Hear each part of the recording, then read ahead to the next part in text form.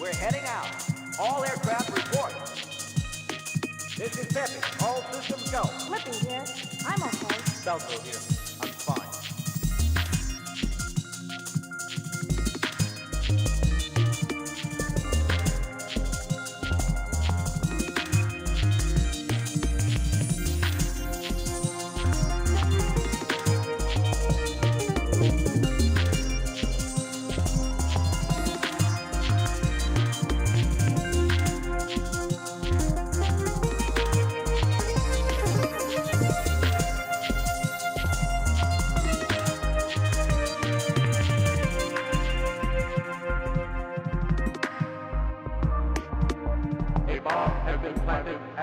Careful, it's a trap. Jeez.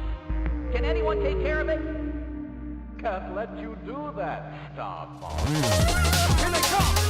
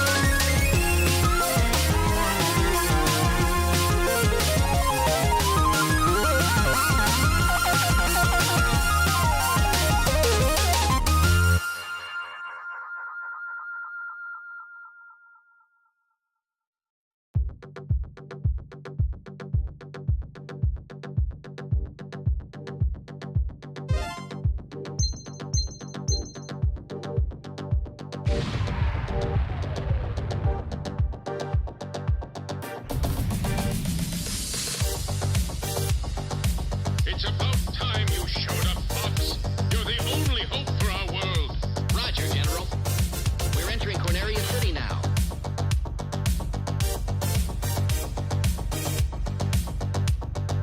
All aircraft report. Falco here. I'm fine.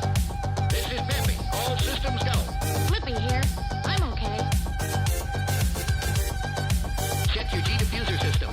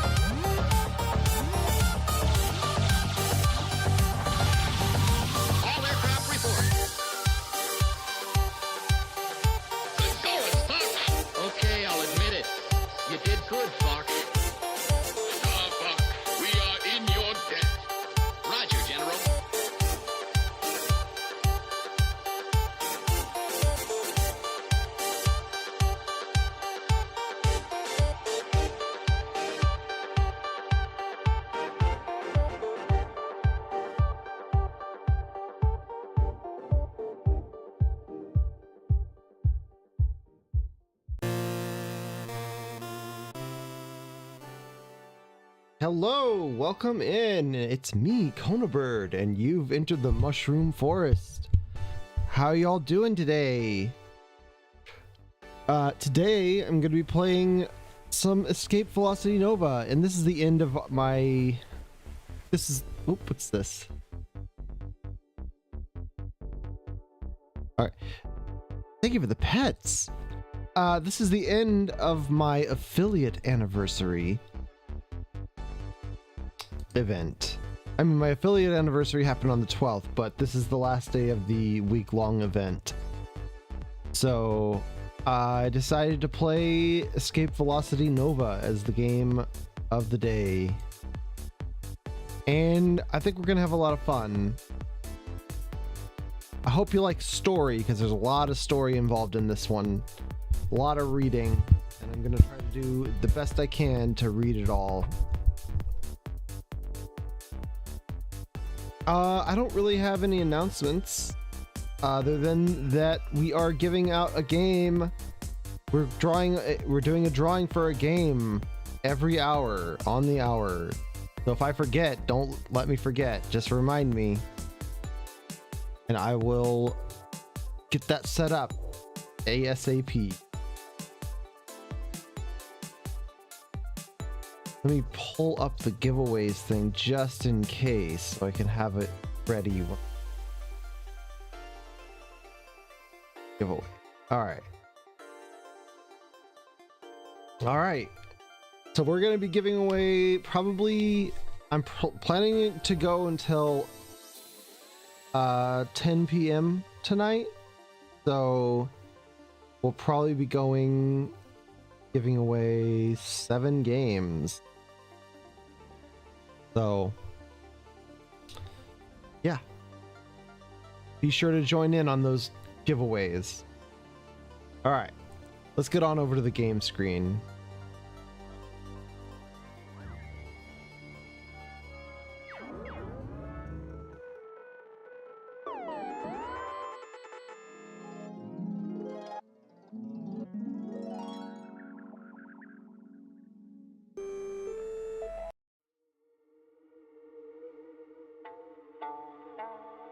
Alright, let's for our ship.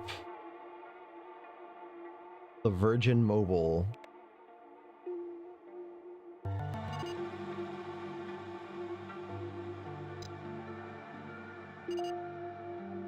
I was just recently attacked by pirates and they took most of my money and my energy. Comes a plaintive Link.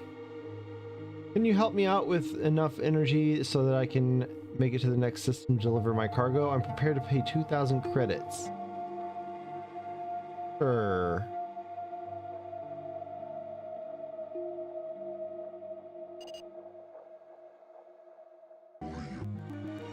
Ready for docking.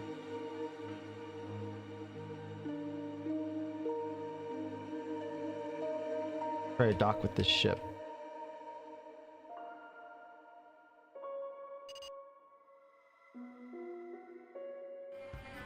Nice! Avalon J with the raid! Welcome in! All my raid messages working just like it's supposed to again.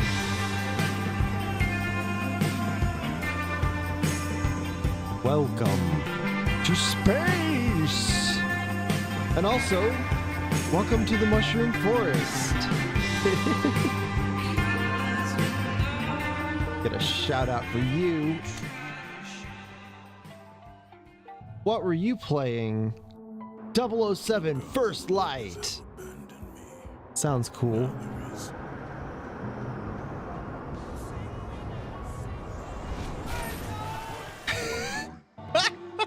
That's not the right... It just played one of my clips. What the heck was that? Uh-oh. I thought I was being blasted.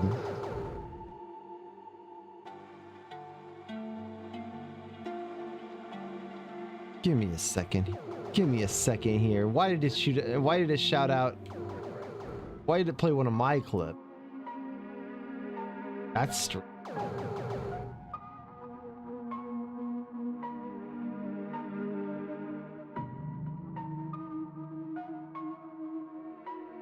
shout out.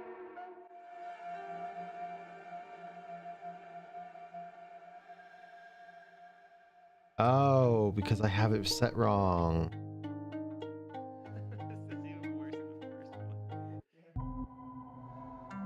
Let's try that again.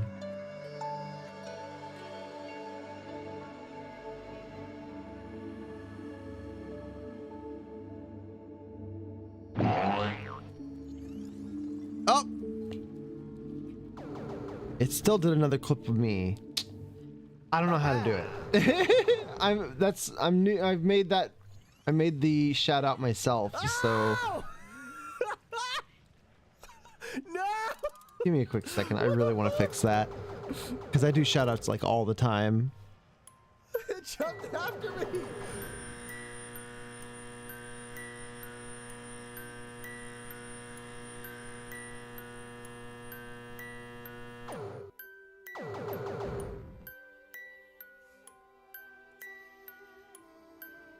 Moon, welcome in. Yeah, there's ships flying around and blasting things. I think it's just a minor though. I don't have to worry too much about them.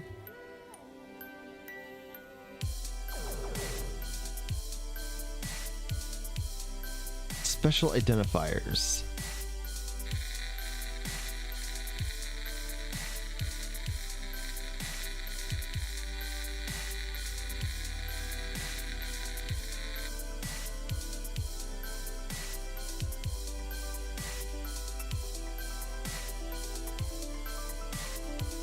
Is it target username?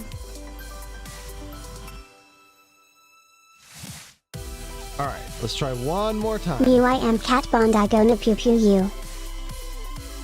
No, don't pew pew me, please.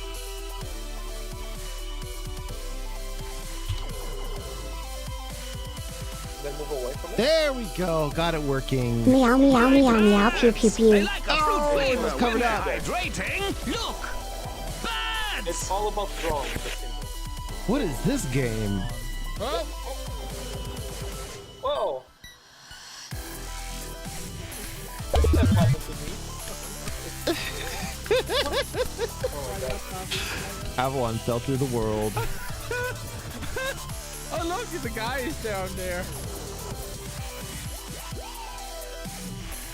Missed 5. But yeah, welcome in, Raiders. If you don't already know me, I'm Kona Bird, and I'm a little bird who lives in the Mushroom Forest, which is where you're at right now. I'm a variety streamer who plays old games and weird games and everything in between. Today we're playing a game called Escape Velocity Nova by Ambrosia Software. Originally released for the Mac. It was also released for Windows a little bit later on. But now it's available for free for both platforms, I believe. If you look up Escape Velocity Nova Community Edition, you can find the free one. This is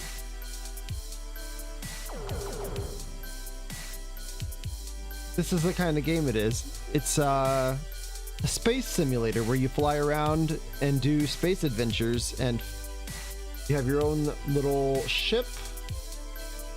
This is the kind of ship that I have right now.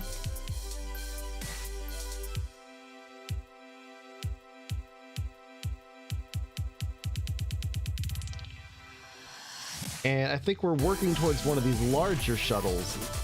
This is the starting shuttle. I'm working towards this bigger shuttle.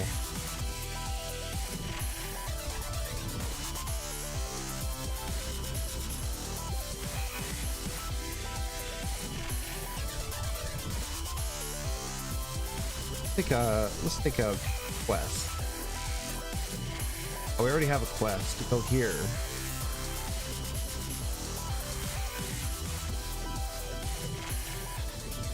I have quite a bit of money. Can I buy any batteries? We need batteries to make jumps.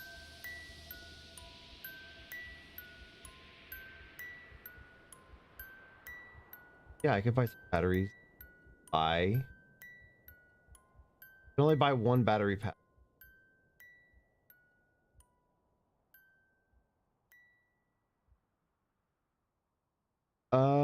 Most traders who have been working in space for more than a few years have at least one of these fitted onto their vessel. In over 1,000 years, this simple design of several interlocking superconductor rings has remained virtually unchanged, provided extra energy storage, countless numbers of ships, giving them that extra jump everyone so often needs. I will buy this map.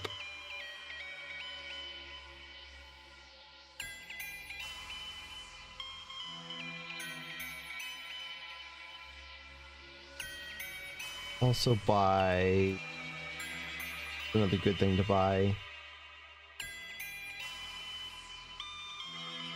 Buy another solar panel? No. Hold on. Only have 2 tons.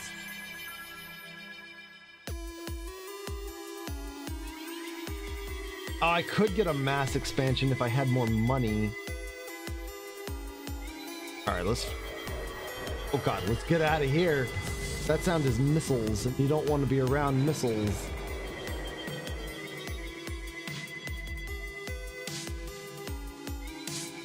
Have a nice night, Avalon. Hope you had fun with your stream.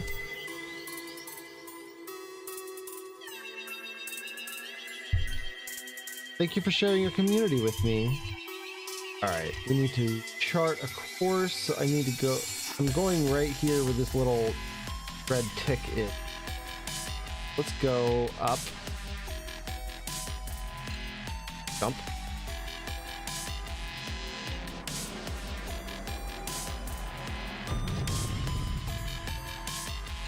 Jump.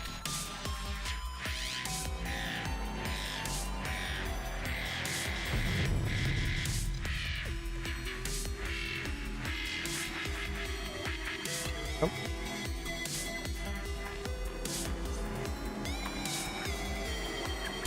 It's only got 3 jumps though. What's the point of having the battery if I only get 3 jumps out of it?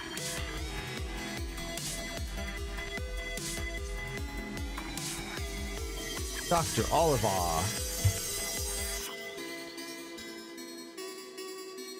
And talk to this guy. Get your channel open. Greetings, Dr. Oliver. Last time I was on Tehran, the price of industrial goods was very high.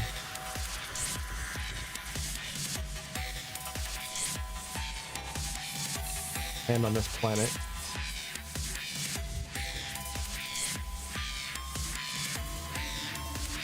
If I'm not gonna get even an extra jump out of this, I'm gonna go ahead and sell it.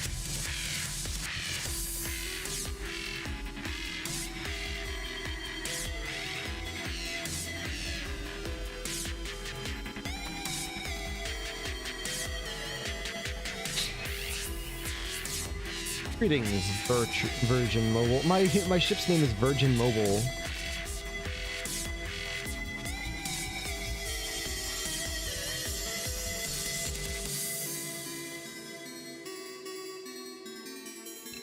Up to South Manchester.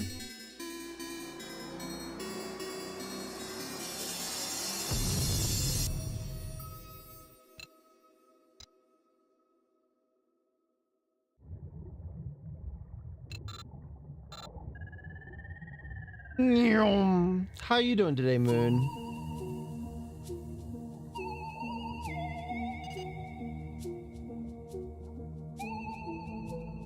Oh, this is a very spacey song.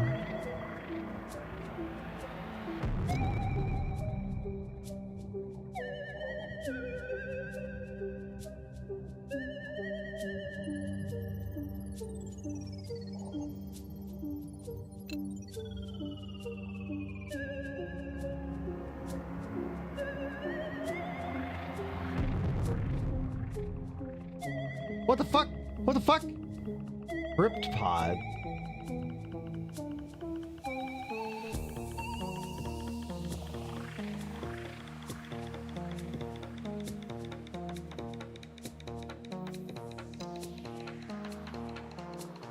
And it looks like I took a wrong turn.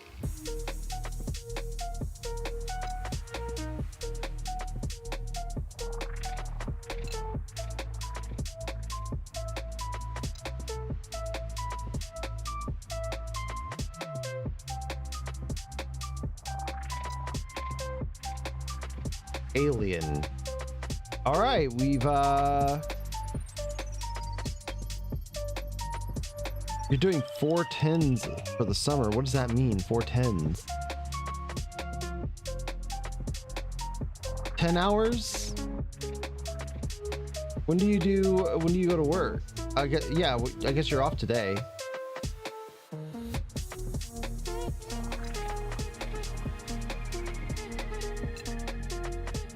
I'm just gonna charge up my, it's gonna be a bit, I'm gonna charge up my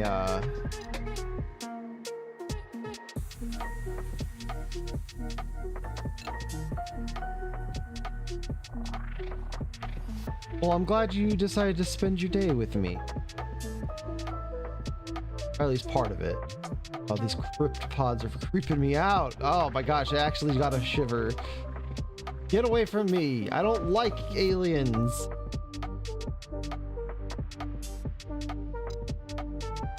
Jump. Well, you guys don't seem to be hostile. At least they're not attacking me. Oh. They're just coming and checking out my ship and then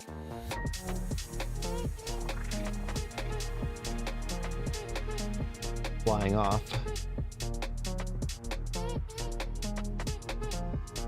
My solar panels are charging up my battery slowly.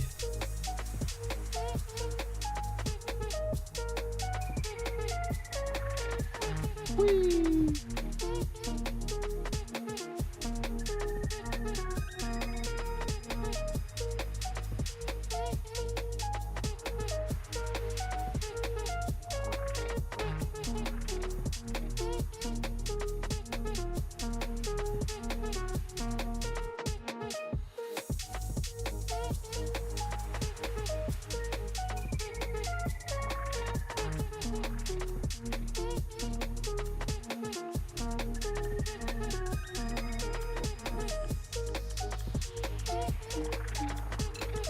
All right, that's probably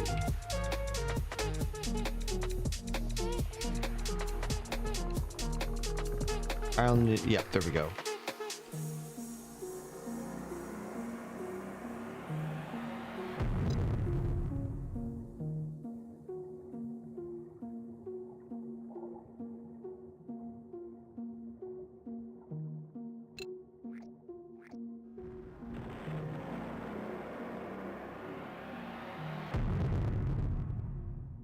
Heard some creepy noises. Go to this planet.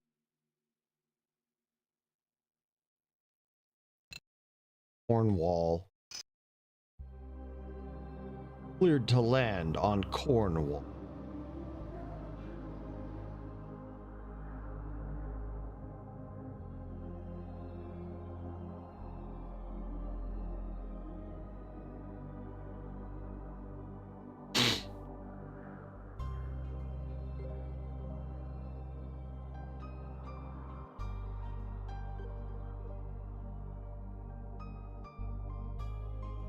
Does this really not give me any more?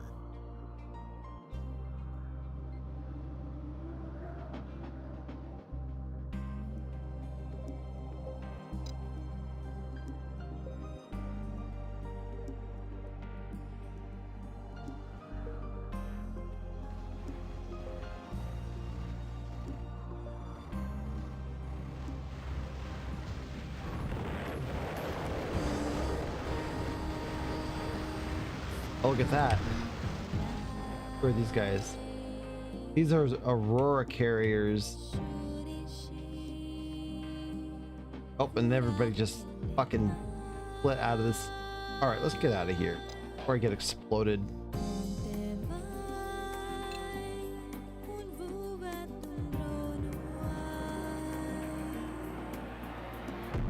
Oh, the battery did give me a little bit more. I don't know why it didn't give me more last time. Oh, there's the fucking cryptopod.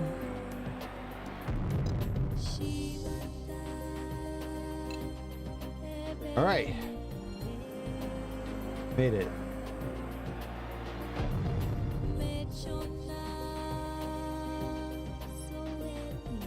Entering Velos system.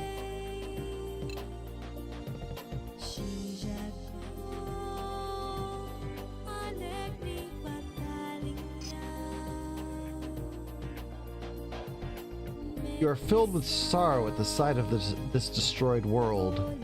You remember hearing the stories of the glorious Velos homeworld and its amazing beauty. Looking around, you cannot help but feel remorse at the actions of your predecessors.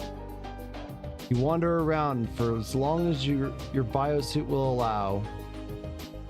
As you get back into your beloved Virgin Mobile, you slowly dry your eyes as the airlock cycles, and you remember the odd crypt pods you kept seeing on your way here. You resolve to ask your Velos friend about them when you return, if he is prepared to talk further after hearing the news of devastation of his planet is all that is left of what was once an advanced and beautiful civilization.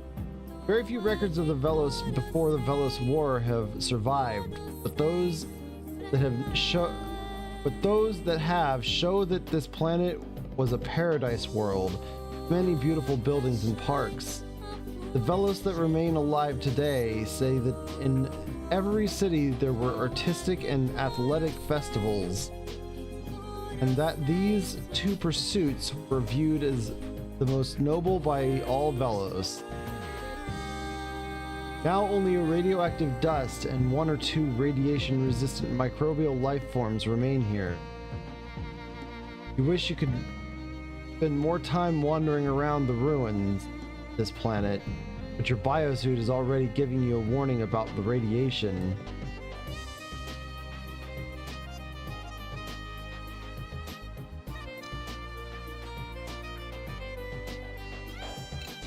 Alright, let's jump. While we can wait.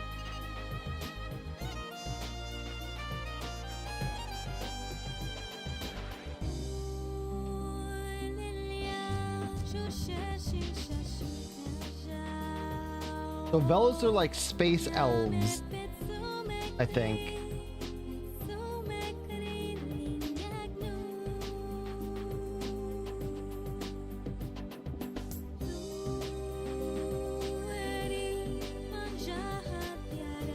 They fly fancy ships. You join the voice chat.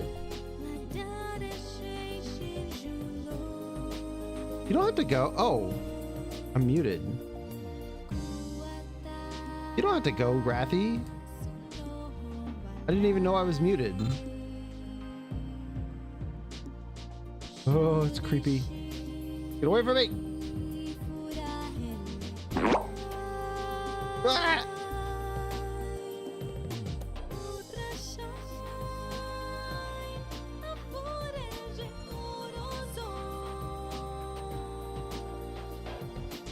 The other day, I had a dream. I've been having some weird dreams. The other day, though, I had a dream that I was riding a electric scooter around like all over the place.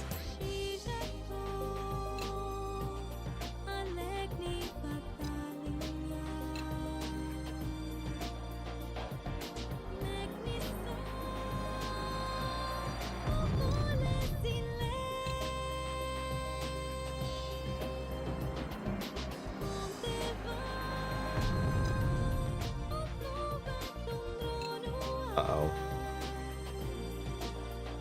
Velos ships. See, those are Velos ships.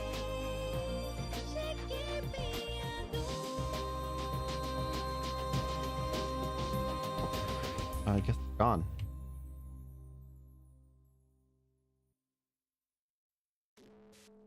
Oh, cryptopod.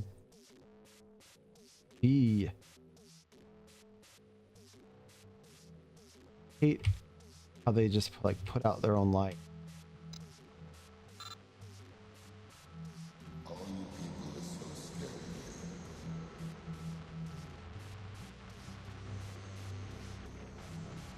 I look like an alien.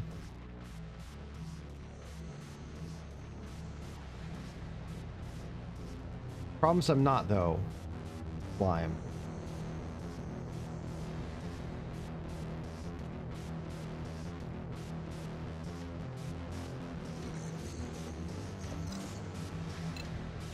I almost have enough to jump. There we go.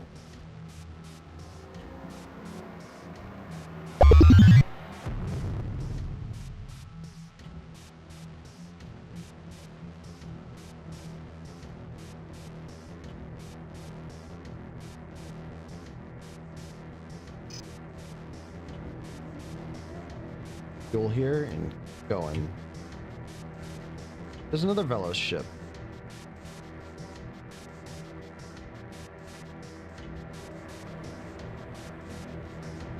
Oh, they're fighting. There's fighting going on.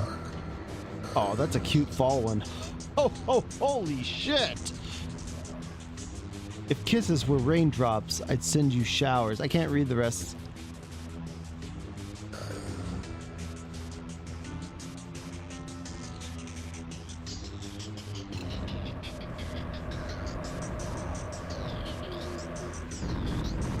I gotta watch out. No.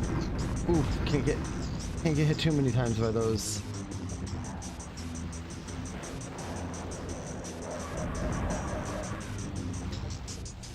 Hello. Greetings. Greetings. This is what a Velos ship looks like.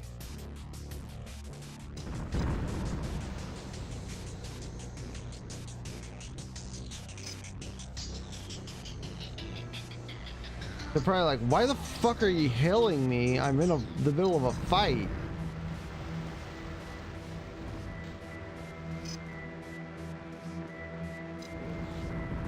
Alright, let's get out of here before I get exploded.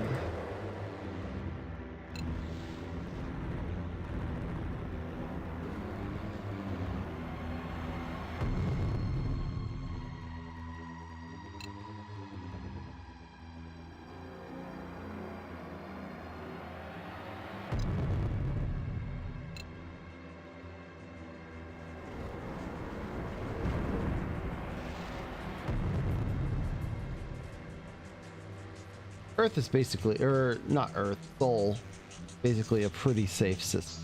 I don't have to worry about getting exploded here. Luckily, my ship will repair itself over time. You're not terribly surprised to see your Velos friend waiting for you when you land.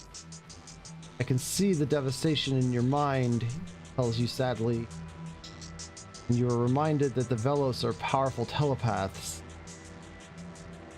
We know that the Colonial Council had destroyed it, but we had hoped that it might have recovered a little in the intervening years. I'm glad the crypt mine left you alone, says, serious smile. It always attacks every Velos ship that approaches it. For some reason, it leaves you humans alone. Anyway, he explains after shaking himself out of his reverie. Had to figure out what that word was. It is imperative that you learn more about yourself. You must go and see my friend, Hilarion, who lives on New England in the Wolf 359 system. He isn't always around, but if you keep stopping by occasionally, you'll catch him eventually. After he walks off, you're left with more questions than answers. What is this crypt mine? What is it you need to learn about yourself? What exactly is going on? You resolve to find this Valerian. Ask him as soon as possible.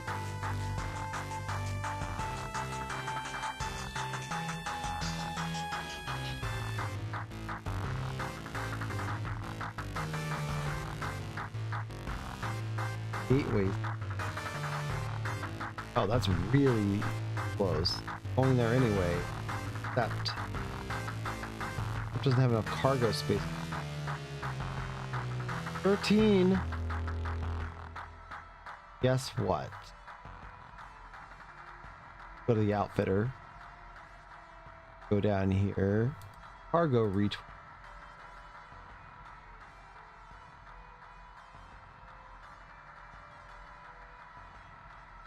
Oh, I can't.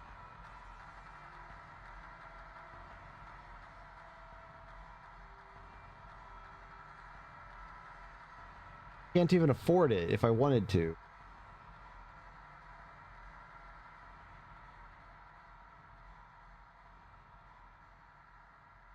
Only take 10 tons.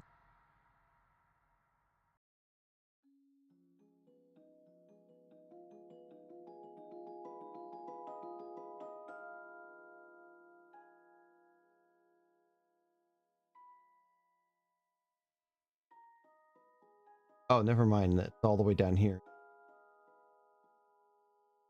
We can do this one. Pretty close. Flip this 1,000.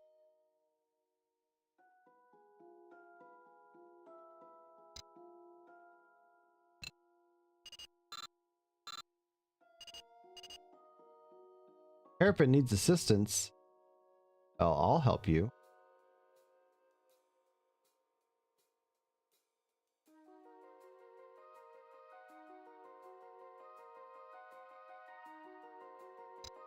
You?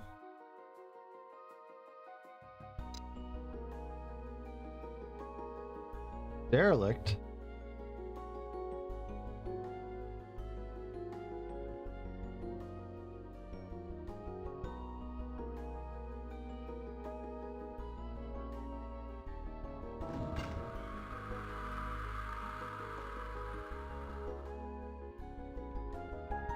Ship's corridors are unlit.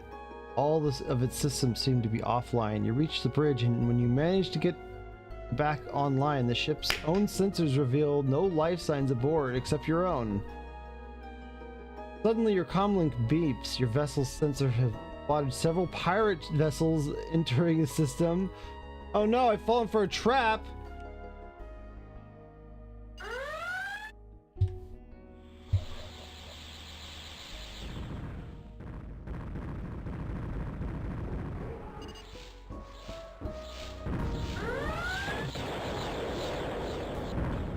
Just have to avoid this, and the system's authorities will be here soon. Or if I let them hit this manticore. Yeah, hit that manticore. As long as I can keep from getting exploded, that manticore will fuck those guys up.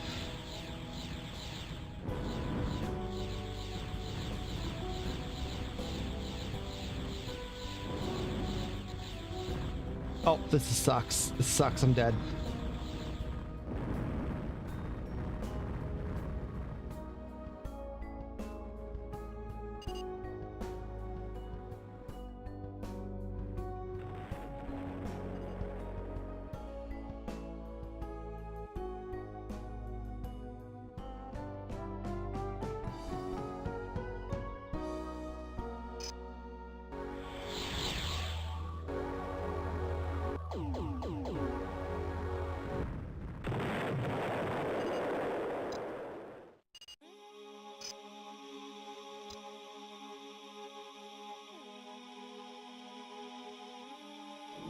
Let's load a save.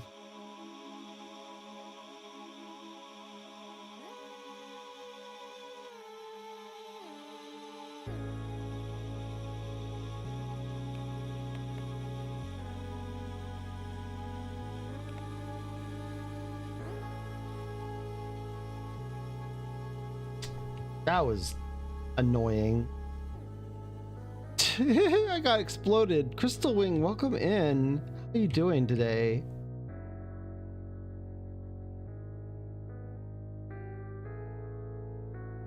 You're not getting exploded like I did.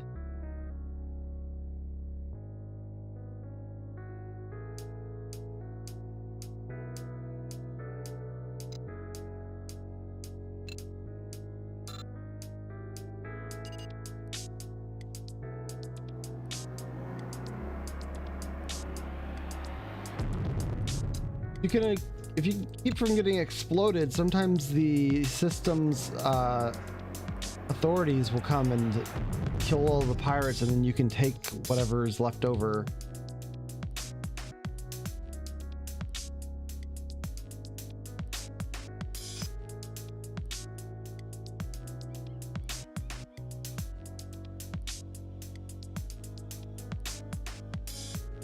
Bloodstones.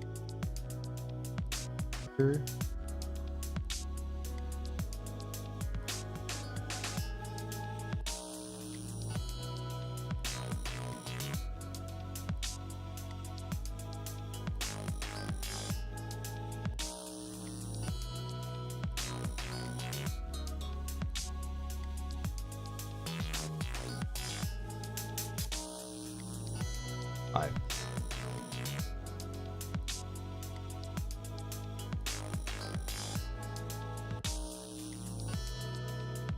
one. Well, let's do this one right here.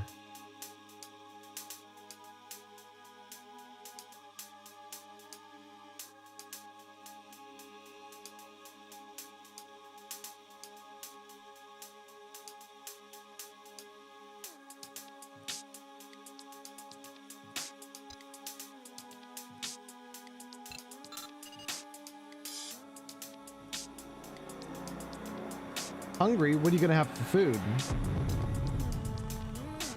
What are you thinking?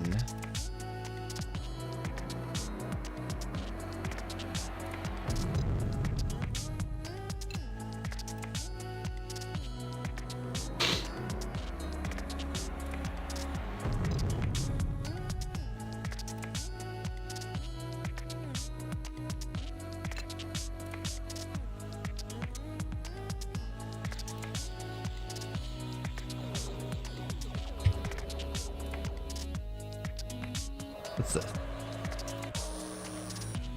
Avalon.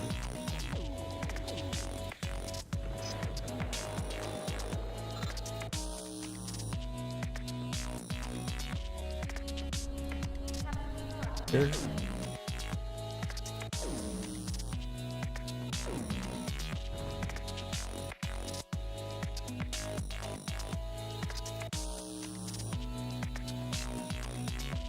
All right, we'll jump.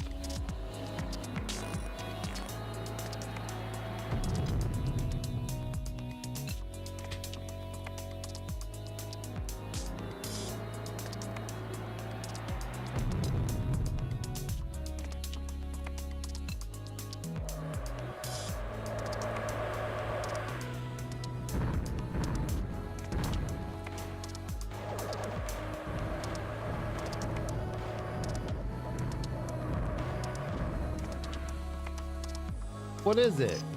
Go away, you're wasting my time.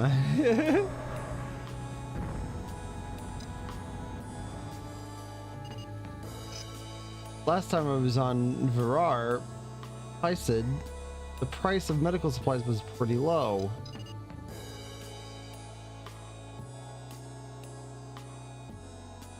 Did they kill that guy? Or did they just disable his ship? It just disabled his ship. Nice.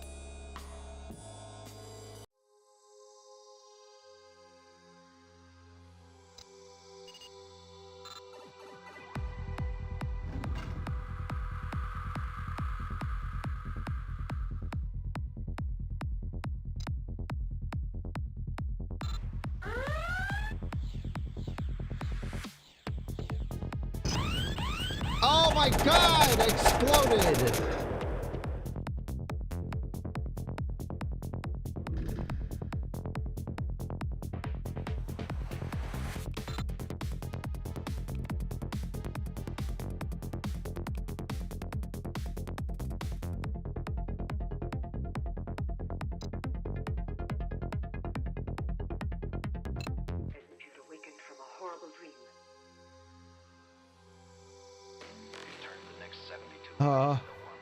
No!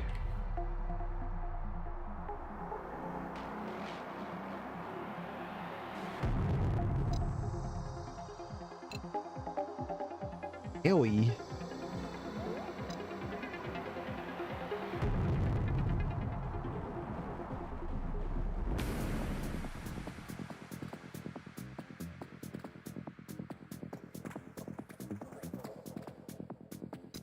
Pirates? Yep, I bet their land.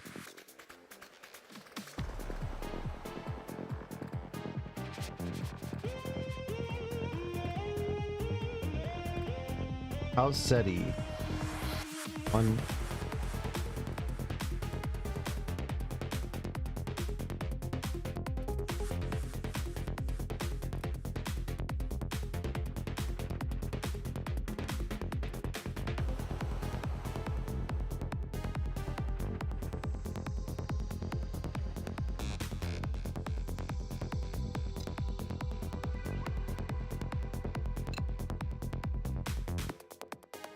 I just got another, I just grabbed some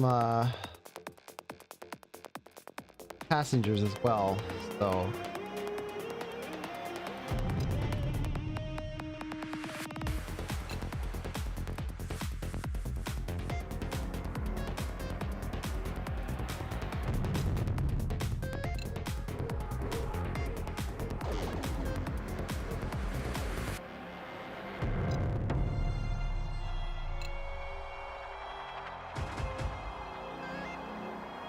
And we could stop on one of these planets.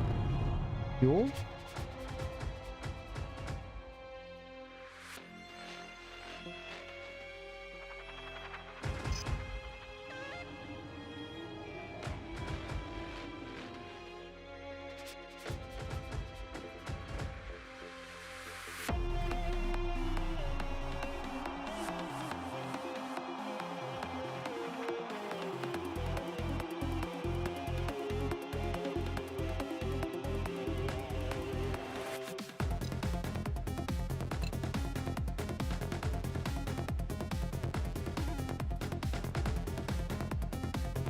My ship's not very fast, honestly.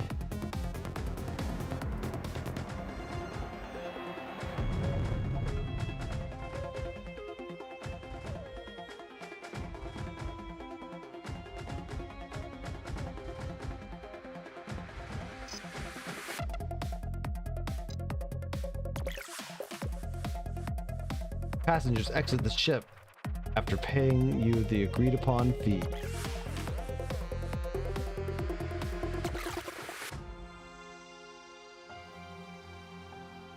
I can go here. I can get this. Oh, I can't get this because I'm carrying medical goods.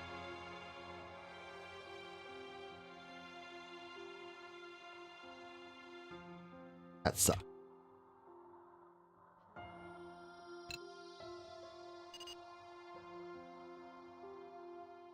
Okay, though.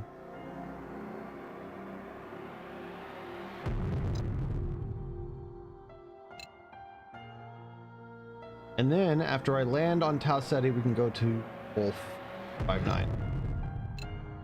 What they got there.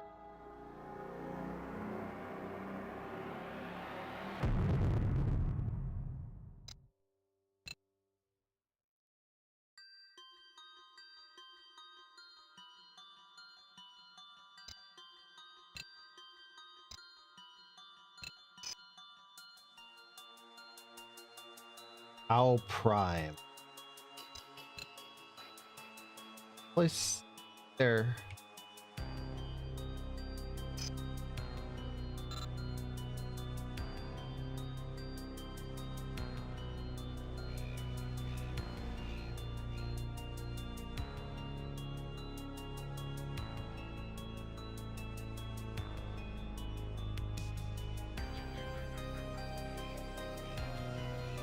Stuffed nup-nups.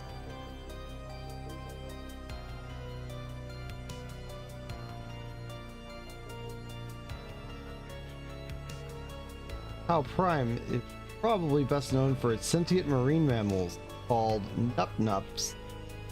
In their own tongue, they have never progressed beyond simple tool use. But they will continue to be allowed to progress at their own rate under the watchful eye of the Federation Scientific Corps. The primary task of the Corps is to serve, not intervene. Nup-Nup's life cycle, coupled with their mating for life, kept the Nup-Nup population relatively small. While not usually aggressive during mating season, it can be territorial. Based on personnel, base personnel are advised to swim between flags during these. Don't want to upset the Nup-Nups.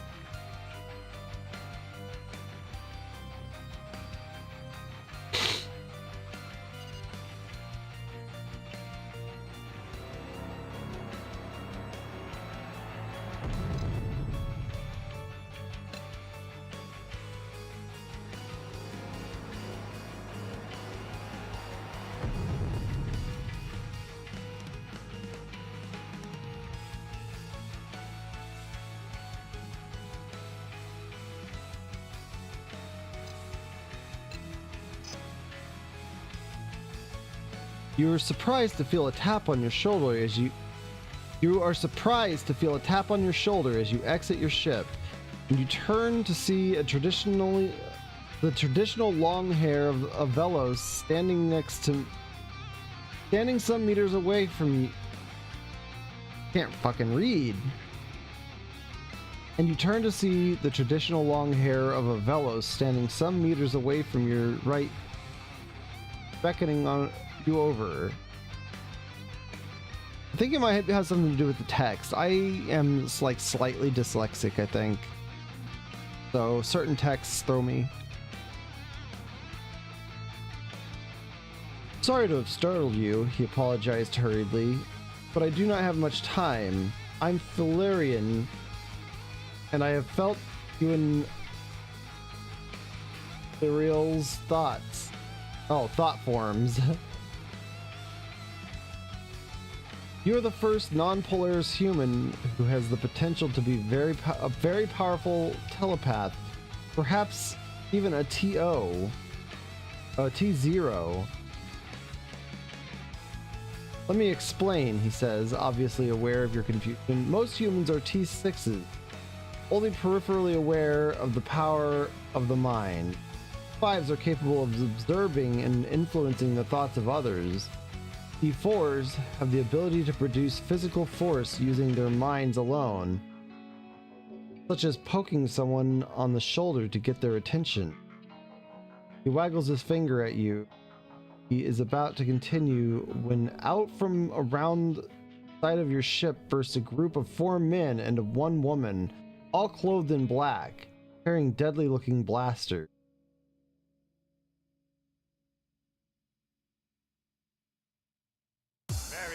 Is this her? Asks the woman of Valerian, nods sadly. Grab her. 4 men jump on you, overpowering you in an instant, and you are led into the depths of a secure area of the spaceport while everybody around pointedly looks the other way. Within minutes, you are anesthetized, put under the knife. When you wake up, you could feel a cold metallic lump attached to the back of your neck. You know without moving that something has been attached to your central nervous system. That's not good. Just so you know, you now work for us. Comes the commanding voice of the female leader of the team who captured you. The device attached to the back of your neck was devised during the Velos War to enslave telepaths, and one that's been attached to every Velos since then.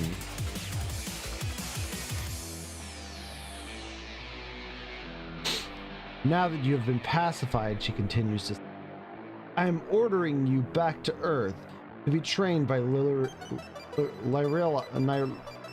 Fucking God, Lyrel. Secondly, don't cut your hair ever again. Finally, you are not to buy any outfits or ships that are not Federation technology, and even then, only those that would not require a license. At this stage, we don't want you to stand out in any way, so you will have to make do with that. You can buy the licenses you want. They will be worthless to you. While I have you here, it will be temporarily disabling your access key to public mission media, at least until you are more obviously a Velos.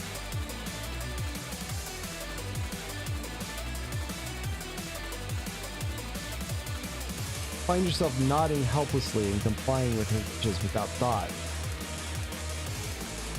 Oh. There are no missions available here. Well, fuck!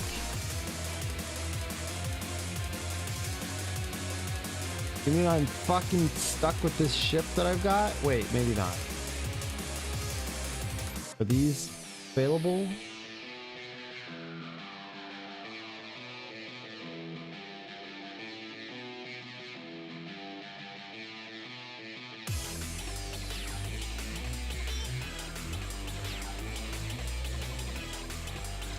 Alright, well, I guess I'm enslaved. That was sudden.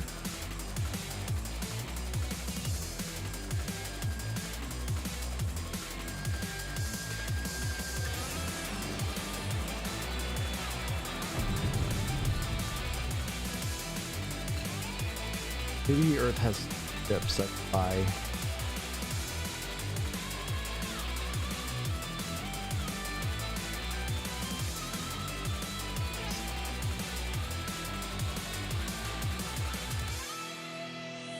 You are met by a solemn Lyrel when you land. Dynamite John, welcome in. The clerk? The clunky?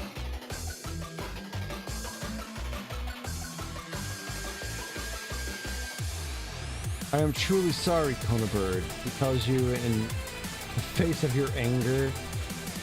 But I too am a slave, and one of the many rules we must abide by is to report all potential telepaths.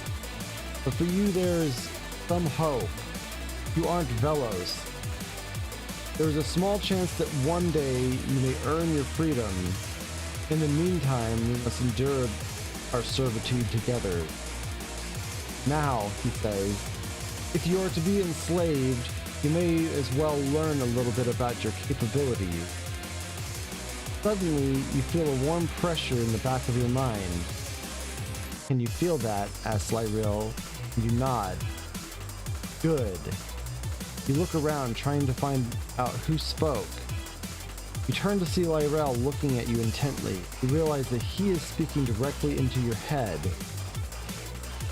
Not quite.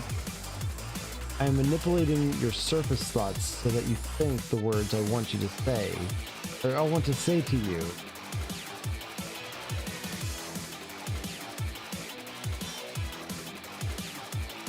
You feel a sudden pressure inside your head and your mind is forced open.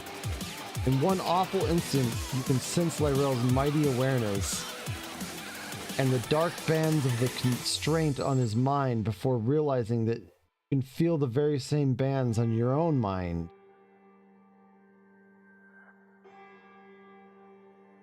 In a sudden whirlwind of discovery, you can feel the intelligence of the people throughout the spaceport and beyond. Their emanations become less distinct the further away they are. You can even sense some of the physical attributes of the surrounding space, even as far away as a couple of systems away. Looking back at Lyrel, you can almost feel a network of gossamer thin filaments radiating out from him. Thousands of other glowing, telepathically aware intelligences spread throughout the galaxy. Sudden whiff of insight, you realize that the Velos have achieved a form of hive mind where they can share each other's experiences and memories. Good, now you can see the universe of the mind. Use it wisely or you will spend all your life twisting the hate out of their mind.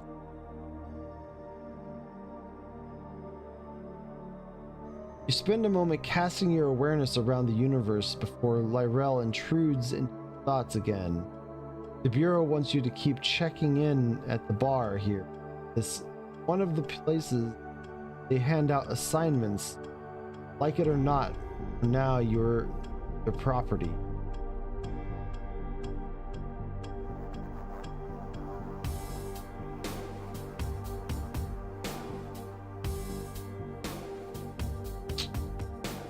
Still nothing good here.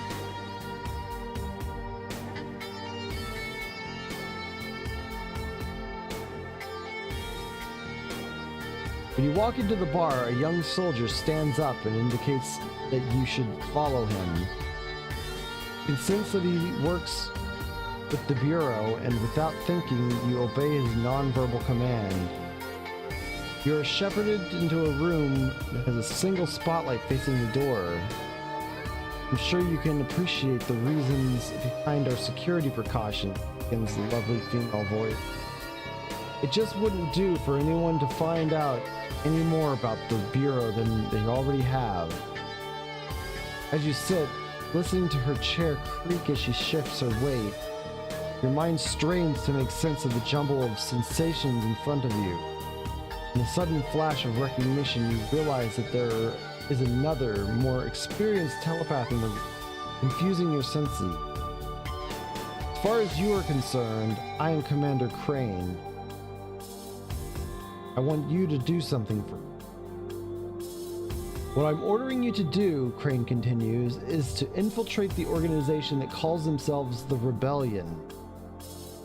We'll spread the rumor that you are on the run from us after narrowly escaping capture at the hands of a counterterrorism. That should be enough to get you started. If during your travels, she shifts again, you see a ship called the Prodigal Son, it'll be because we want to contact you. Finish your current mission, then come to the bar here. Go through the normal procedure. Perhaps it would be best if you continually Meow. checked Meow. the bar Meow. for Meow. medicine. Take your medicine. It's time to take your medicine. Meow. Meow. Screech.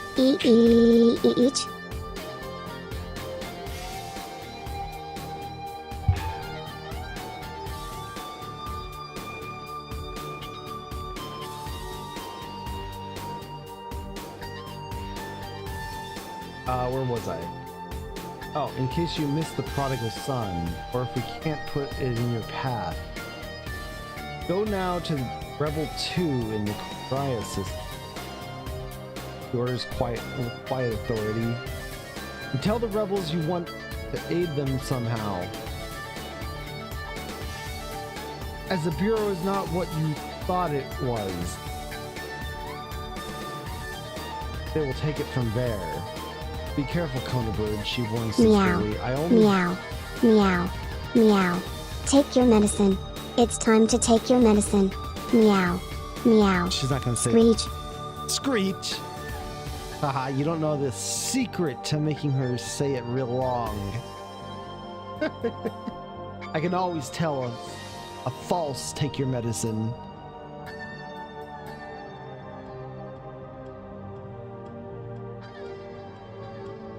I only just recently gained your services. I don't want you dying on just yet.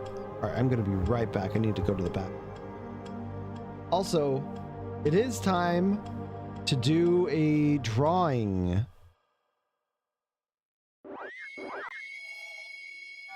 So actually, we're gonna go on a 10-minute break maybe, and I'm gonna do a drawing.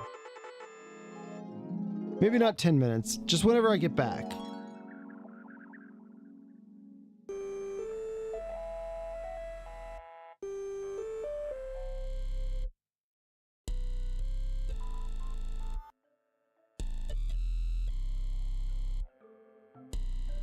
But I'm gonna set up the drawing. Here we go. Giveaway. Start giveaway. So what we are giving away is you get to look at a list of games and choose a game off of the list. I will post the list in the chat here. I posted it in the Go Live message, but I will post it here in the chat for you guys.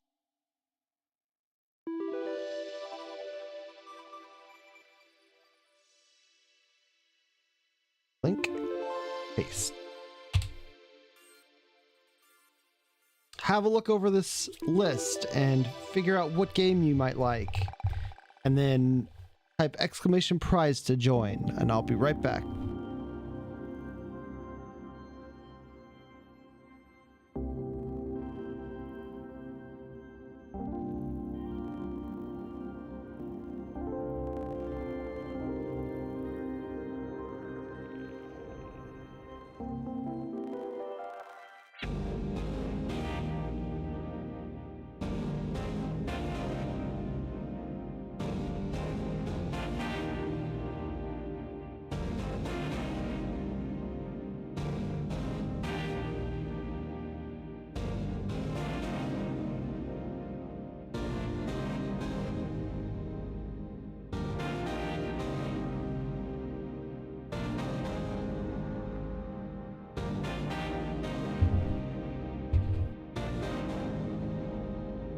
Etrian Odyssey, cool.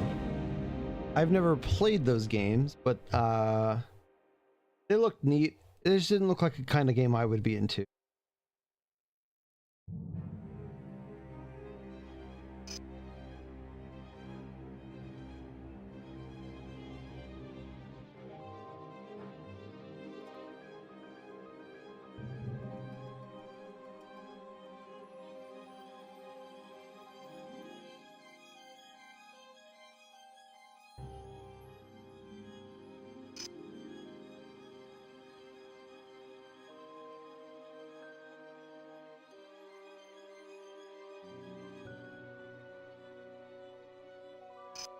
Trying to find a new ship.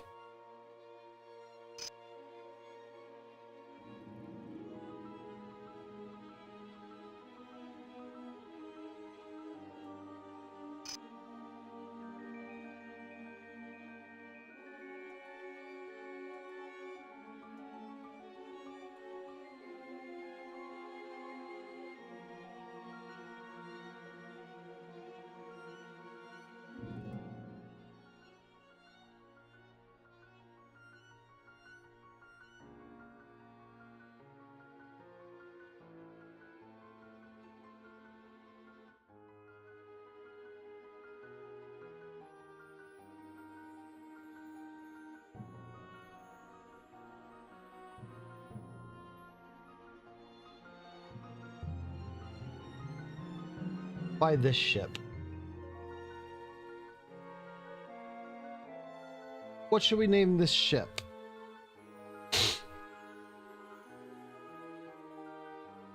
Originally released for the DS, it follows the footsteps of Atlas fucking difficult games.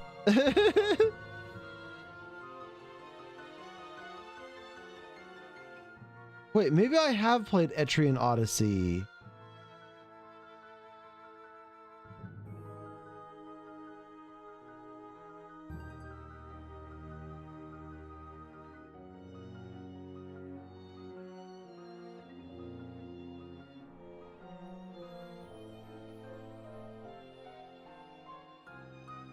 Well, it looks like you're gonna win it because nobody else is joining. That's how, I mean, that's the risk, you know. Risk reward.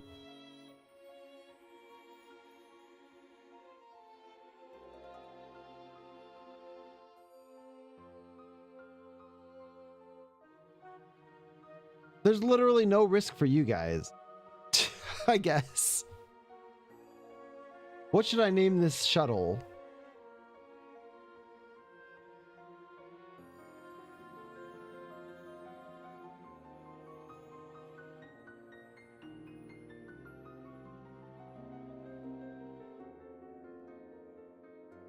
I don't know if people just aren't paying attention ever or what, but literally nobody joins my giveaways when I'm trying to give away games. Ha! You didn't get me this time, Mystic.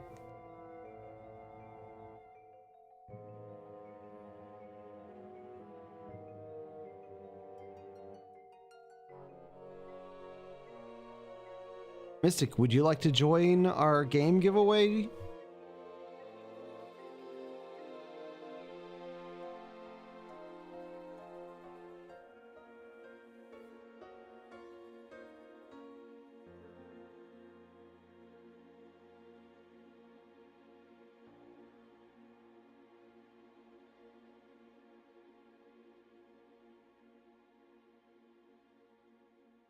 After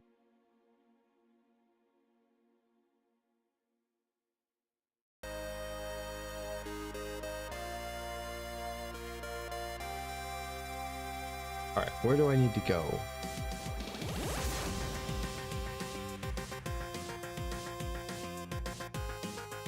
Well, you have to type the thing in the chat. Right there. Oh, you're driving.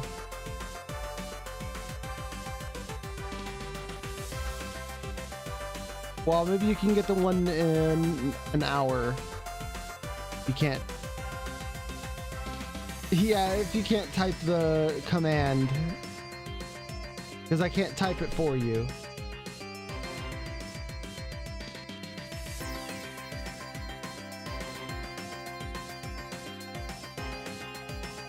Now I have a ship named after.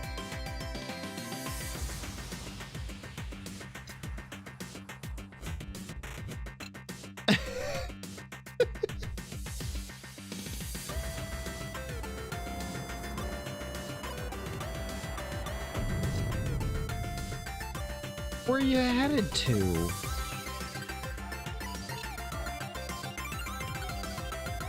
Now I can see why you popped it open.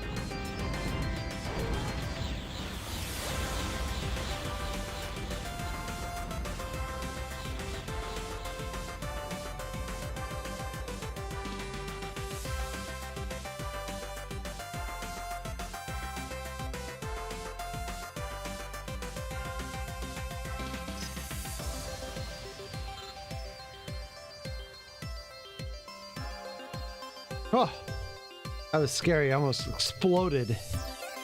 You are met by a slightly suspicious rebel dockmaster who inquires as to why you have landed here. You explain that you feel obligated to do something for the rebellion, seeing as they are fighting the Bureau. You tell him that you want to...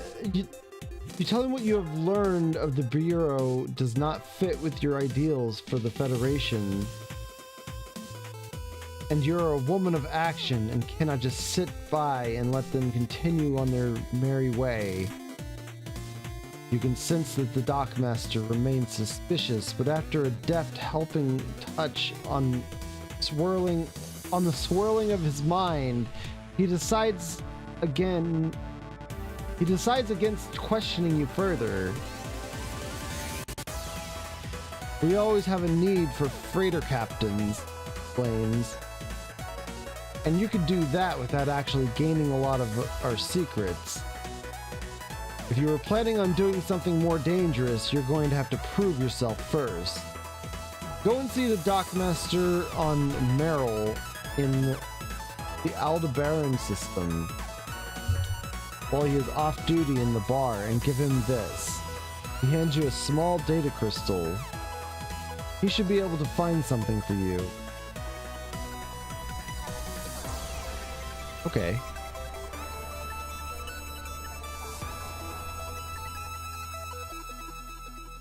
I'll buy a battery pack.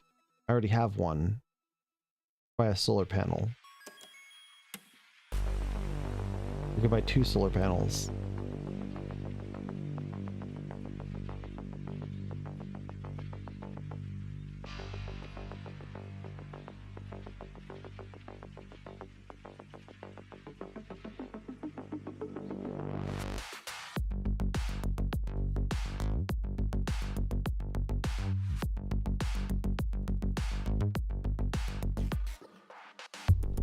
All right, shoot me a DM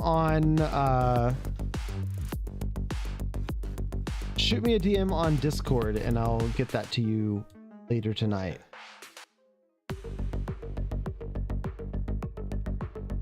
Don't worry, Mystic. You'll be able to join in an hour. We're going to be giving away a game every hour, so it'll be in 30 minutes because I was a little late on that one.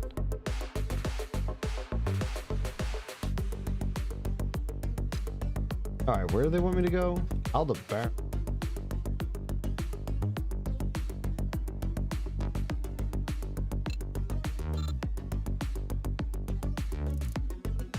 My new ship is a tiny bit faster than my old ship, and a lot more jump.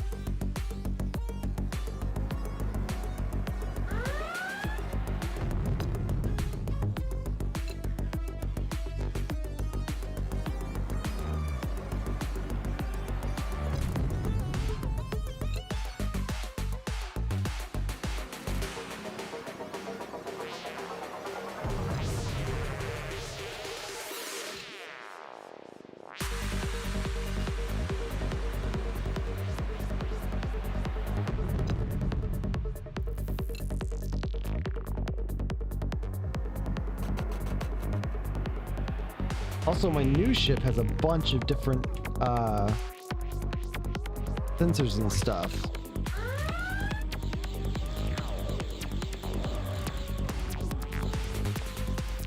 Those guys really after me? Looks like they might be fighting each other.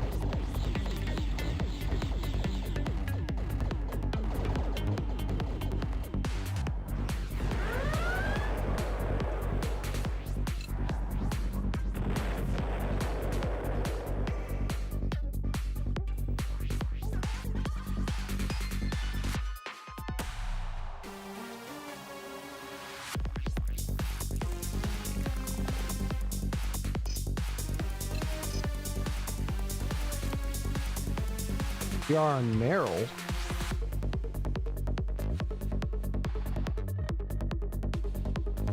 As soon as you finish your post-flight routine, you decide that you would better head to the bar to find the off-duty dockmaster.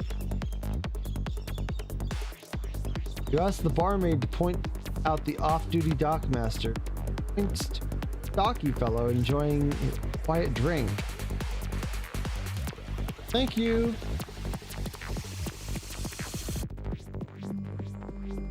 He looks up as your shadow falls across his table. What could I do for you? He asks politely.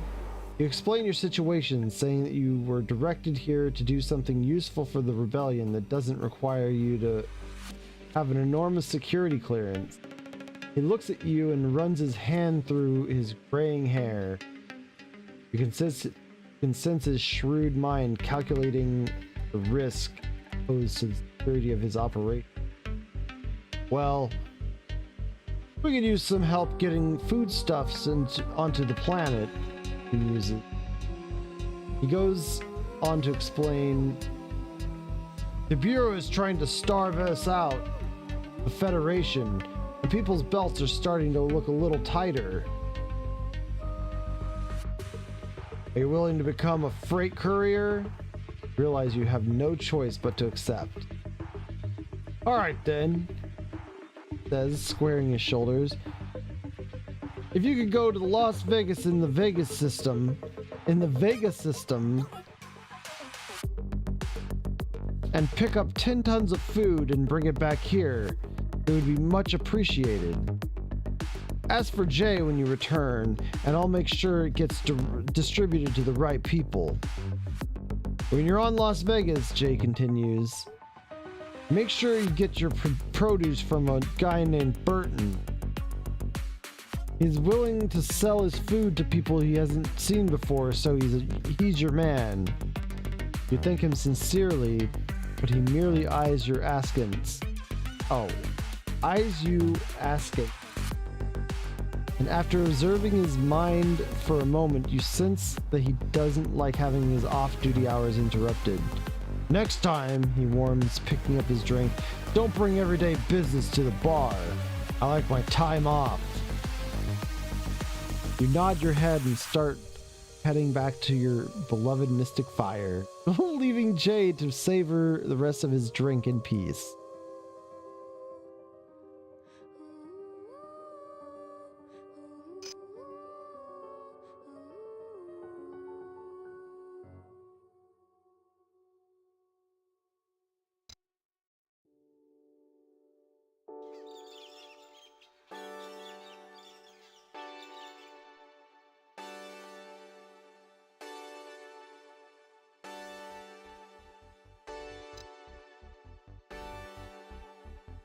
Vegas.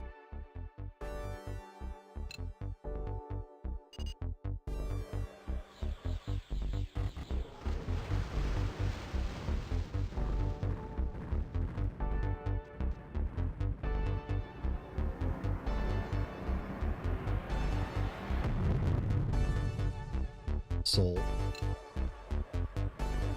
Oh, there's so much fighting going on.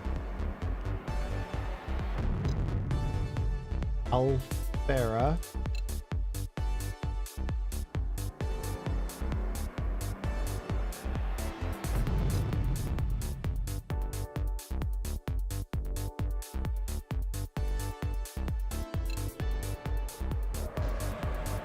Whoa, that ship just appeared out of nowhere.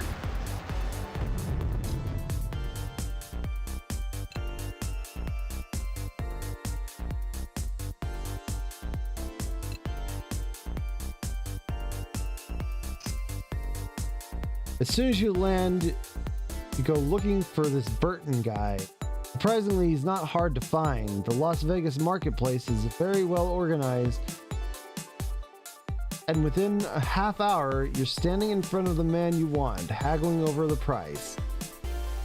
The two of you quickly reach an agreement, and you get your 10 tons of food, no questions asked. He even gets one of his men to give you a hand loading the stuff onto your ship. Oh, thank you for the pets, Mystic. Casually cast your senses around your local area to ensure that none of the Federation authorities are paying you any obvious attention. Once you're satisfied, you begin running through the pre-flight checklist before heading off planet.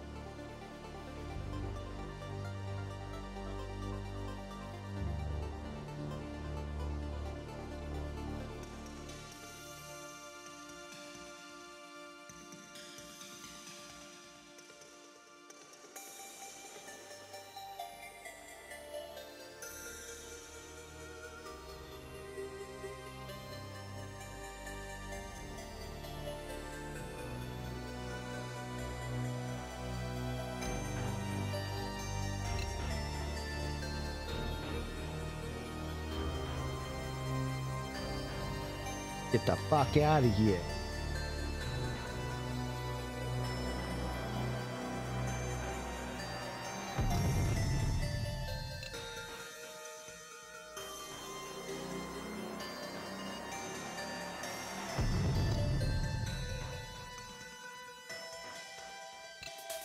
Glad I got this new ship because it can jump a lot more.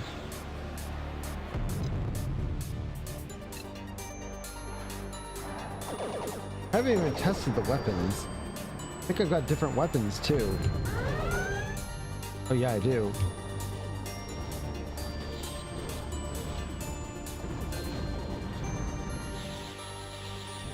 Also, I'm a tiny bit more strong. Like the ship doesn't explode after you're getting hit twice by missiles.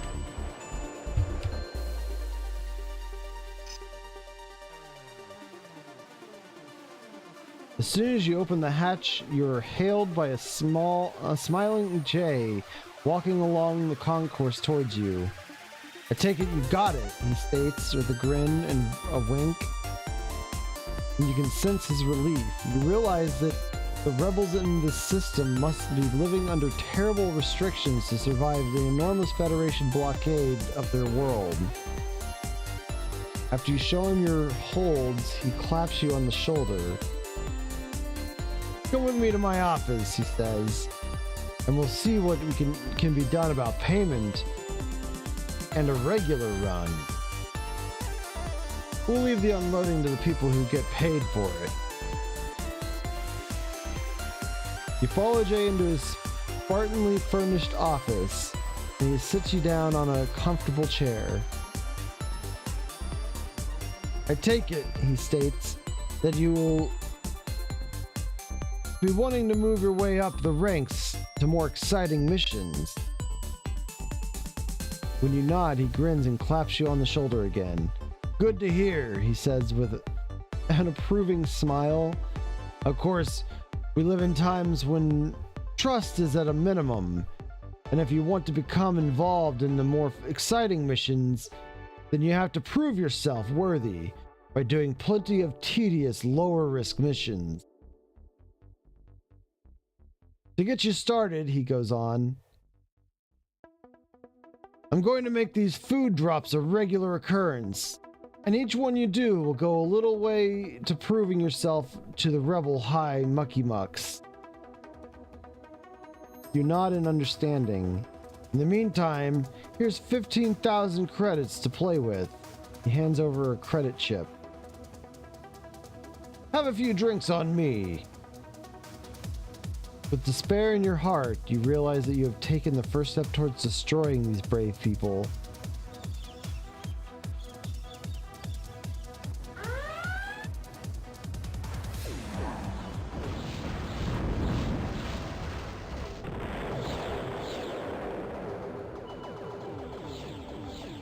Why are you shooting at me?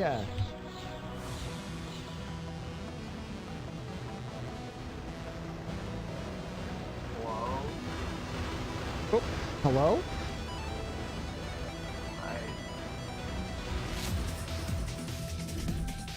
Hang on. Oh, hi, Crunchy. Hi. How's it going? It's going okay. How's it going? I'm alright. Weird game? No. I mean, it's not that weird. It's a space game. So you were playing that PopCap aquarium game? No, not anymore. No, I spent like the other day. I joined, but I didn't change anything. Yeah, I was playing that for a little bit. Yeah, Coral asked me to play that one. It was pretty good. I used to play a lot. Really? Yeah. I had never So seen it that's why I, before. like, immediately, just like from watching it for like 5 seconds, just all these memories rushing back. Oh my god. Yeah, I used to play it on like a browser all the time. Oh, it was a browser game? Yeah. Yeah, right now I'm playing one called Escape Velocity Nova.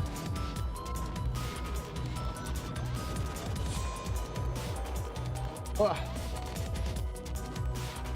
It's like a story-based space sim sort of deal.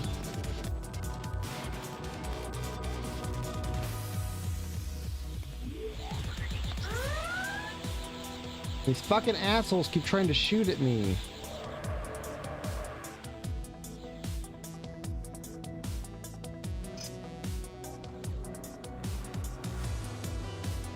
I can't even sell things here. I have a bunch of food and I don't have anything to do with it.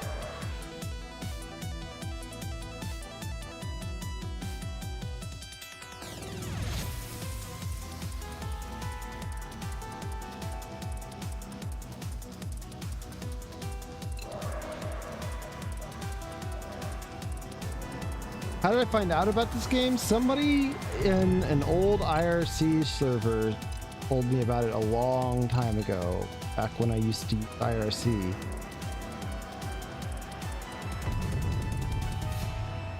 And I think actually he worked on it, worked for Ambrosia Software. That's crazy. Oh my profit.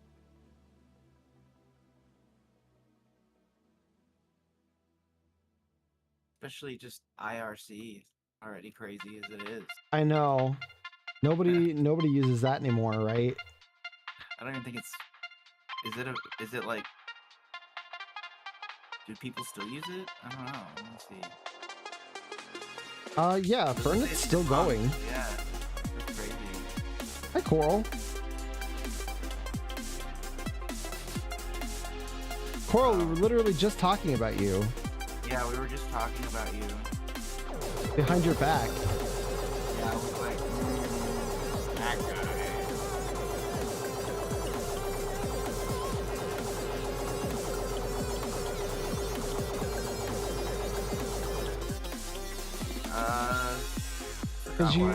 guy. Because you had me play that insane aquarium game. Oh, that aquarium game. Like, they came in quietly without saying anything, and I saw it. Holy shit. I remember playing this in like the early 2000s.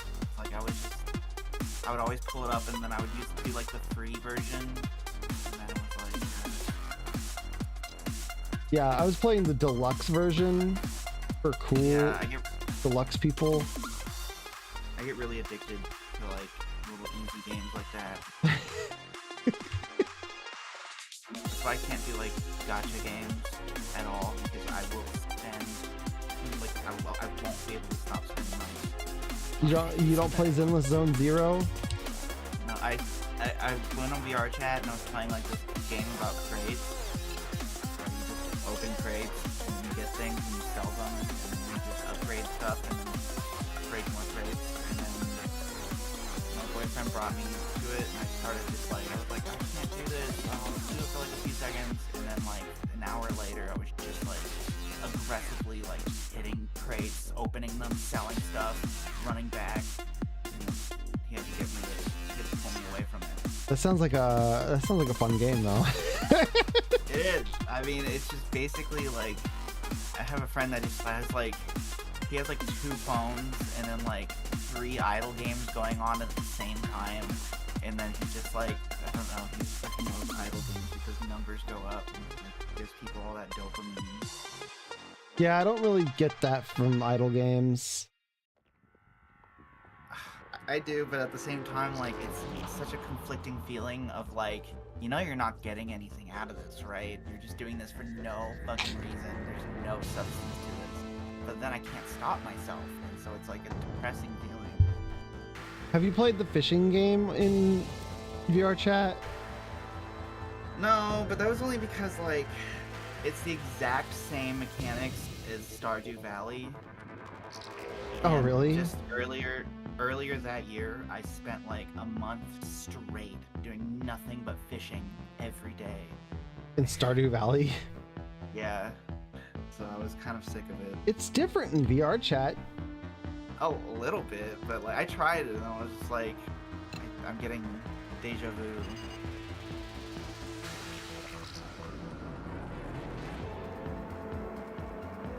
I'm thinking about playing Skyrim VR. I just installed it. Oh, God. Not Skyrim VR. Sorry, Skyrim RP. Even worse. Okay. I spent like 2 weeks trying to get Skyrim VR working with like mods that make it playable. And Make it playable? it was a mess. Is it not playable I without gave up mods? on it. It was just half the mods wouldn't work, and I had to like fix mods, and I had to get rid of mods, and add more mods, and then it was just like Well, can't you just play it without mods? you could play without mods, but it's just so clunky and annoying to play and broken. So I just gave up. I can't on believe it. they actually fucking sell Skyrim VR. It's the same with Fallout 4 VR. They like it's really bad, but they sell it. All they did was just like, I feel like they just rushed it and just like incorporated VR in it really quick, and then just sold it as is. That's how I felt playing No Man's Sky VR. Ah, yeah. God, it's so laggy, and it's like disorienting because it's laggy. Yeah. It made me like motion sick, like doing the Skyrim one. So I had to stop.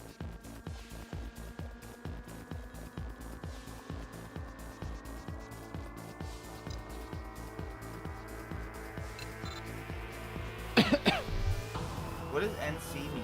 It's like 1177 NC, like no price. Wait, where do you see that? It just said it on the bottom, briefly, and then as I said it here. There. Oh, that's the date. I don't know what NC stands for. No price. Price doesn't exist. Price. Priced. Oh, Like, you know no how, like, price. where, like AD is like after. Price. Like Yeah, they that. got rid of him. Yeah. He just doesn't exist in this one. After they discovered that he never existed. Yeah. It's like cows. Oh yeah. It's just a conspiracy by the government. There's so many conspiracies out there. Christy, welcome in. What a nightmare that would be. Says Coral. I think Coral's at work. I just got off work early because I work tomorrow. I don't work Thursday, Friday, and Saturday. But also I had the week off because I took it off. Yeah, I usually don't work weekends. I work like a Saturday every week. Ow! Got lasered. Oh my god. What the fuck is that guy? Shit. Oh, it's a Polaris ship. He just like fucking decimated that giant capital ship.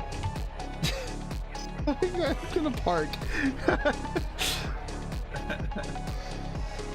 I'm afraid of those.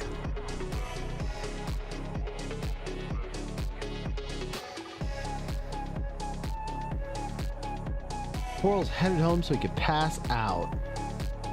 Coral, are you going to the night? Are you going to the rave? The furry rave?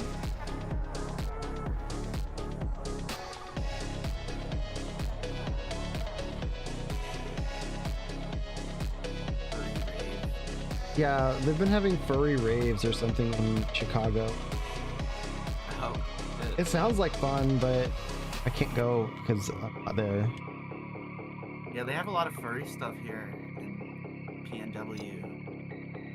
Like, they have like 2 furry bars. Like furry bars, just straight up. Yeah, called Slightly Furry.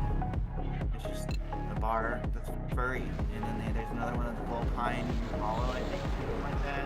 Volpine I keep something. saying they should fucking do that here in Minneapolis. It would totally, people would totally go to that. Yeah, they have for it, and they have like a smaller, like community here in Portland called like Chandler. And I went to that a few times. A lot of furries. Then I would actually have a place to go to. Yeah.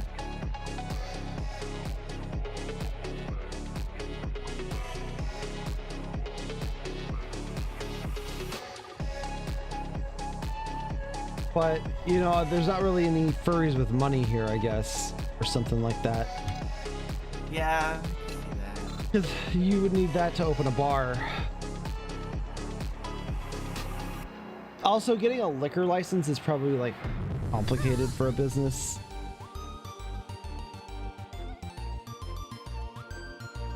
Liquor license, Washington. Washington. Yeah, it's in Seattle. Oh.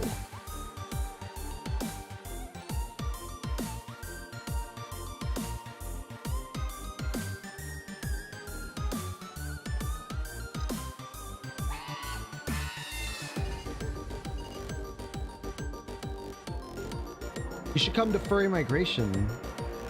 Coral and I are going to Furry Migration. Considering it. Well, no. Can't this year. What the heck?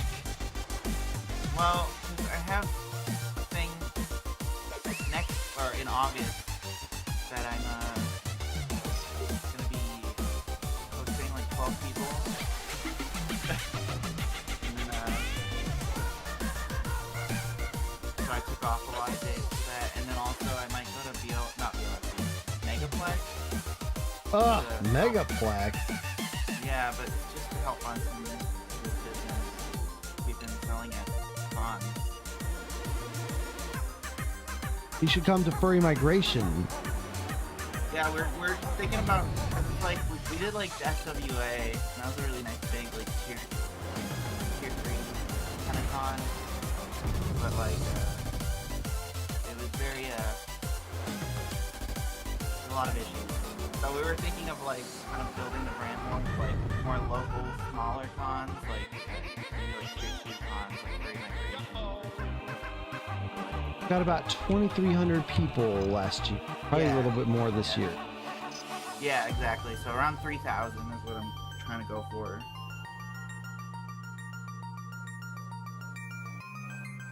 And so we're trying. Actually, to I think maybe it was 2,800. I can't remember. All I know is that it looked like a 3 or an 8.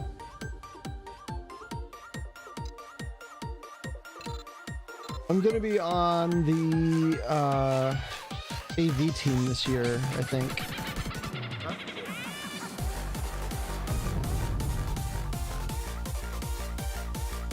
Don't know what they'll have me doing. Apparently they use something called vMix. It's like a, I guess, an industry standard. Kind of like OBS, but professional.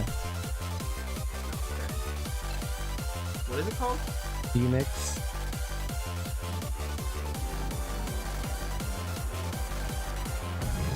But if it's anything like OBS, I can handle that easy.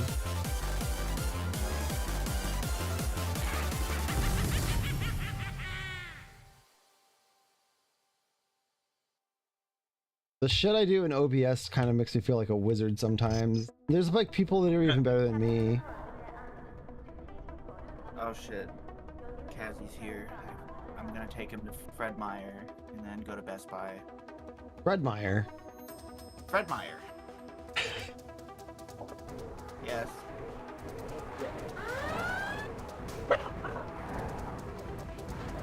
We don't have Fred Meyers around here. No, that seems like it's like a Pacific Northwest thing. We also don't have Winco. What? That sucks. And we don't have Mitsuwa or H Mart. Yeah, we have Wajimaya. That one's really nice. Well, I don't never even heard of that one. It's just a Japanese store, but it has everything that all of them have, so I really like going there. And it's right next to my apartment. But yeah, I gotta go for now. Have a good time. Good luck. Farewell. Goodbye, Coral. Goodbye, Coral.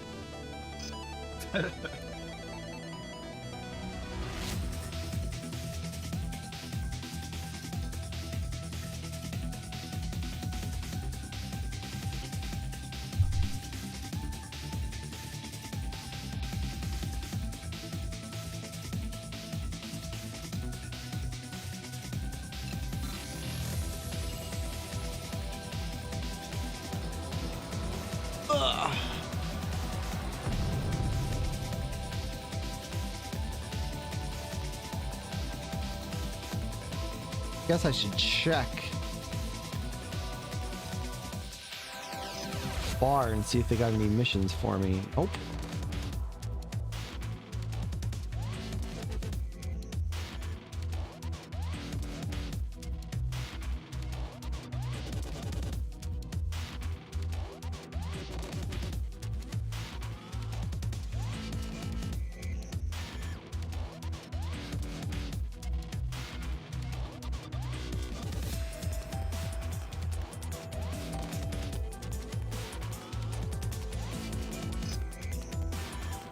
Drop by Merrill Bar.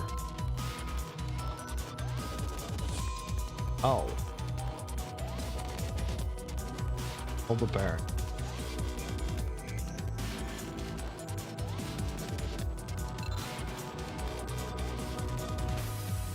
That's why I haven't been getting any missions. I'm going to the wrong planet.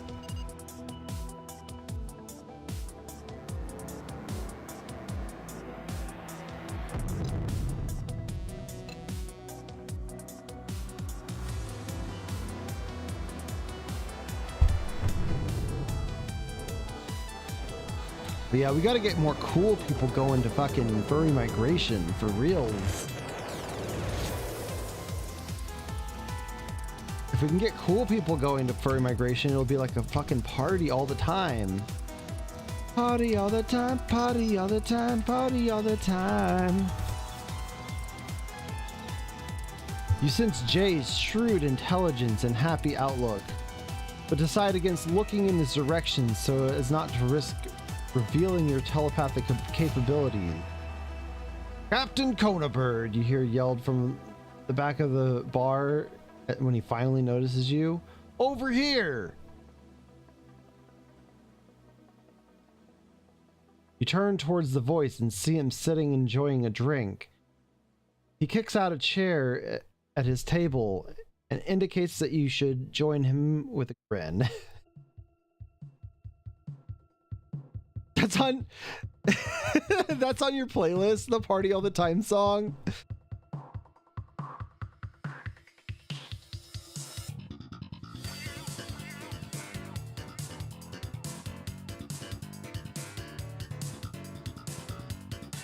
I've been told to move you up the chain.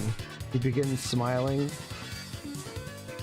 But don't get carried away, he cautions.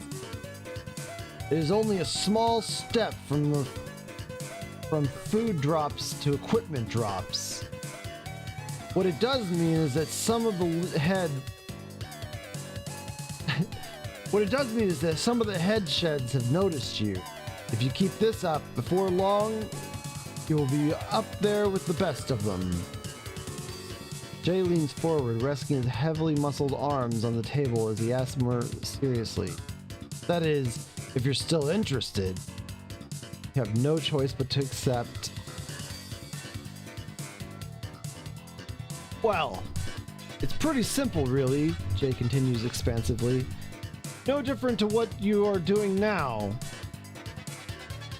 Except that the Bureau now reckons that what you will be smuggling is worse than what you were smuggling before. All we want you to do is go to Menin in the Leston system. He indicates with a casual wave of his arm. Get 10 tons of equipment and bring it back here. Jay leans forward again. My man to go see about getting this stuff is no questions asked is a guy named Arpad. He knows his work and is very competent. He'll make sure you're looked after. Good luck, Captain Koneberg. Right. Fuck out of here before I get exploded. That's so close. See ya.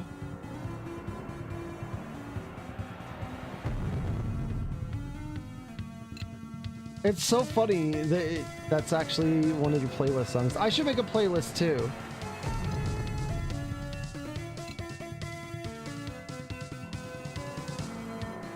I'm definitely going to be putting more of the Who's Who and Christopher Saint on there.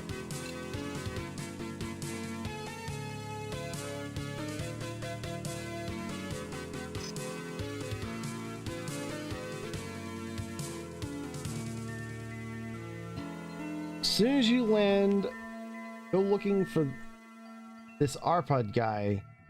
He's a lot harder to find than Burton was on Las Vegas, as the Menin marketplace is not nearly as well organized.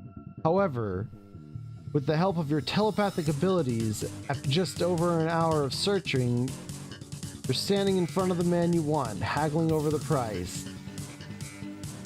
The two of you quickly reach an agreement and get your 10 tons of equipment, no questions asked. He even gets a couple of his men to give you a hand loading the stuff onto your ship. Once again, you casually cast your awareness around the area to ensure none of the Federation authorities are paying you any obvious attention or running through the pre-flight checklist, heading off planet. What the fuck is this? Federation developed Dome City technology is the old council worlds. As the old council worlds started to become more and more polluted, Menin was the site of the first test dome tech. Now it's a scientific outpost. Federation patrols are regular in this. And this ensures an uninterrupted chain of supplies astral, which is totally dependent on help from the outside world. Many ship upgrades can be found here, reasonable prices. Really? I don't have any place to put them.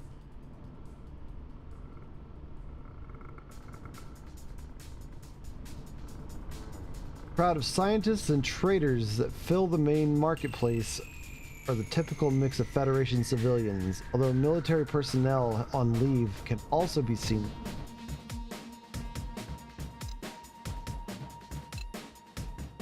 Shit back.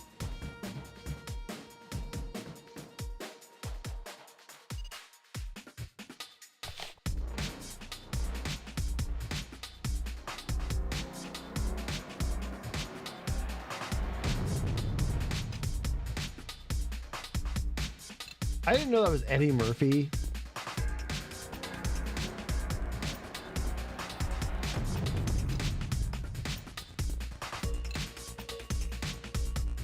That's funny.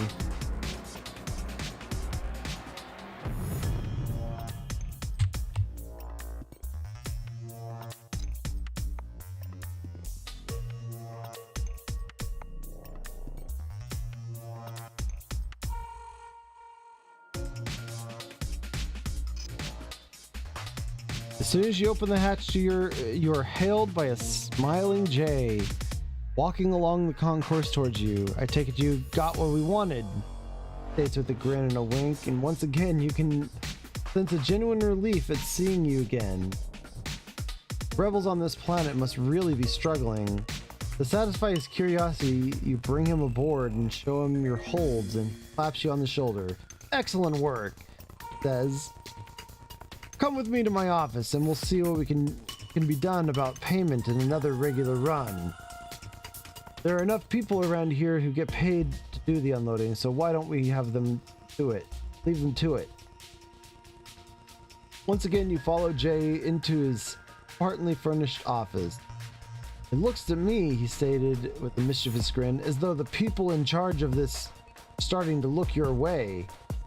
Claps you on the shoulder again. You observe the growing affection he is feeling towards you. Oh, it's time for another drawing. Welcome in, Echoburb.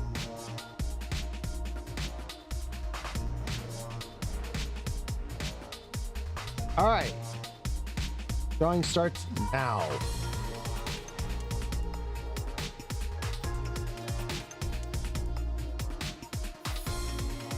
Once again, here is the list of games that you could win.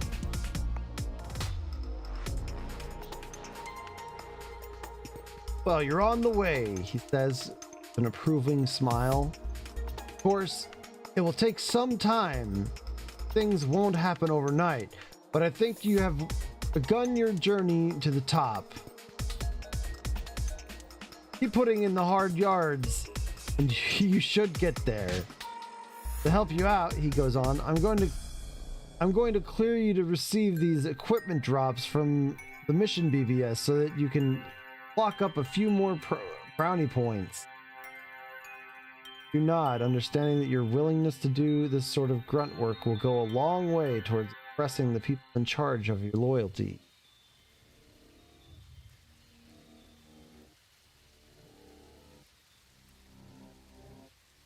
In the meantime, here's a whopping 25,000 credits to play with. And have a few drinks on me. Cool.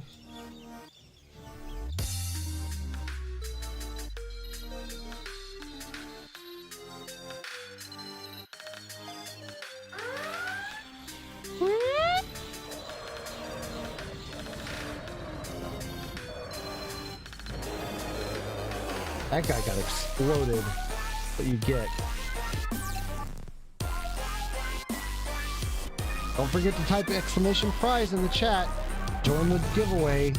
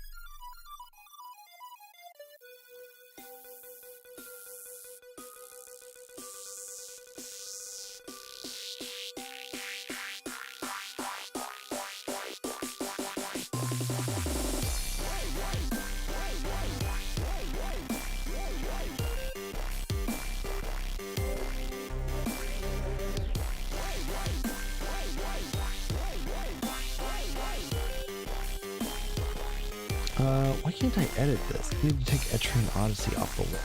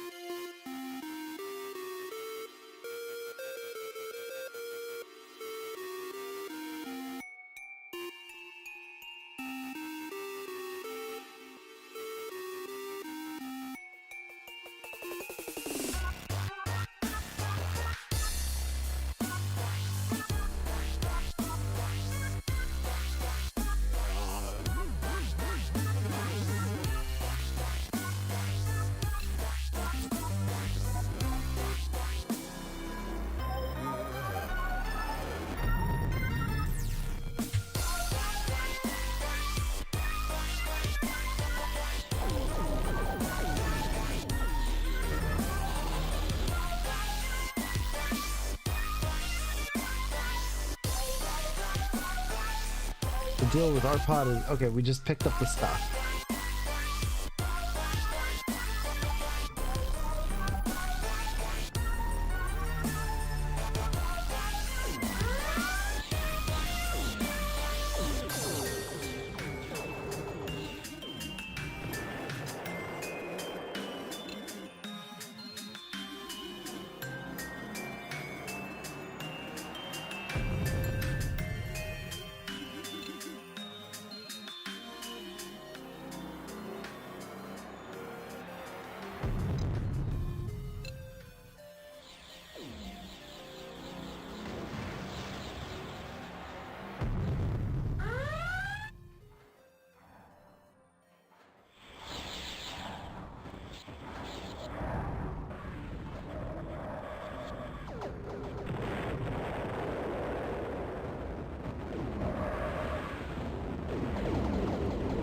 Ow!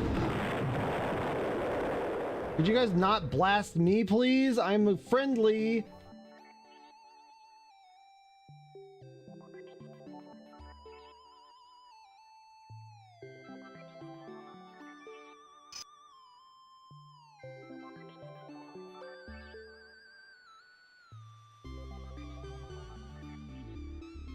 Gain the attention of some dock workers. Quickly get your cargo unloaded before heading off to check with Jay. Get your payment. You find Jay in his office, hard at work on his computer, like he normally is. Back again so soon? Responds in a surprised voice in response to your knocking. Good work. Good to see someone who is prepared to do a little extra for the cause. And given the way things are going, we are certainly going to need every little bit of what you just brought in. Fumbles around inside the drawer, finally pulling out a slightly dirty credit chip. I believe that this is what you're looking for. Keep checking the emission at BBS. It won't be long till we'll need your services again. Oh my god, really?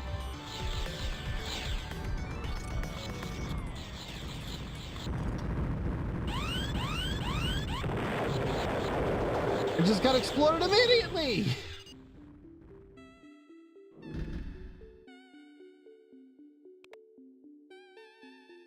Good thing saves when you leave a planet.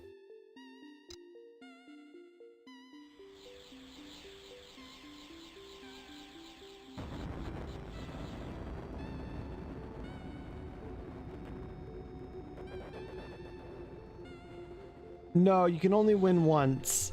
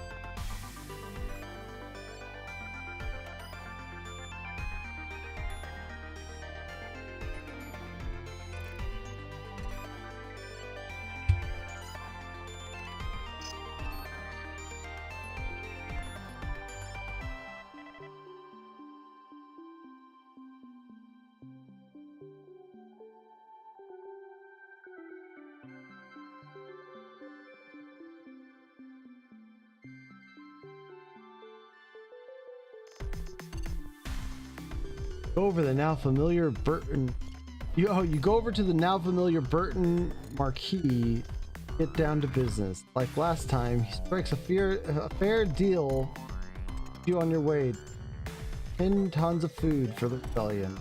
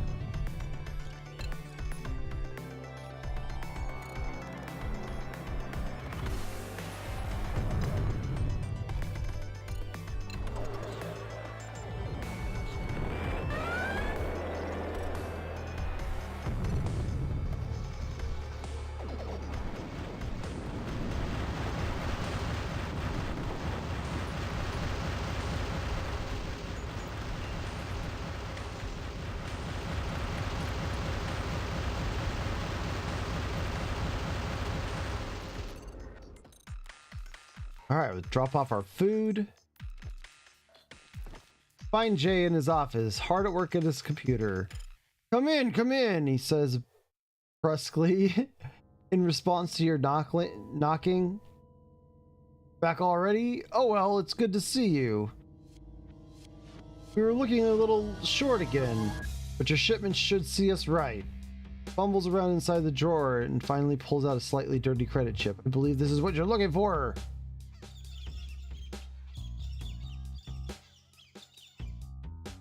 I wonder how many of these I needed. Oh, better get the fuck out of here before I get exploded. Hamster 33, welcome in. Yeah, this is one of my all-time favorite games. This is the game that got me to play another game called Freelancer. I was so badly looking for another experience like this game.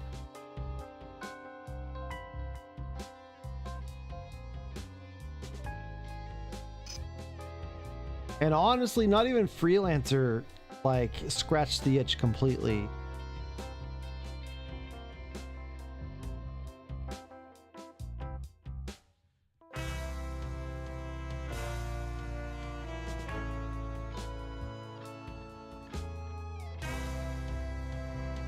Quickly make your way through those disorganized men.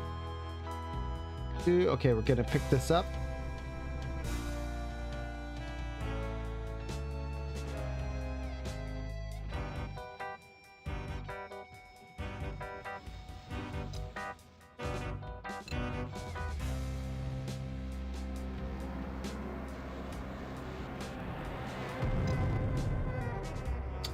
Yeah, it probably was around 2003 or something like that.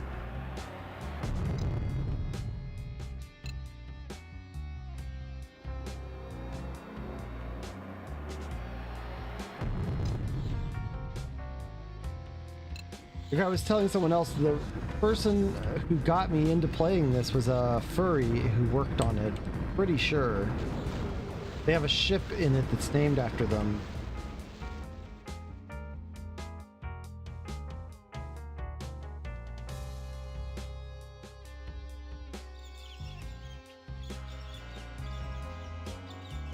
I'm gonna keep doing the equipment run. More lucrative.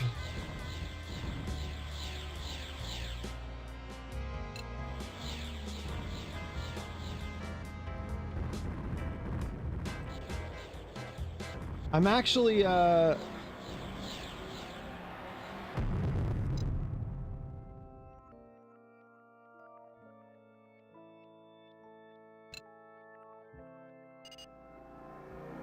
on the same storyline that I was on last time too.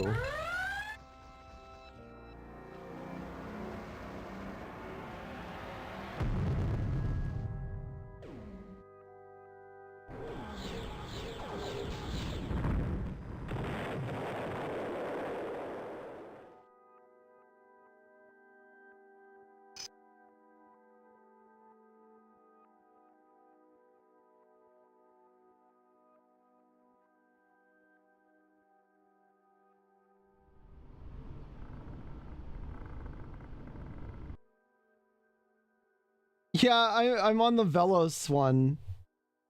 I've never done the Polaris one. I should have done the Polaris one. I don't know how to activate it. But just for, you know, ease of streaming and not running around forever trying to find out how to get on a storyline, I did the Velos one.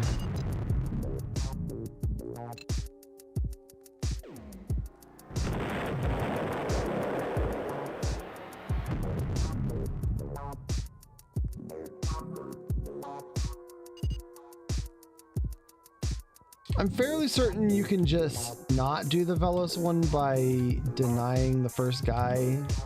No, I'm not gonna do that. No, I'll never help you find the Velos homeworld.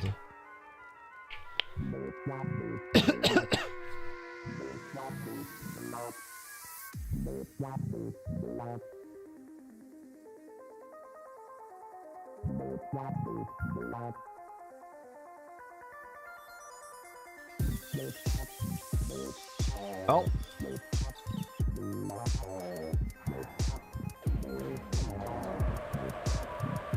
All right, now we got to do the long food one. I think that's it. We're done with this little bit of the story.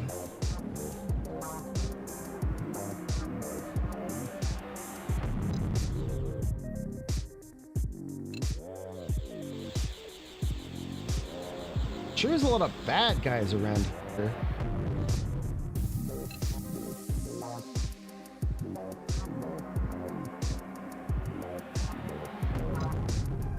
See, I feel like that would have been hard because I started out in the little shuttle.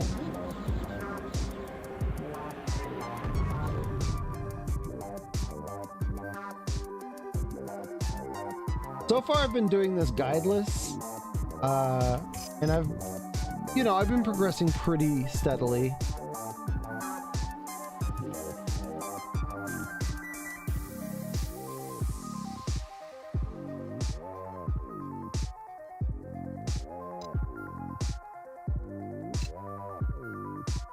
This part is a little bit tedious, but hasn't taken that long.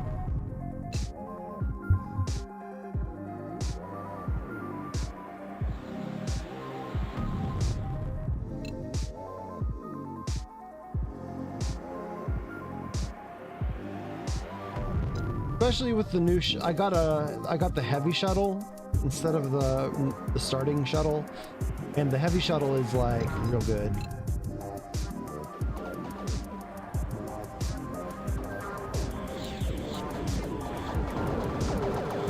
I actually prefer the dart. Oh god, they're fighting a manticore. You know, I've always actually wanted a manticore.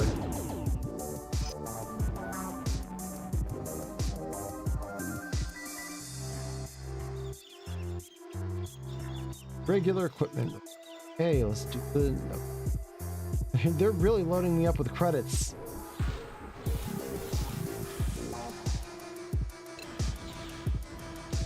But yeah, I actually prefer the way the dart moves to all the other ships.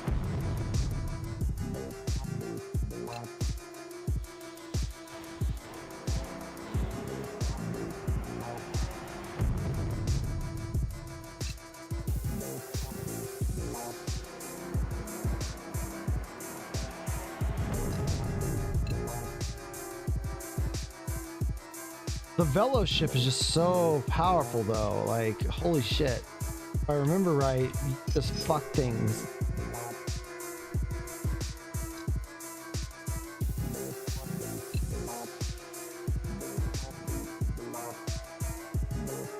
Do you have to do the pirate one, or can you just buy a manticore?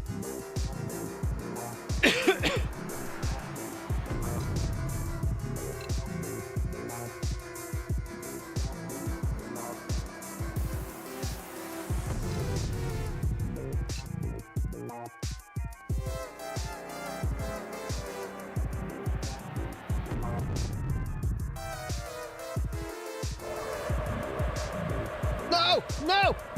Oh my god. I just threaded the needle on those rockets.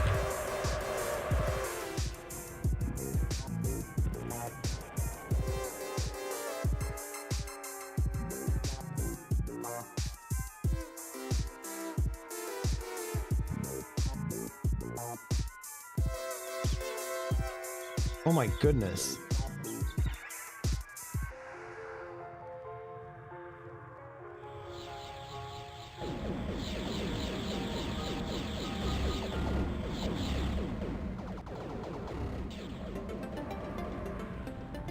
Getting a used Valkyrie, I mean, I can almost afford it probably.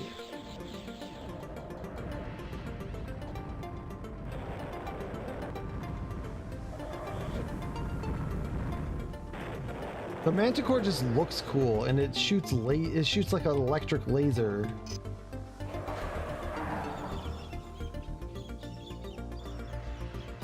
Can't buy anything here. This storyline has really locked me down as far as choices go.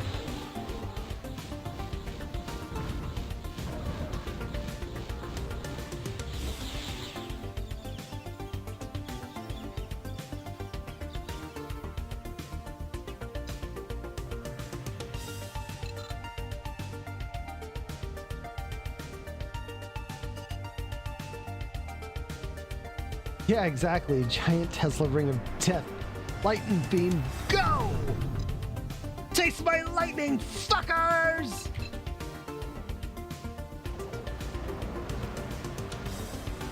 Have a good nap, Coral. Also, send me a DM on what game you want.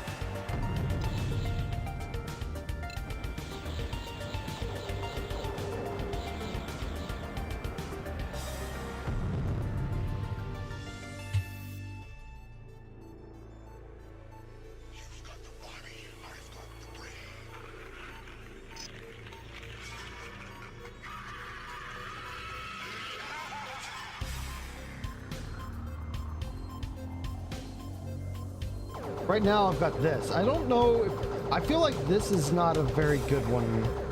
I've tested it on I've tested it on asteroids and it takes forever to break asteroids. Feels like it takes even longer than my original light blaster.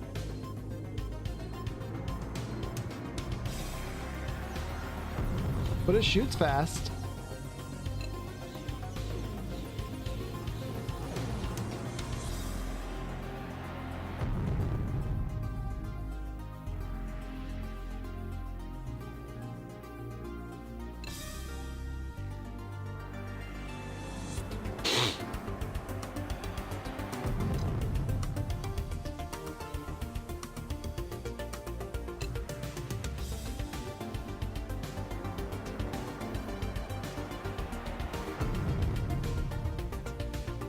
Does selling the weapon give you more space for cargo? Because that would be nice. I guess I could get more solar if I sold my late.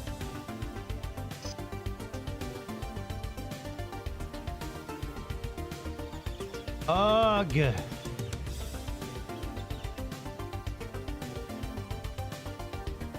At least the equipment run is worth 25,000.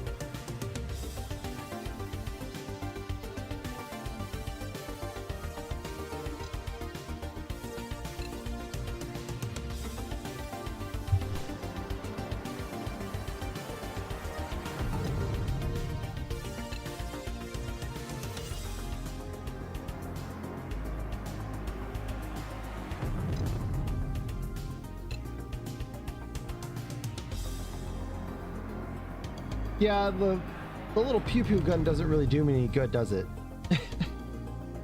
I'll check the outfitter here in a second.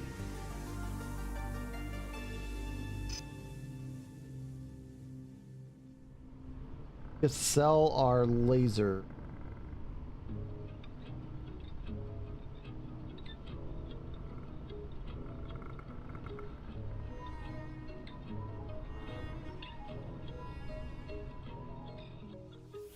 Or not?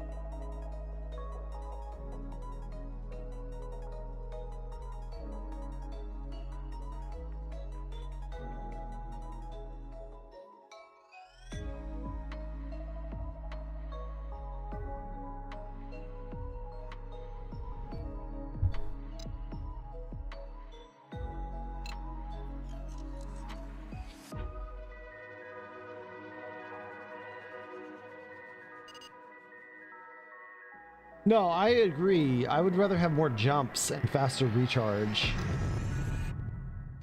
Because you see how I jump. I don't even spend any time in systems that I'm not to be in. I think after I turn in this mission, we'll go to Sol and see what they've got to sell on Sol.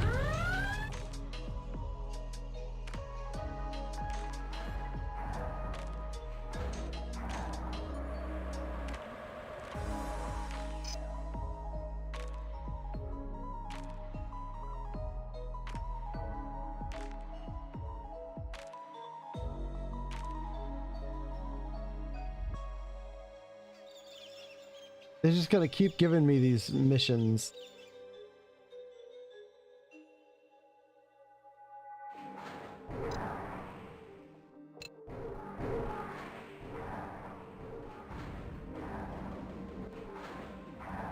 Well, the reason you pay for it is it saves time. That's it. You don't have to wait to recharge. Especially, it's helpful, like if you're gonna land on a planet anyway, so you don't forget. All these little shuttles. Funny.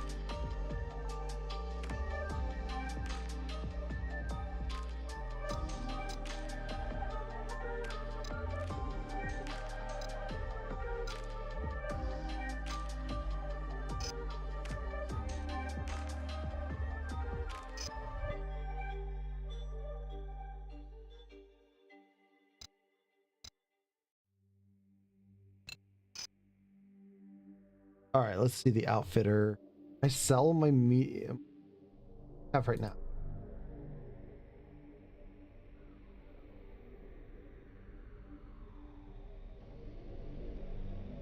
Why can't I sell my guns? Why can't I see what my guns are?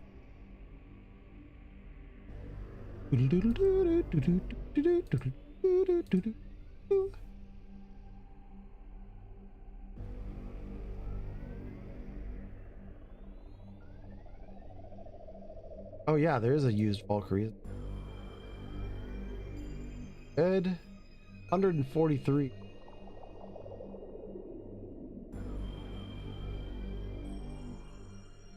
It's not a very good one.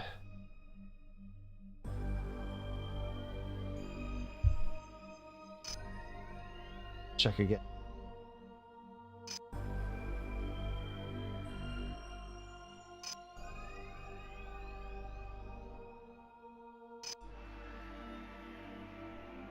I call this cheesing the shipyard.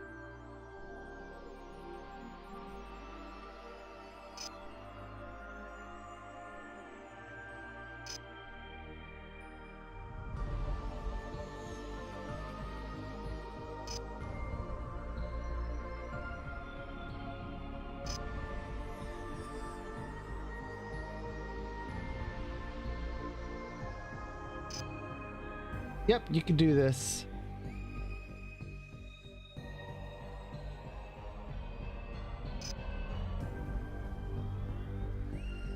Oh, come on, give me a good one. Sometimes you get a good one.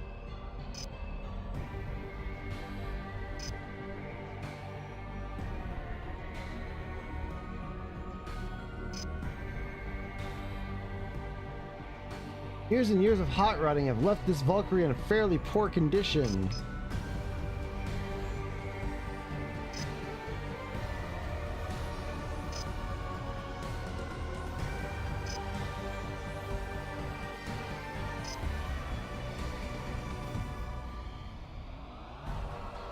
Come on.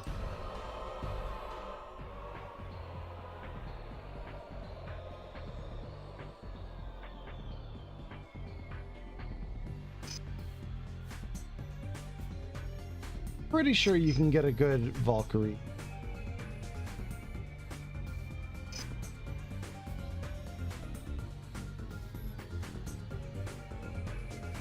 New, yeah, I know. But some of them you can get where the owner is taking good care of it instead of.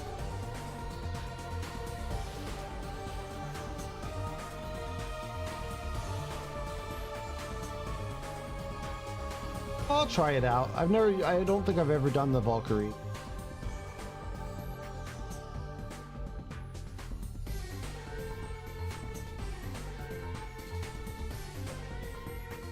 Got a what?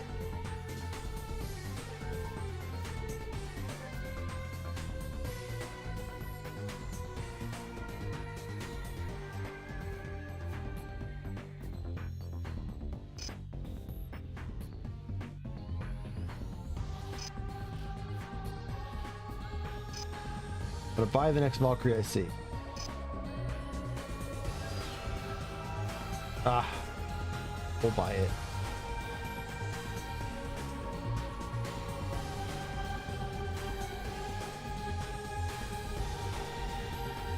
I'll name it after you.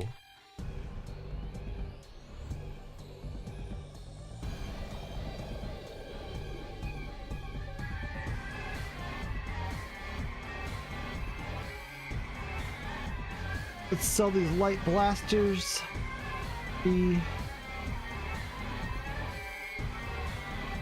Add,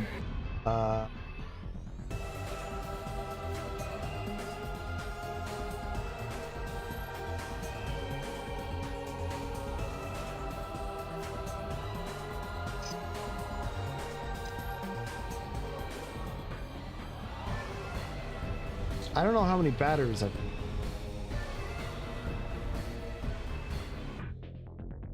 Can I afford the tune-up?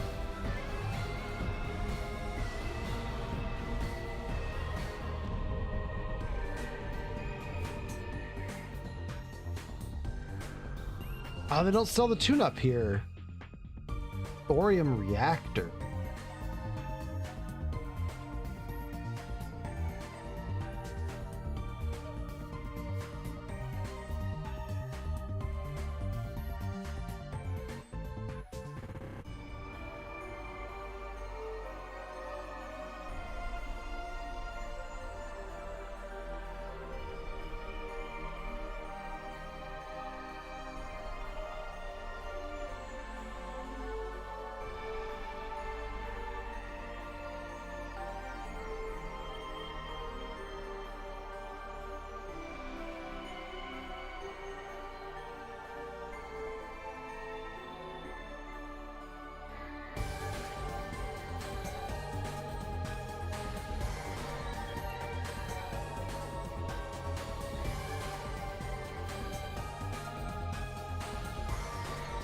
Mostly just want to have the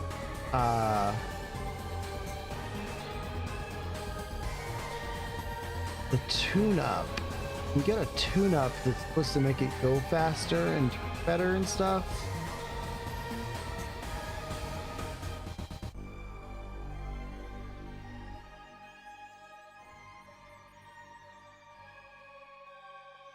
But I don't see it, so.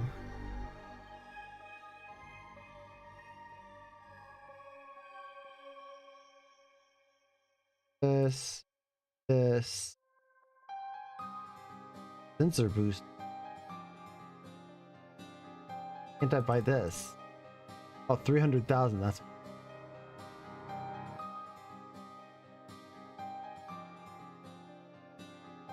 1 million credits.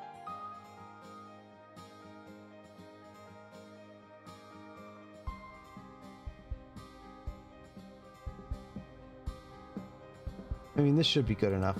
Try it. Meow. Oh yeah, I guess I could check. Oh, also, I could check on Mars. Only on Mars, I think.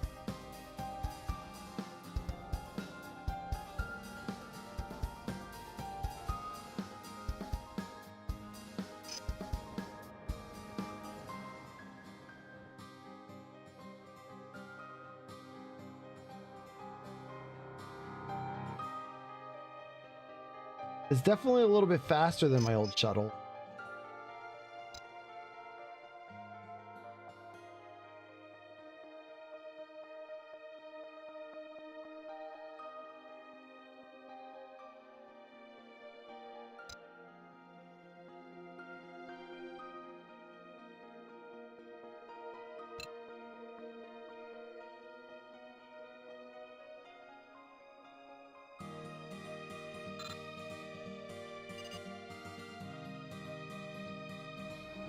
How many jumps do I get out of it? Not bad. 5 or 6.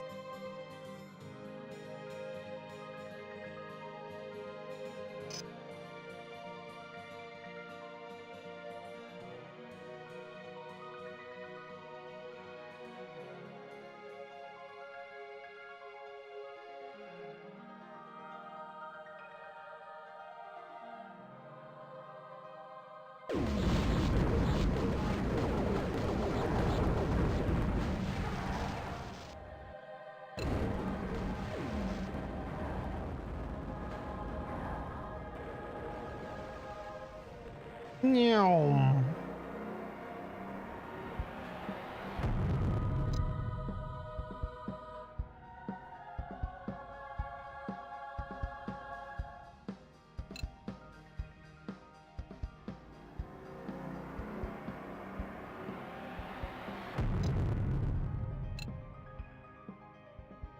Gas-powered rocket ship. So silly. Also, if it's gas-powered, how does it gain any energy from the sun? That's what I want to know. Doesn't quite make sense, but whatever. Questions about it?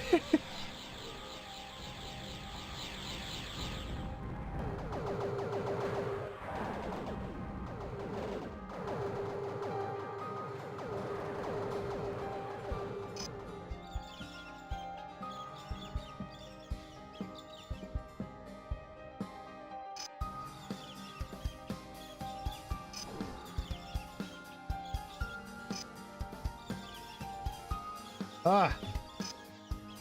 Drop by Merrill Bar. Keep dropping by the bar on Merrill and pretty clear.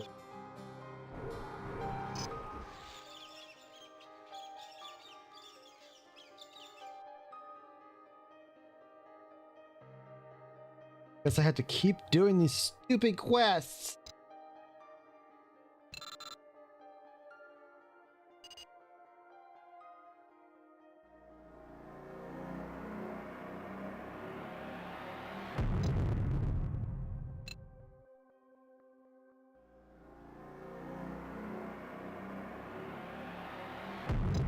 My fuel-powered rocket, powered by the sun.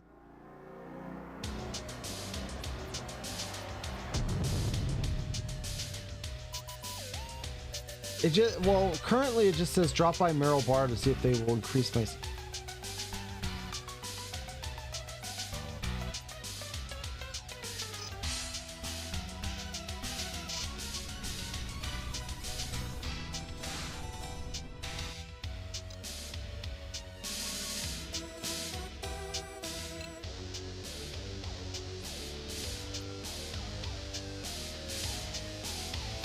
Yes, you're right. The sun is gas powered.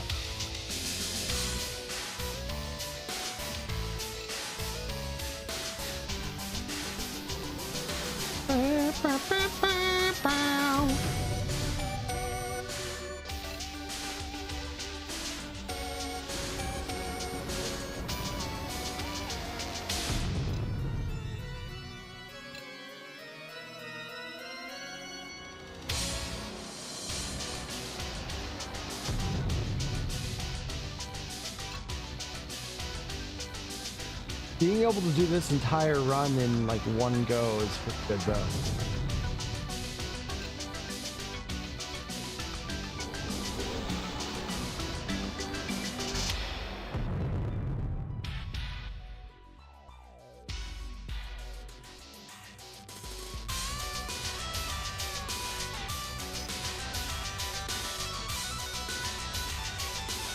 Outfitter.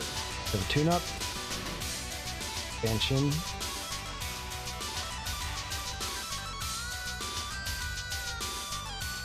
Man, really haven't seen the tune-up in a long time.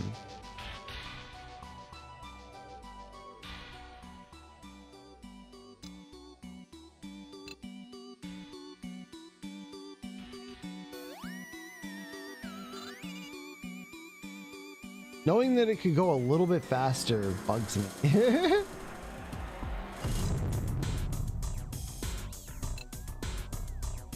Also, I haven't been buying the fuel, but I also don't own an auto charger.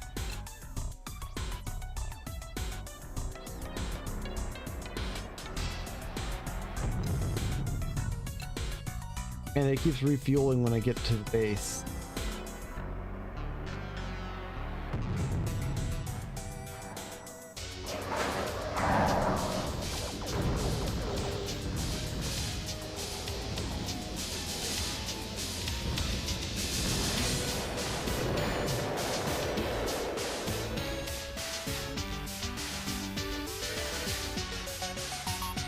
Roger. I think it just exploded Roger.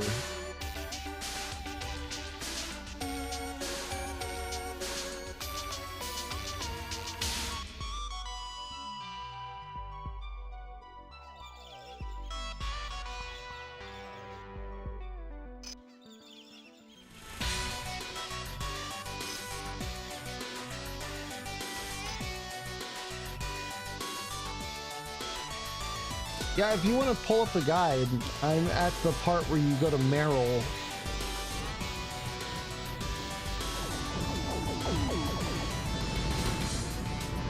Not shoot me.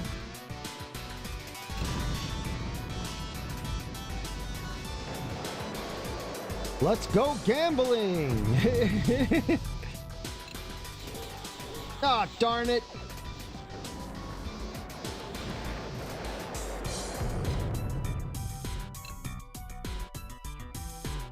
Could do some gambling. I'll do some gambling next time I go to the bar.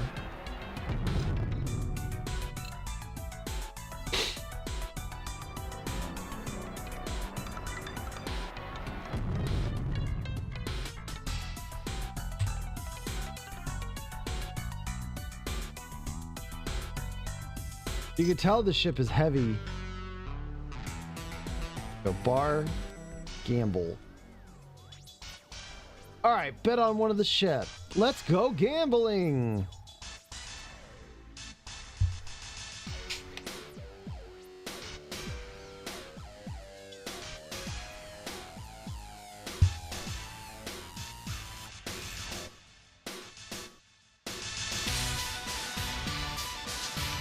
Which ship do you think is the winner this time?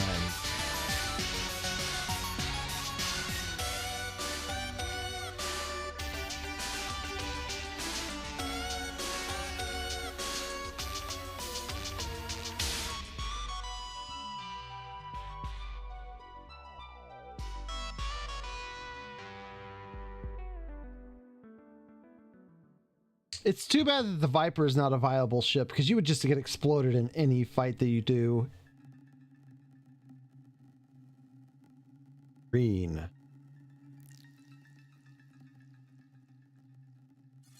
Oh, it looks like red was the...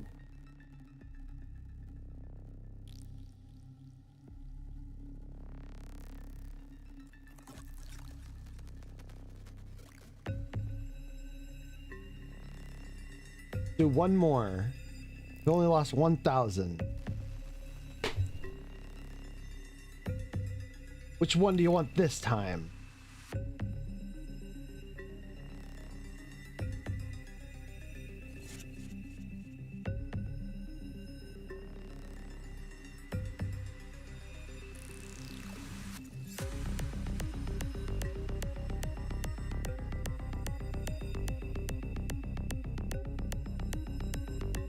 Green again.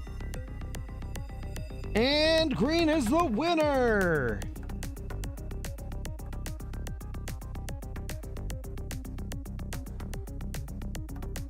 Dolores writes, the solid workhorse of the GRN League has crossed the line narrowly ahead of Geordie Wills and Happer Marist in second place and third respectively. Dolores has been looking strong in the preseason warm-ups, so this win isn't a huge surprise. With the work she's put in, she deserves it.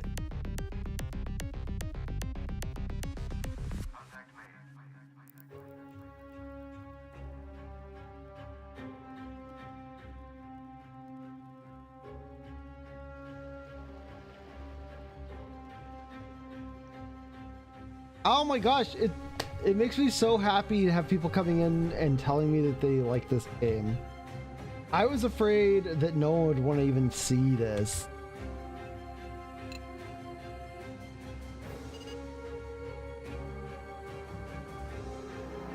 I will say it's not the most action-packed game, but I fucking love it.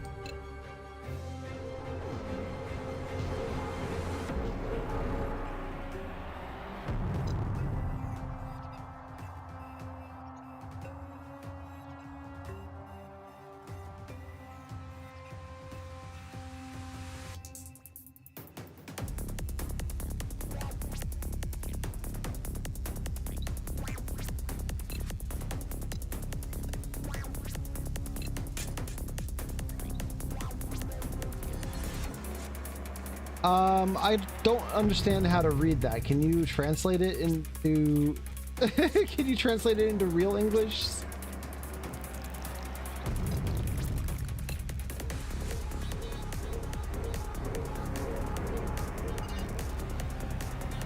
Thunderhead, somebody help us! You're a Thunderhead! Thunderhead's one of the powerful ships, if I remember right.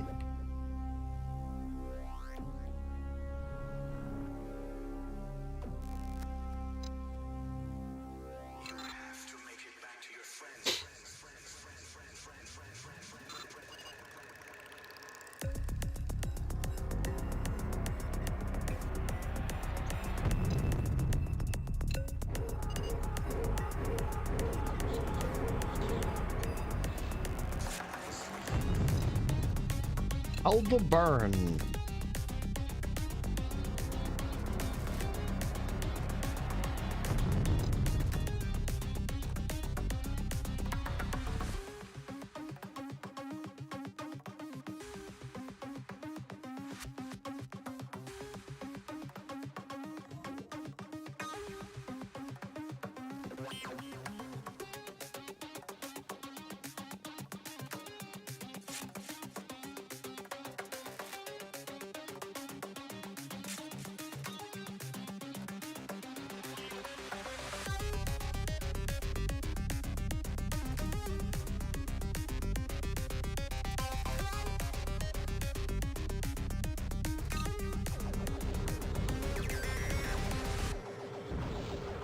Well, I don't have any combat rating, as far as I know. I don't even have weapons.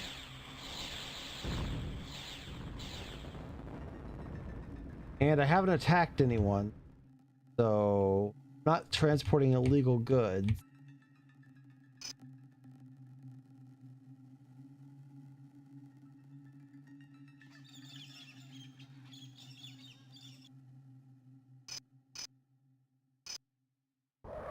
Landing request denied. What?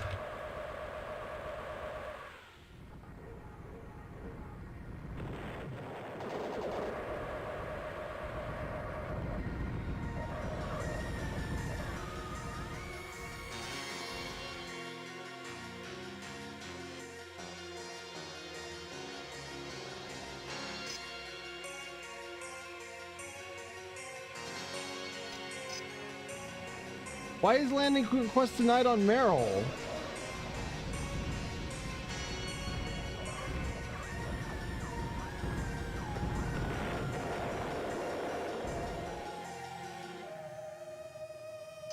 But it didn't bug it.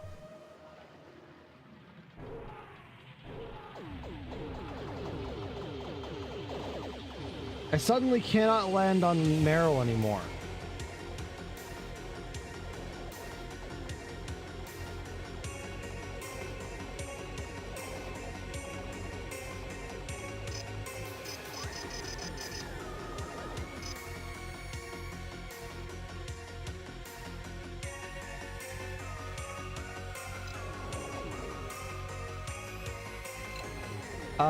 Did I just bug the mission?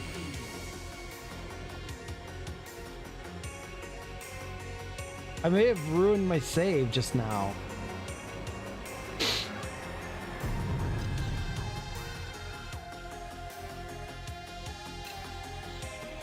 Go back.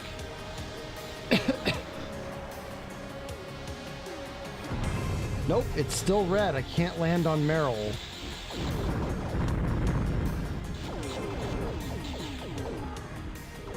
I think, that's weird.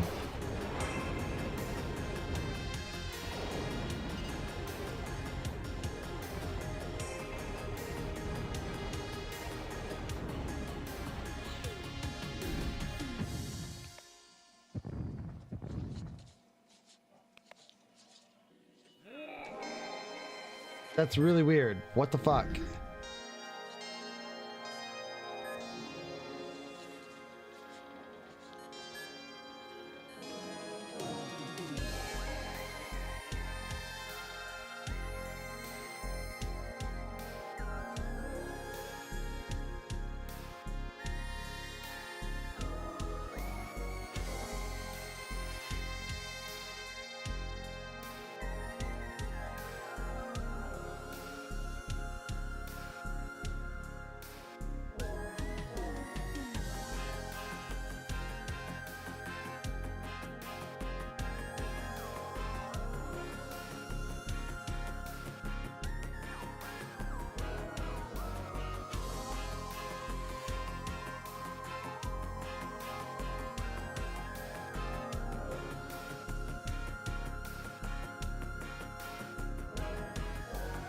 I'm trying to look up like bugs.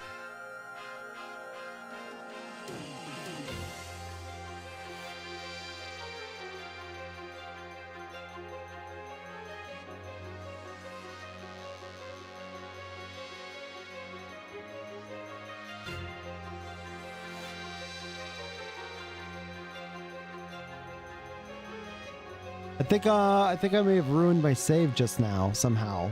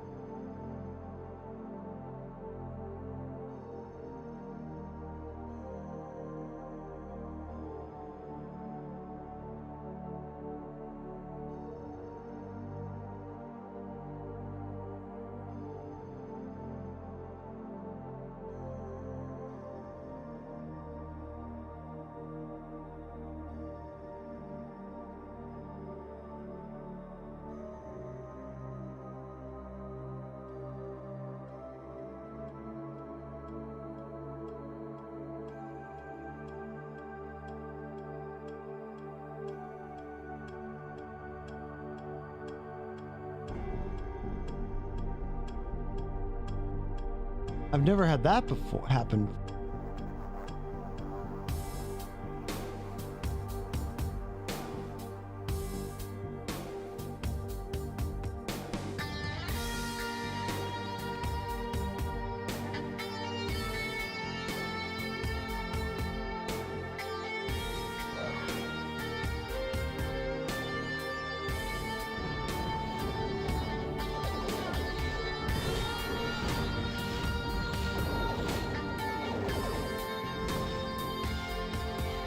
Hello, Percival.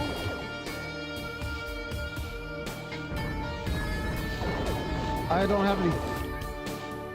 The game is a little loud. Okay, I'll turn it down.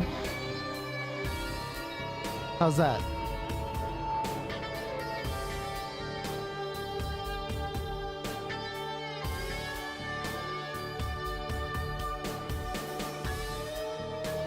Can I hail the planet?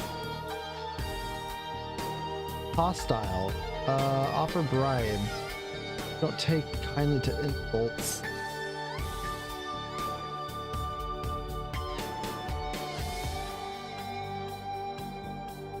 Little lower volume. Are you talking about the music?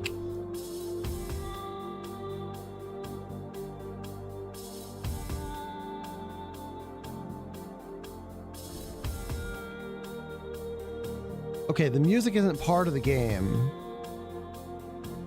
Turn the music down a little bit.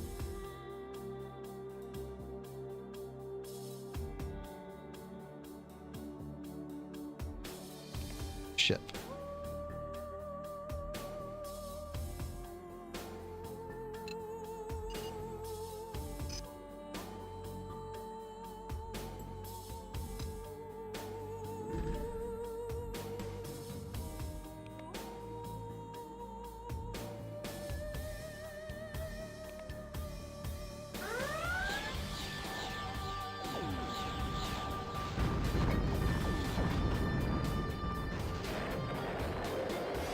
That guy got wrecked.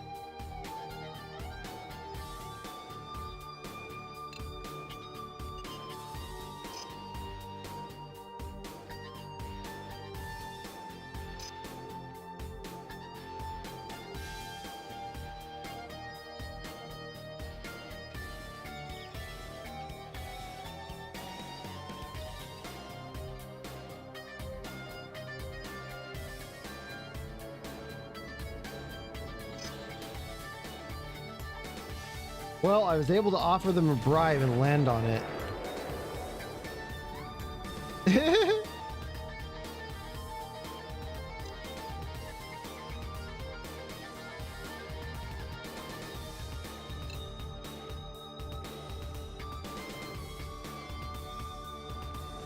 Good thing I've got a lot of money.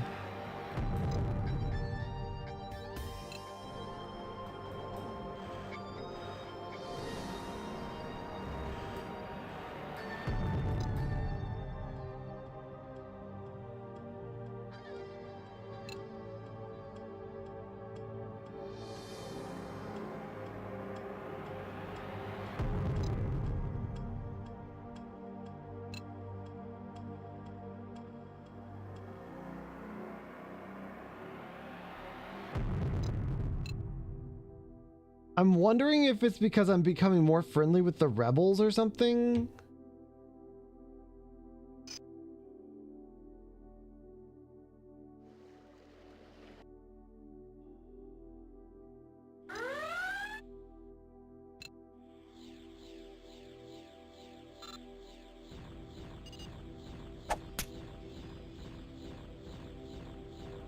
Who's shooting at me right now?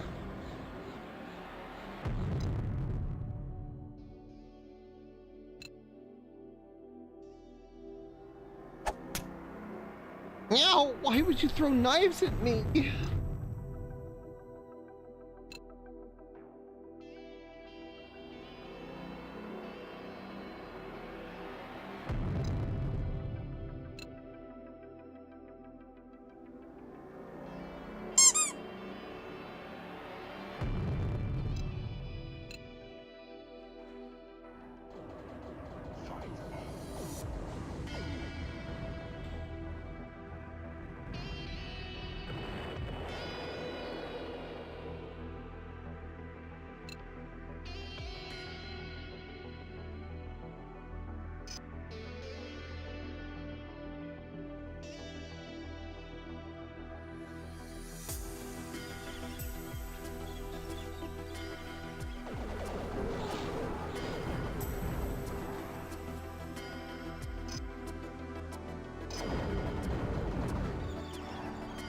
Finally! God damn! Once again, you can sense the good nature and shrewd intelligence of Jay before you see him. But again, you decide not to look in his direction to hide your abilities. That is, until you feel him trying to gain your attention. Casually look over to see Jay waving his hand at you as he sits in his normal place. You sit down and he grins at you. If you were going to start betraying the rebellion, he says in jest, now would be a good time to start. Oh, now would be the time you could start. You quickly probe his mind, and you sense that his comment is just an attempt at humor. The head sheds have decided to move you up a little further, he continues quietly. They want you to go and pick up a rebel informant who believes that she has been compromised. Are you in, or do you need a little more time to prepare? Once again, you realize you have no choice but to accept. In reality, this mission is fairly simple, Jay continues quietly. Not too different from the cargo missions you've been doing, except that you will be picking up a passenger rather than freight. The young lady in question, whose name is Anna, lives on Lodestone in the fire system. He tells you seriously. Make sure you aren't spotted on the way out, as the Bureau would really like it if they stumbled onto a rebel extraction. Jay leans forward and let me take a drink.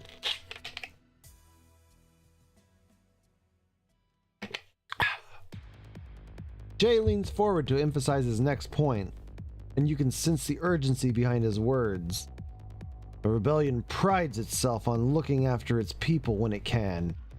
Our leaders have made a vow to extract any agent in trouble if it is possible without further compromising security.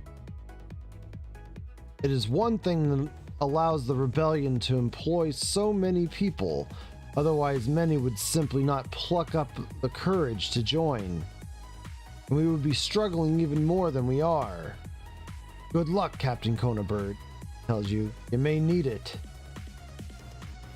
Finally. Alright, where am I going? Fire system.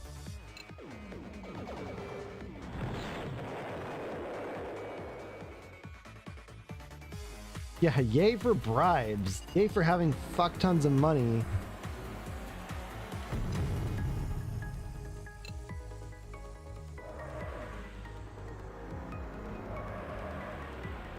It just premiered on YouTube today? I thought it was out on the 19th. Oh wait, is it the 19th? It is the 19th. I went and saw it in theater.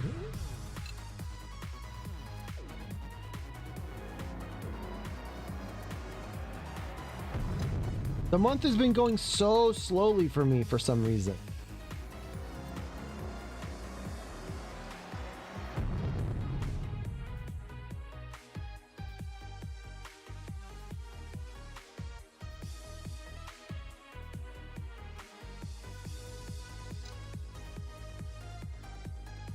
Oh, the prodigal son.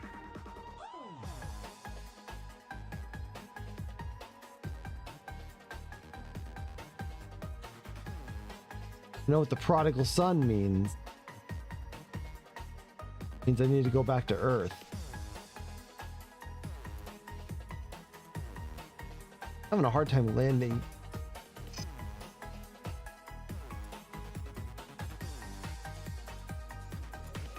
You land and go through your normal post-flight checklist as usual. When you are finished, you head outside to stretch your legs and await the arrival of this passenger. You do not have to wait long. Within 10 minutes, a plump-looking middle-aged matron walks up, introduces herself as Anna.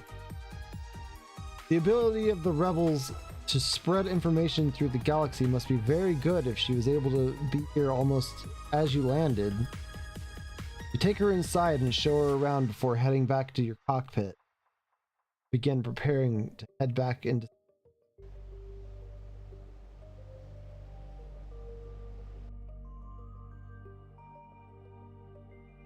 Alright, here we go.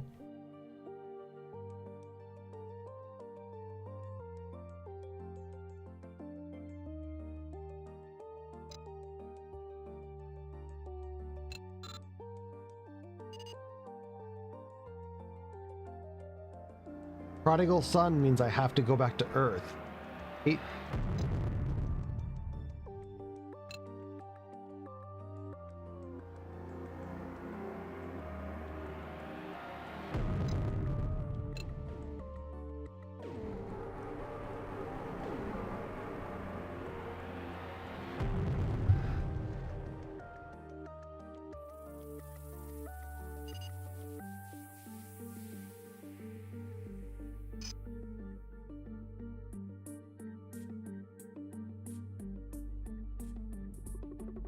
See ya. They were gonna inspect my cargo. I don't want them to inspect my cargo because I've got a rebel agent.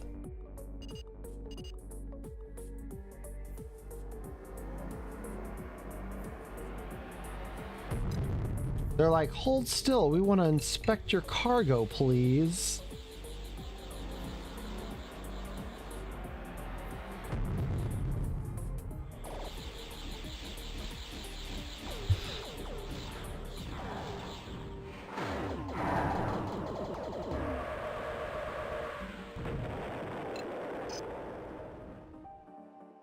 Over the course of your journey, you learn that Anna is really only an informant.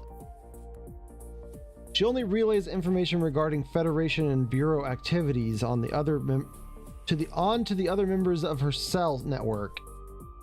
You're a little impressed at the way the rebels have set up their informants. If any one person was turned, they could only ever incriminate a maximum of 3 others. Even then, unless they acted within 2 days, could not even do that. Anna thanks you for helping her out as she leaves and watch her walking away. You realize that you never did find out the story behind her removal. But then you doubt she would have told you. She didn't seem like the blabbing type. You look over and see the muscular figure of Jay walking towards you. You did good out there, he states seriously. Come to my office. I have someone I want you to meet.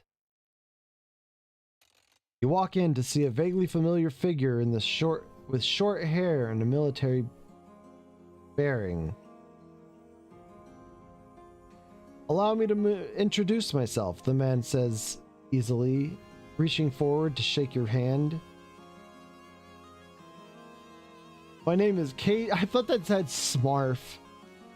My name is Cade Smarf, retired general.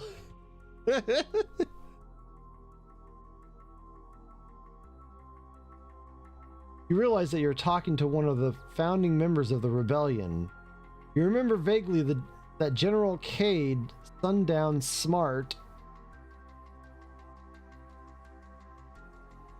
as he was called, took command of the Federation's forces when the Aurorans had wiped out whole fleets of the Federation Navy under the incompetent command of his predecessor.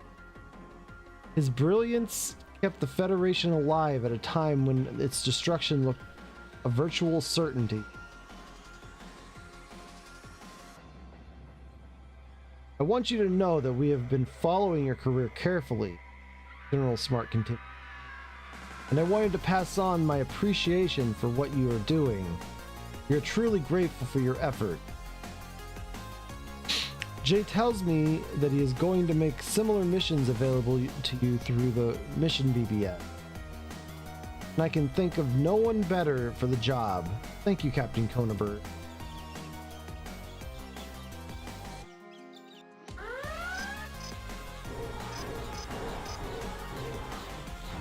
Ugh, right.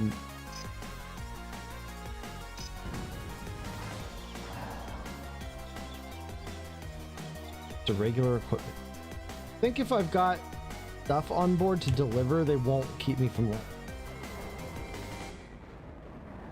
I need to go back to Earth though. Do this equipment run and then we'll go back to Earth. Saw the prodigal son. I have to go back.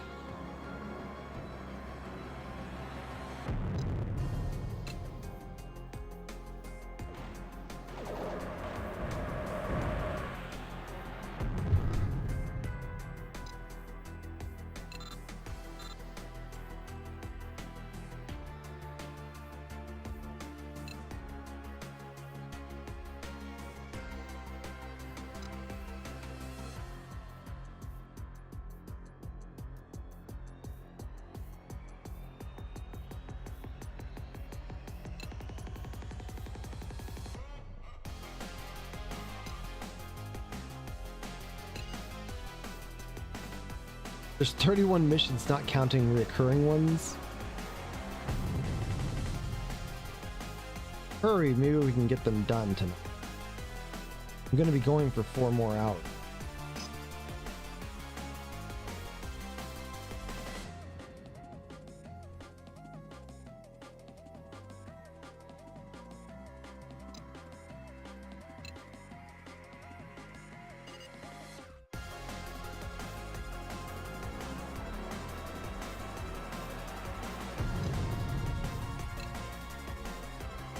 Speaking of it,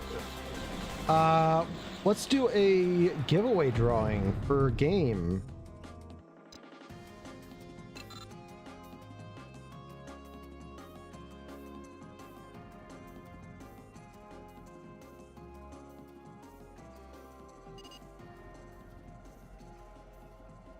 This is the 3rd drawing of the night. You want to know which game might be able to win, check this out. There's a list of games that you can pick.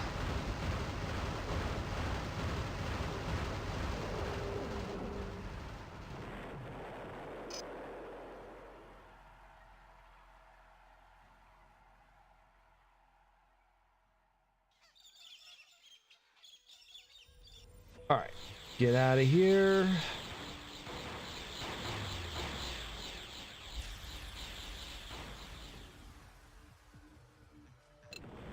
Jump.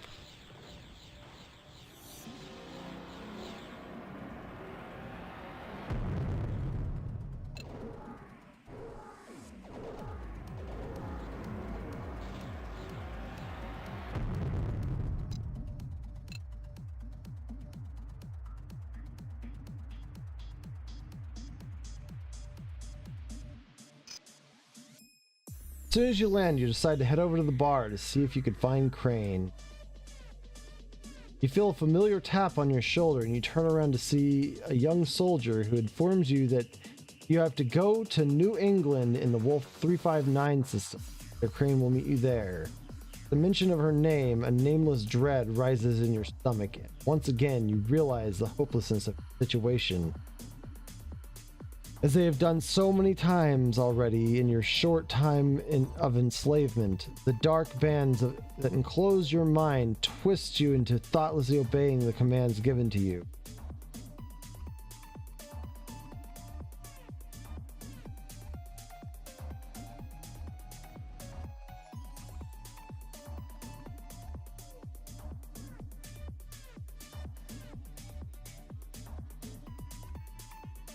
Once again, we are doing a drawing right now. If you want to join to win a free game, type exclamation prize in the chat.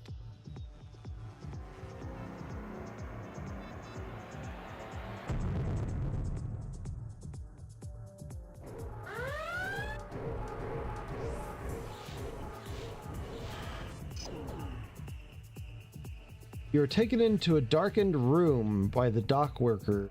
Uses to be drawn into conversation. Hello, my pretty.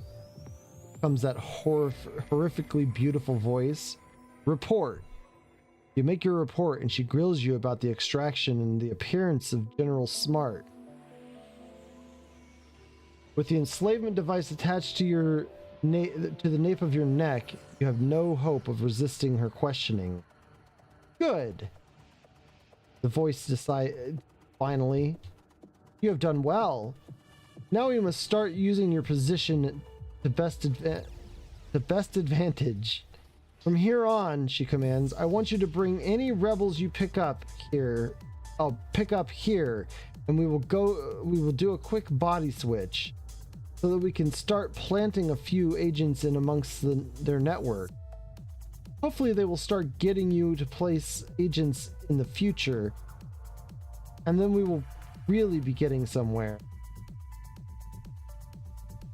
In the meantime, she continues meaningfully, I want you to deliver this message pod to my man in the bar on the Kane band at Earth. You know who he is. He'll meet you when you land.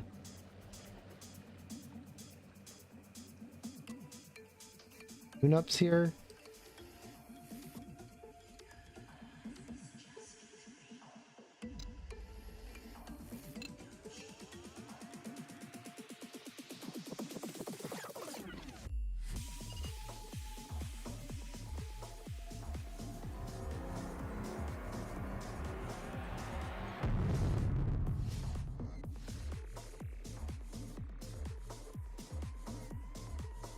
Whoop. Come on. Come on, ship. Turn around. Oh boy, this ship is heavy. You could feel it.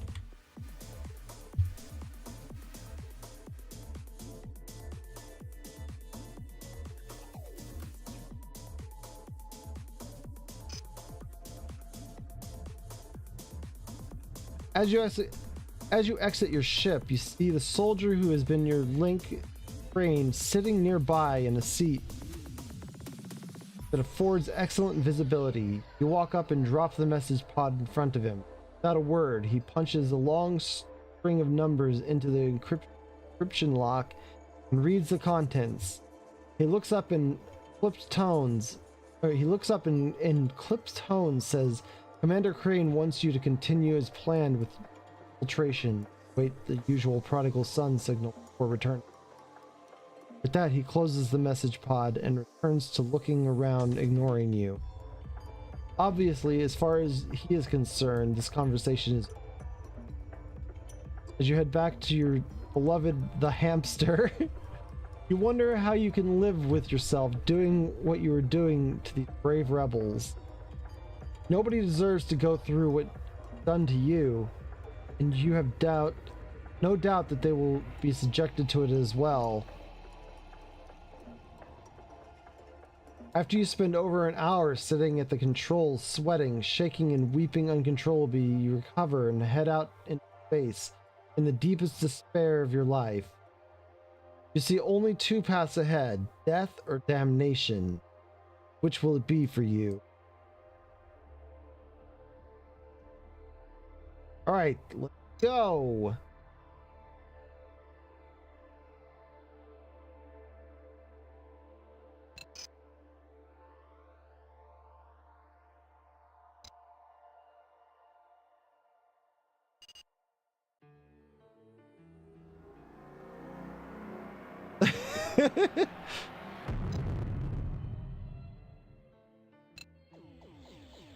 Well, I told you I'd name it after you.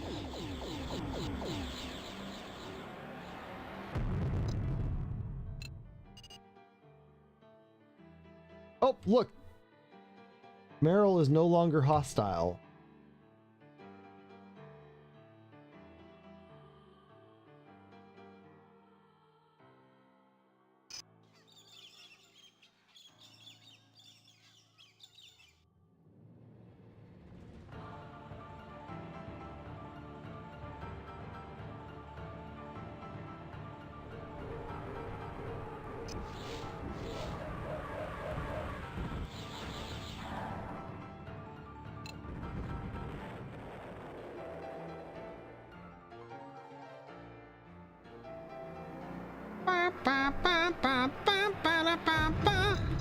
I have an actual hamster ship.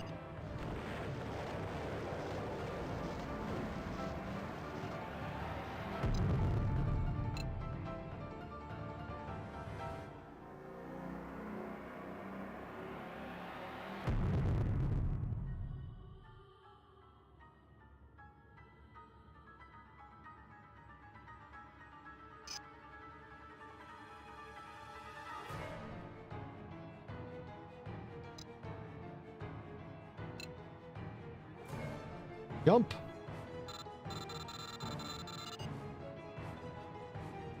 Mash that jump button. Ah!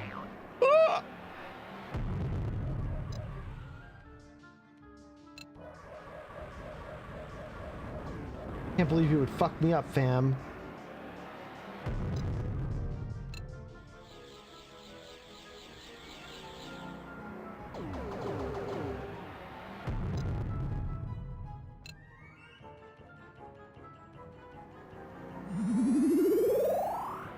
Did he shrink me?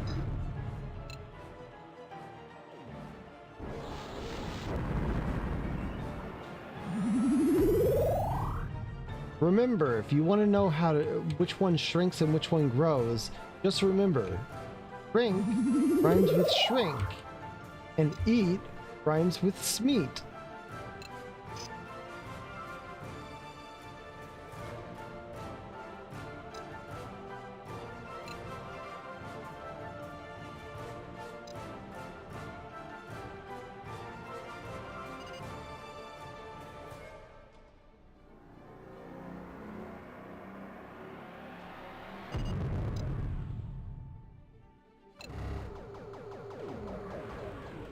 Wait, did I get bigger from... I'm confused.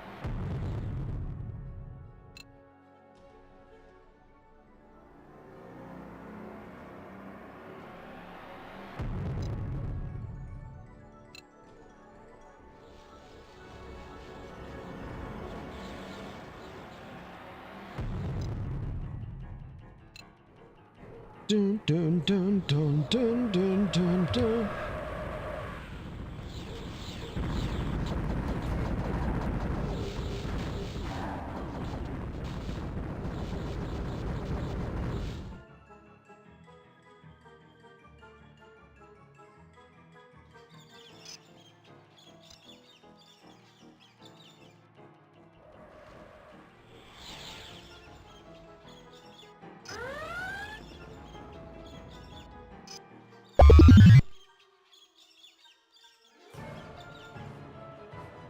Rescue a rebel. Message to Captain Konabird. Message from Jay. I have been informed that another agent needs extracting. He is located on Kinike in the stand down system. Turn him to Merrill. Good luck.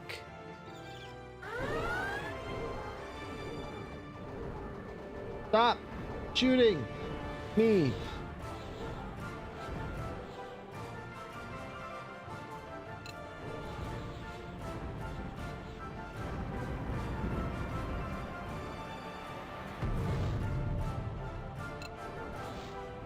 So many bad guys after me. Oh, no one entered the drawing. Sucks. You know, some of these keys are expiring soon, guys. Really should join the drawings. Well, we'll do another one here in about 30 minutes.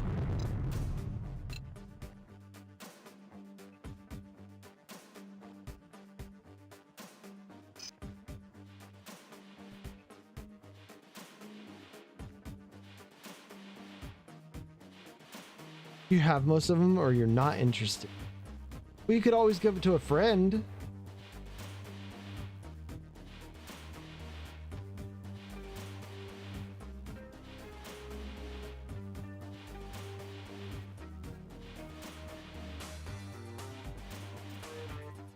Here. Sit on my lap. Oh, what a good kitty. You land and go through your normal post-flight checklist as normal.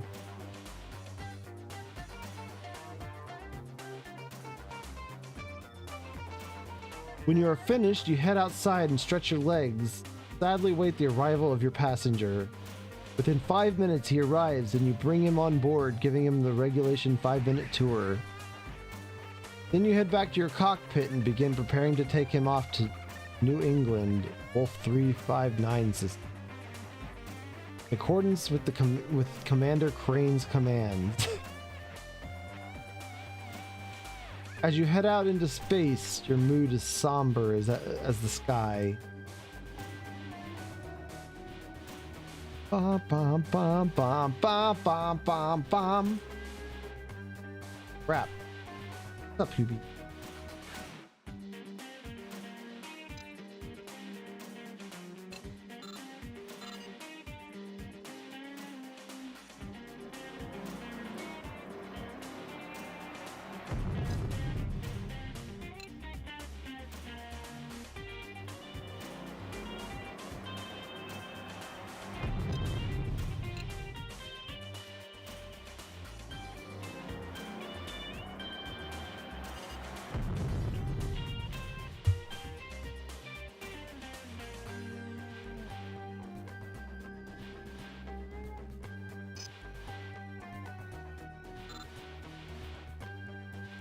Passenger exits straight into the arms of the waiting bureau investigator.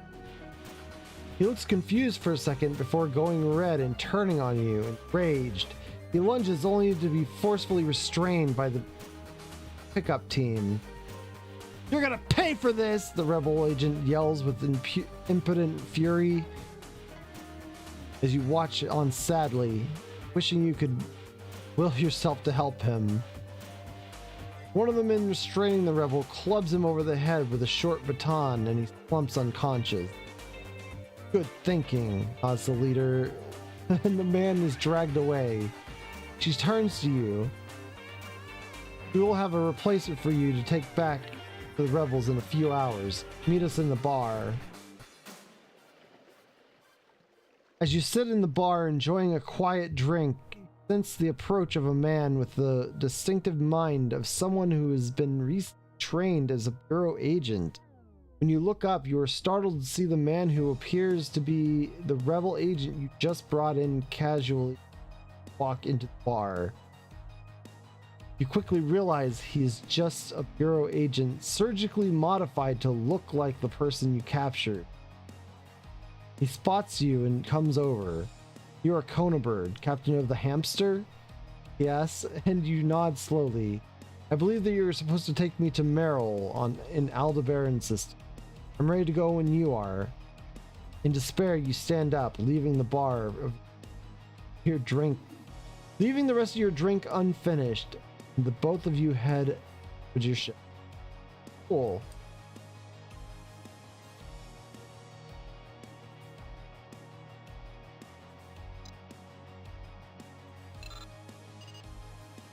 Let's go put this agent in, go plant this agent.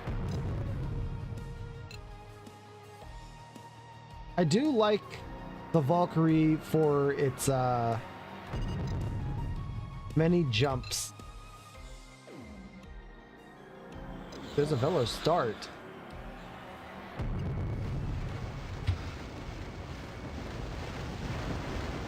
Oh! Oh. Not shoot me, please?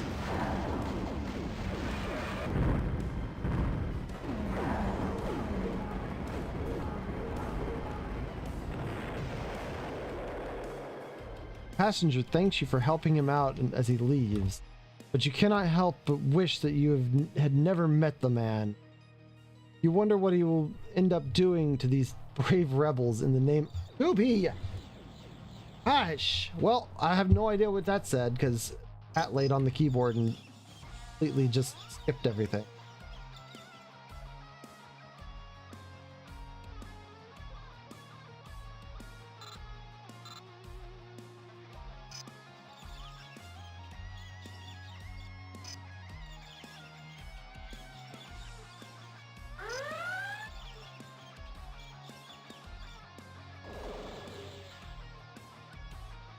I have no mission.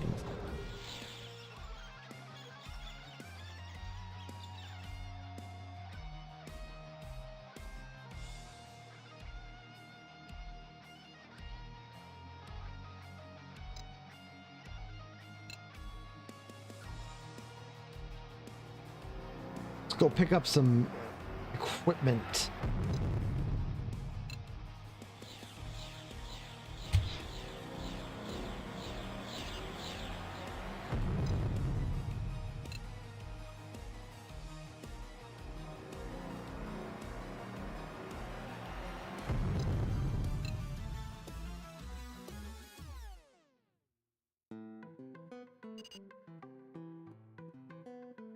Greetings, the hamster.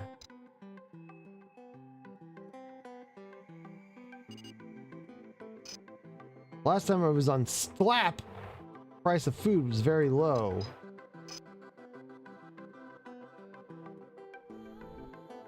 It's raining really hard here.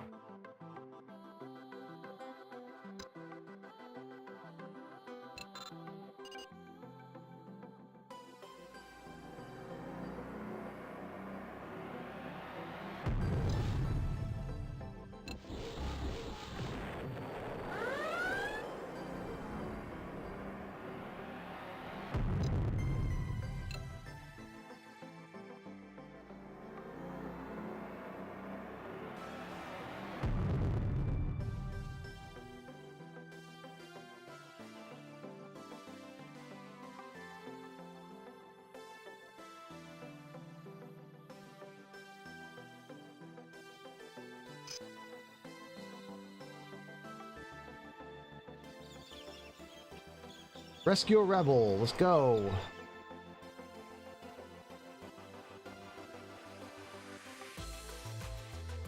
And we'll also do an equipment run.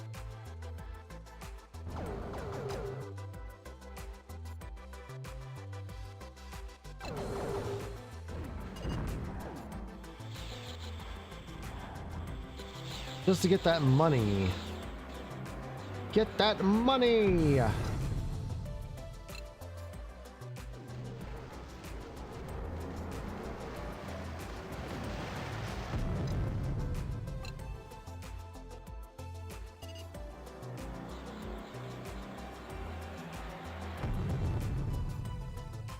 Bloop!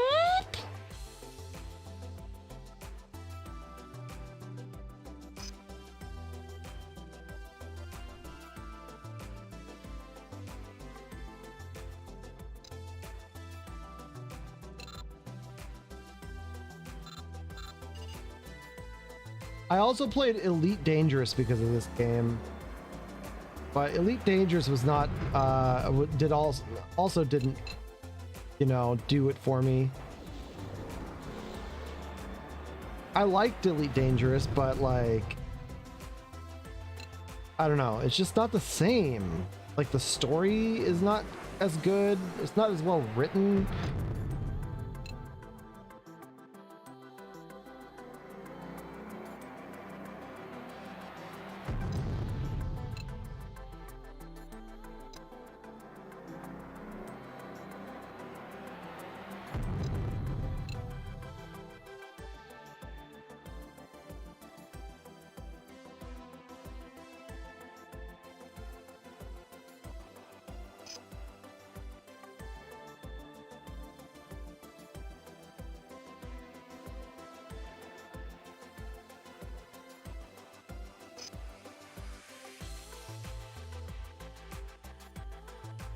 Kismet. Oh, that's Kismet. I thought that was a gas giant.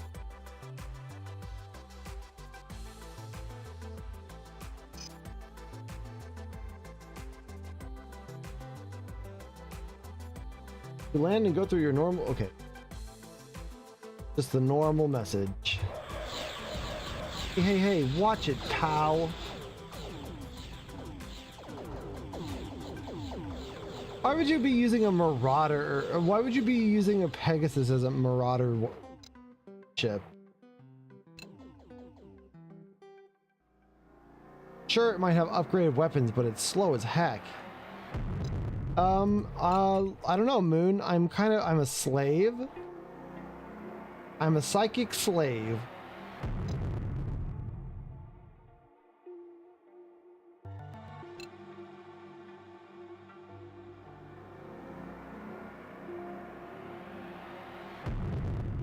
That is a slave with psychic powers, but they implanted a thing on my neck that makes me have to follow orders.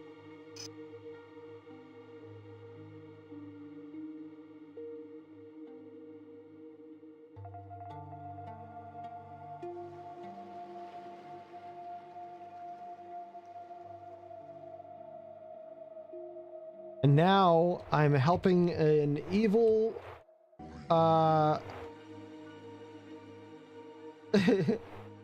I'm helping an evil organization plant lookalikes in a rebel faction.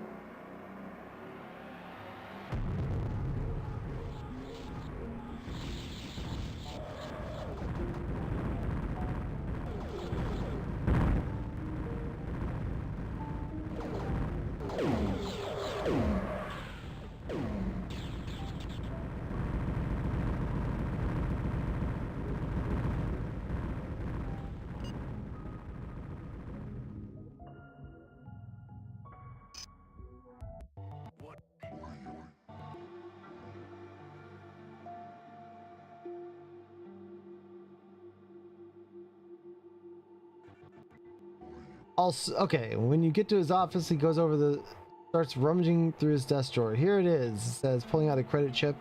This should keep you eating for a few more days. I'll see to it that general smarts of this that the general smarts of this universe hear about this. Promises more seriously as he hands you the chip. Never hurts to get a little good PR. As you leave his office, you cannot help but despair at the damage you've already done.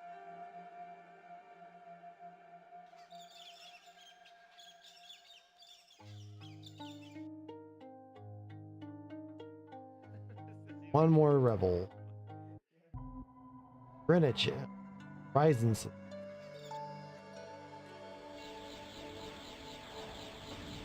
I'm not being a bad slave, I'm being a good slave. I'm doing exactly what I'm asked. Because I have no choice.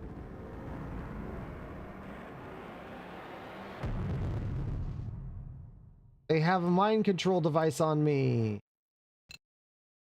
Not my fault.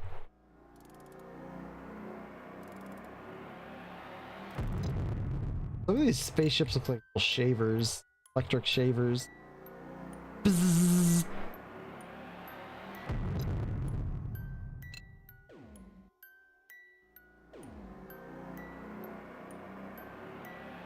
The cool thing is I think they modeled all of these in 3D and then they turned the 3D models into sprites. And that's one of the reasons why they look.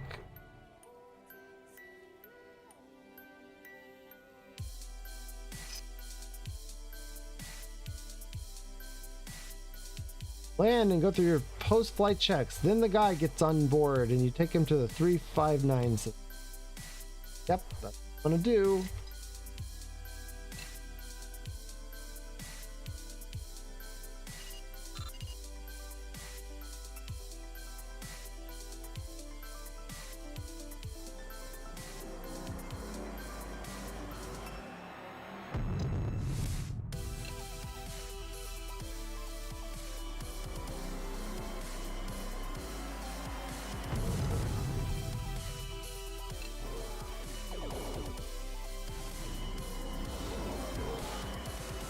But yeah, now I'm helping them snuff out a rebel group, and the rebel group is good because the Federation is bad.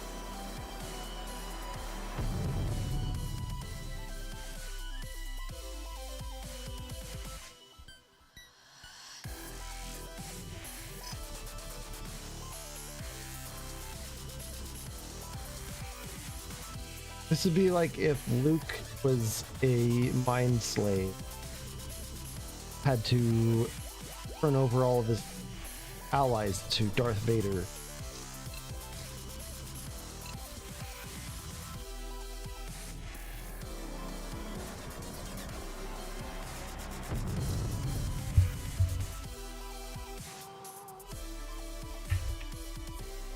And then have them replaced with surgically altered body doubles that look just like his friends.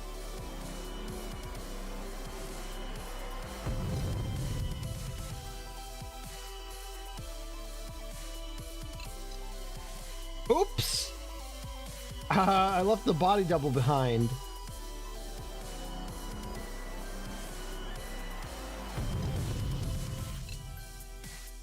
Left him in the bar.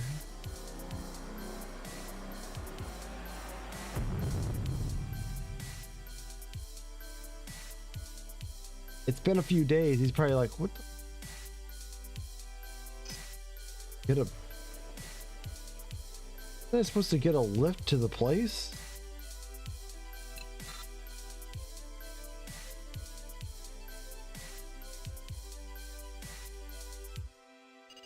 Thank goodness for faster than light travel.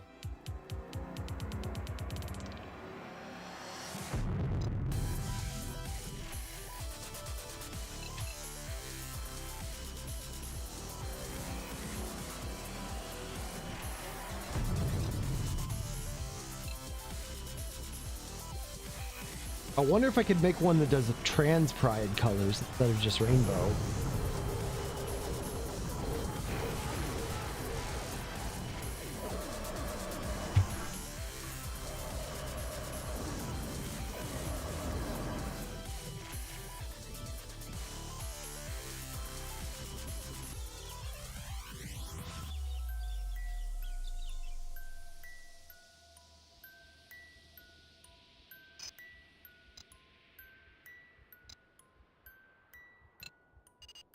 We'll do an equipment run.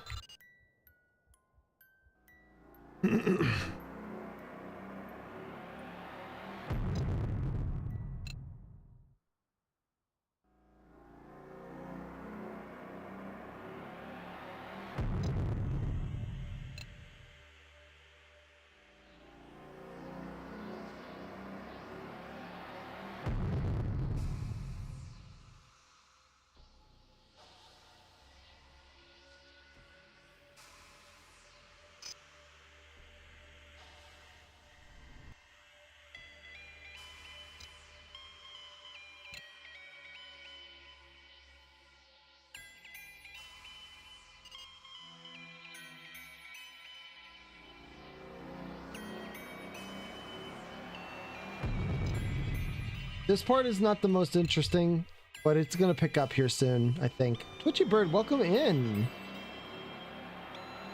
Today, in style are small cars, watches, skirts, and mobile phones. There will come a time when a small penis will be in style. Then you will be the man.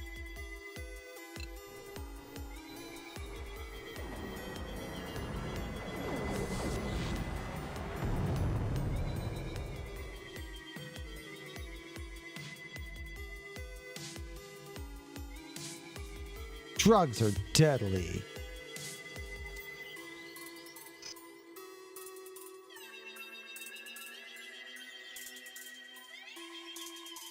Another rebel.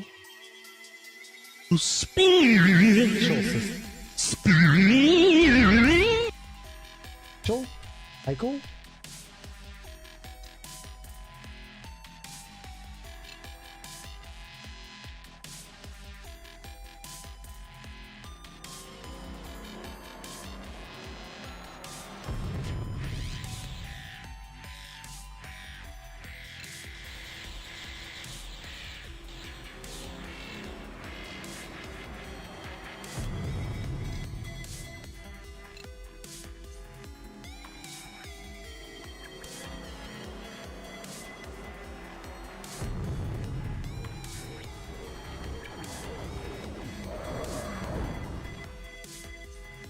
It's Doc 2.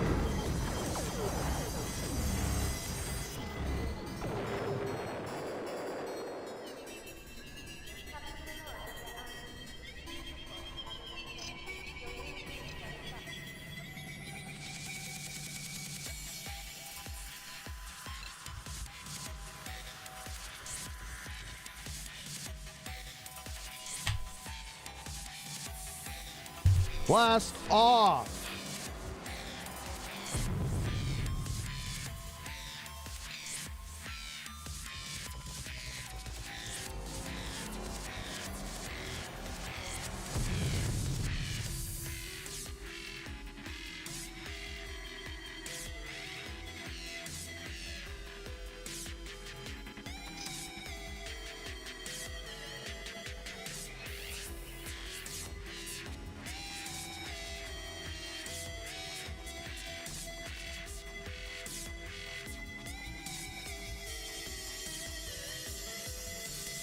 About 7 minutes till the next drawing. You guys are ready.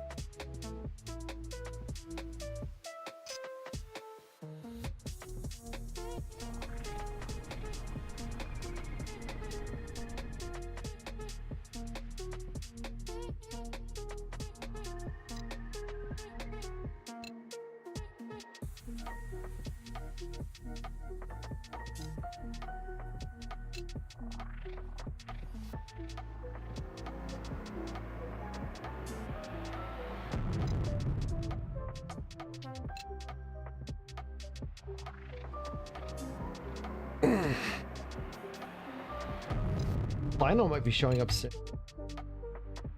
Love when Kleino.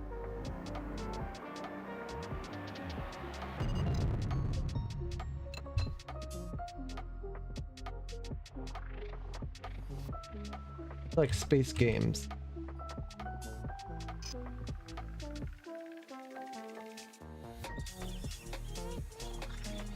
You're a rebel. Dun Roman. Journey's End system.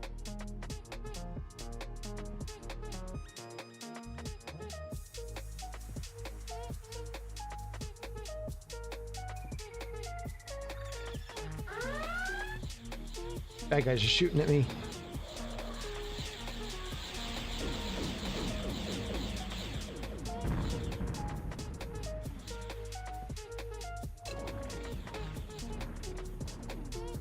Don't say that. Don't say those naughty words. You'll get me got. Can't get done again.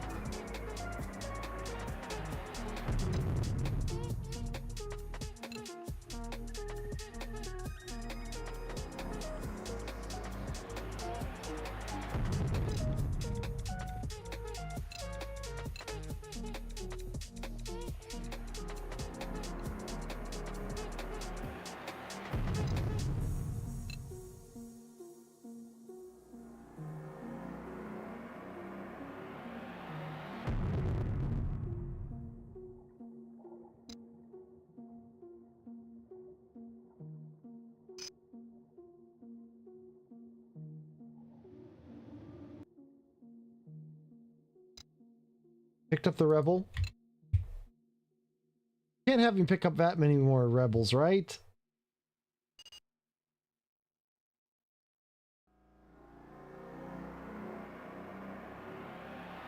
I mean, wolves are cute.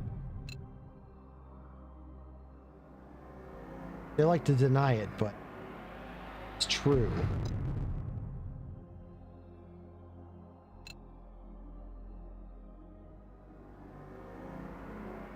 Some people like to pretend that don't be like that, but it do.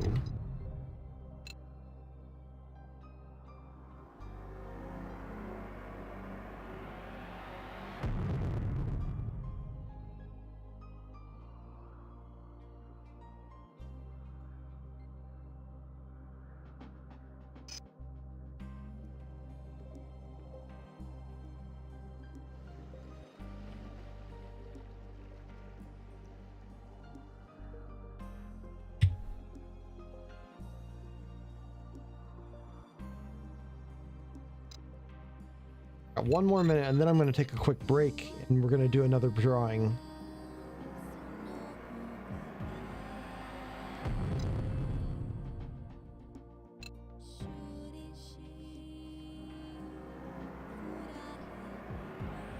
Moon, how come you never draw?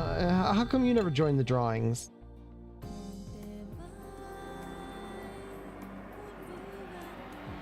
Mods are allowed. Coral just got one earlier.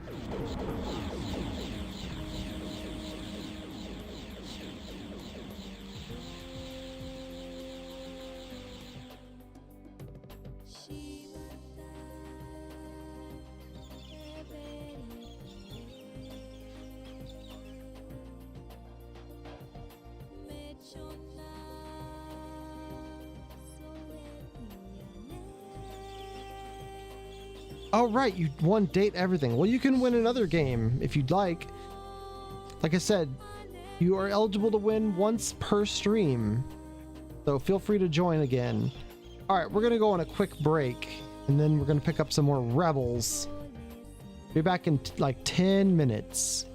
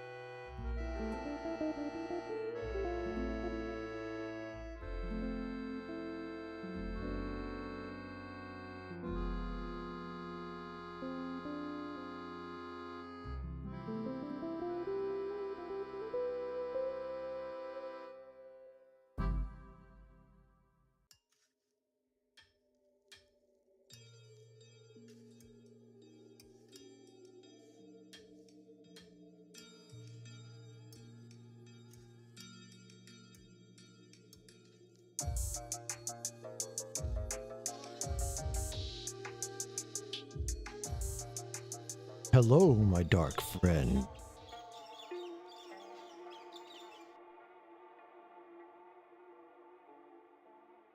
Hi, Kleino. Welcome in. My birds! They like a fruit flavor when they're hydrating. Look! Birds! Kleino, do you want to update on what's happened in the game?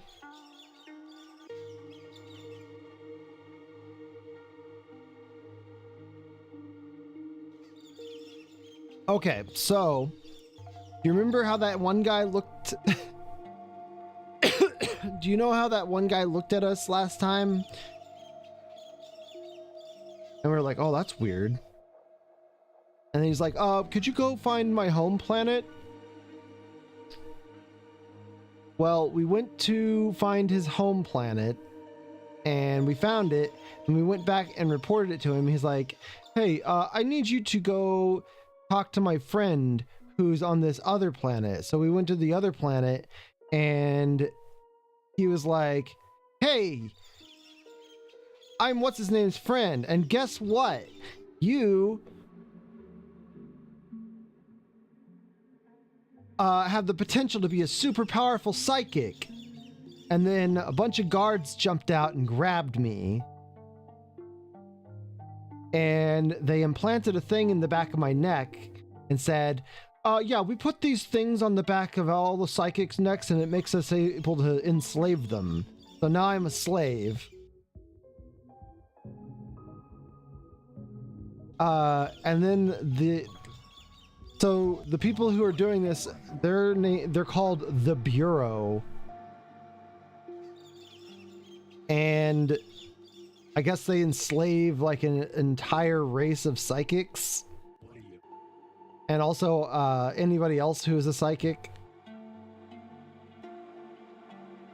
Most of the psychics are this race called the Velos, which are like space elves.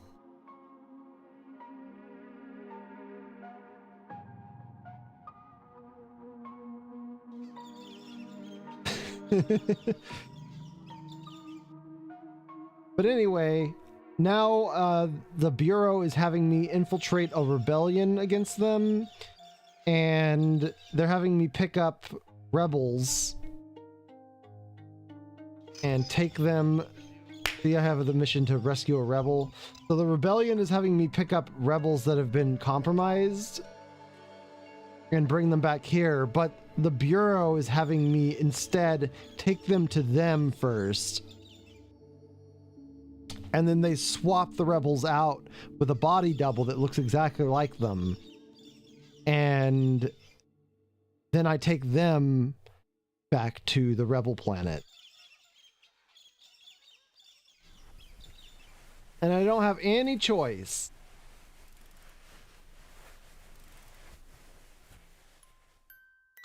Because they're like controlling me through this thing that's on the back of my neck. I can't take it off, apparently.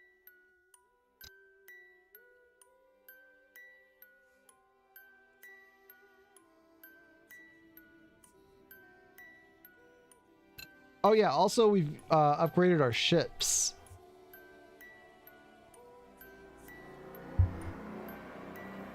The Bureau from the hit game Control? I don't know, I haven't played the hit game Control yet.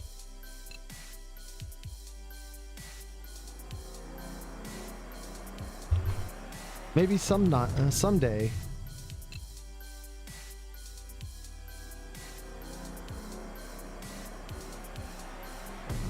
Also, we changed ships. Now we have a new ship. This one's called the Hamster after somebody who came into the chat and started talking with me.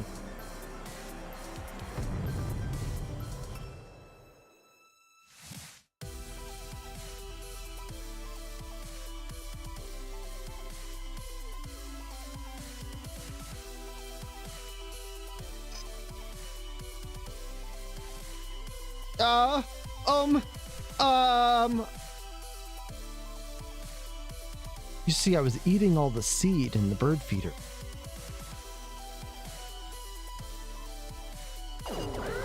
What the fuck?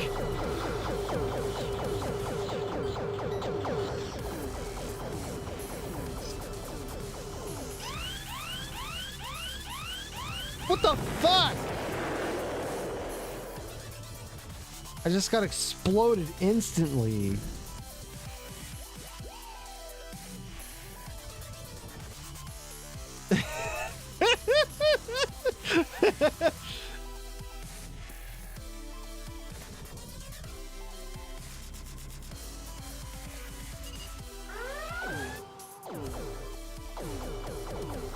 Stop shooting me!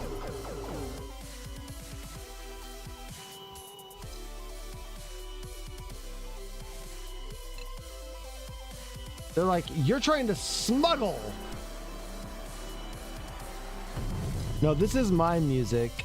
This game doesn't actually have any music. It has one song at the very beginning, and that song is copyrighted, so I can't put it on screen. I can't put it on stream.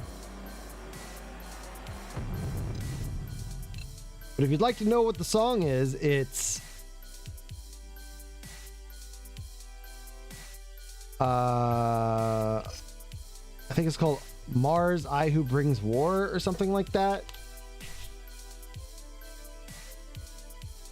Alright, see, your passenger exits straight into the arms of the waiting Bureau investigators. He looks confused for a second before going red and turning on you enraged. He lunges only to be forcefully restrained by the pickup team. "You're gonna pay for this!" the rebel agent yells with impotent fury as you watch on sadly, wishing you could will yourself to help him. One of the men restraining the rebel clubs him over the head with a short baton and he slumps unconscious. "Good thinking," nods the leader, and the man is dragged away. He turns to you.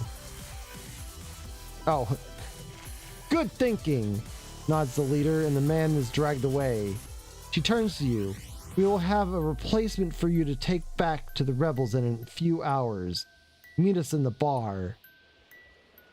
Now if I go to the bar,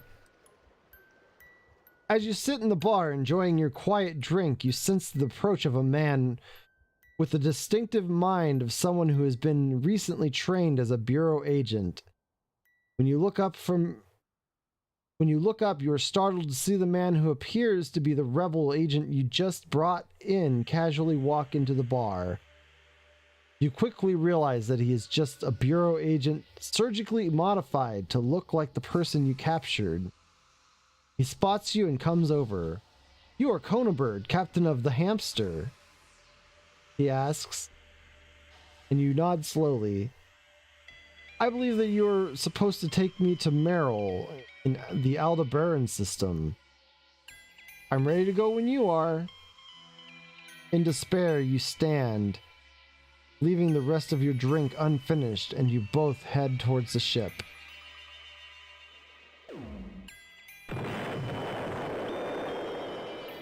Wow, that guy just got exploded.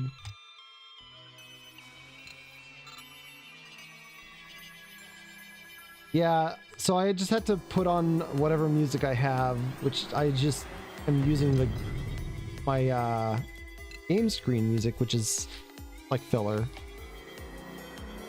Have I considered self-decapitating? I think I'm trying to not die, is the thing.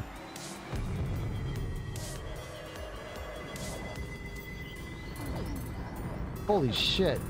Gotta watch out for those. Manticore.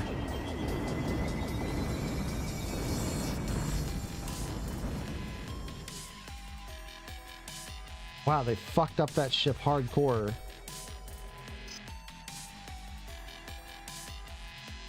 Your passenger thanks you for helping him out as he leaves, but you cannot help but wish that you had never met the man. You wonder what he will end up doing to these brave rebels in the name of the Bureau. You look over to see the muscular figure of Jay walking towards you. "Good work," states cheerfully. "Come to my office. I have credit chip with your name on it." When you get to his office, he goes over and starts rummaging through his desk. "Here it is," he says at last, pulling out a credit chip. "This should keep you eating for a few days. I'll see to it that the general smarts of this universe hear about this," he promises more seriously as he hands you the chip. It never hurts to get in a little good PR. As you leave his office, you cannot help but feel despair at the damage you have already done.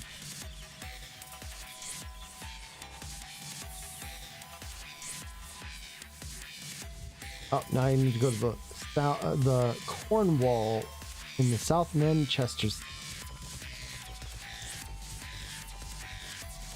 Which is... Oh, boy, that's a pretty far... Okay.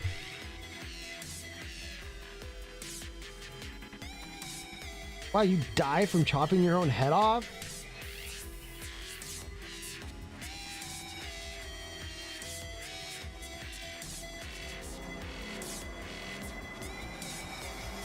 How many times have you chopped your own head off, Kleino, in real life?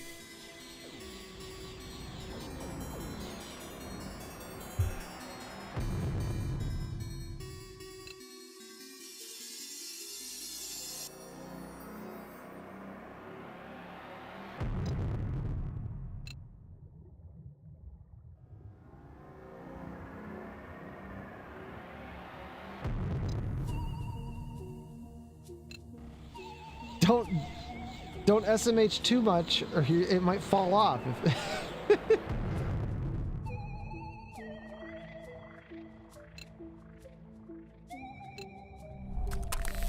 Yeah! 100% freak. Now we're just picking up rebels. It gives the same messages basically every time.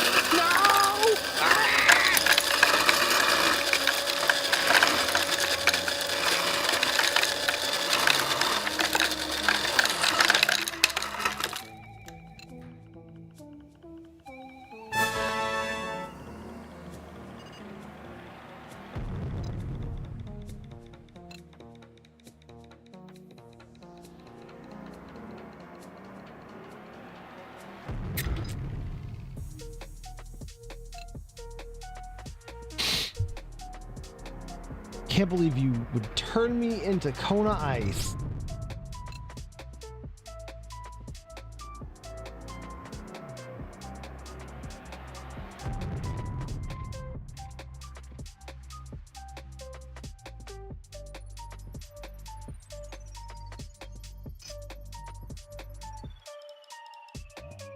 It's actually raining here.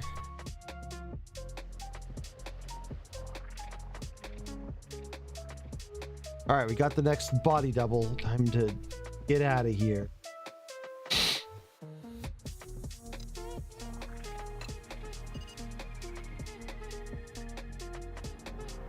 It's not raining in Oklahoma.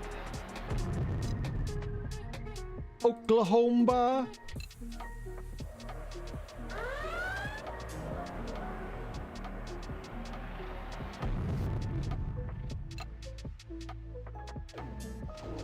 Are you guys having a drought?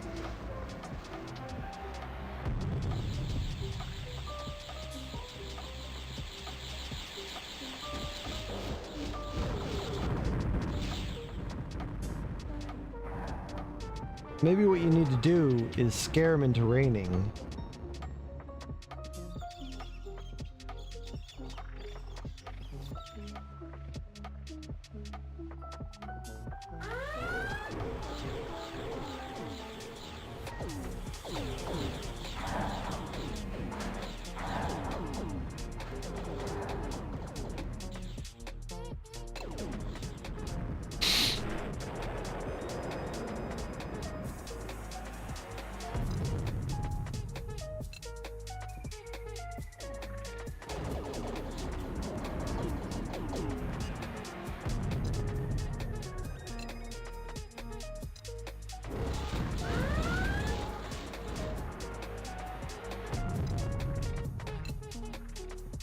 Asshole, try to shoot me.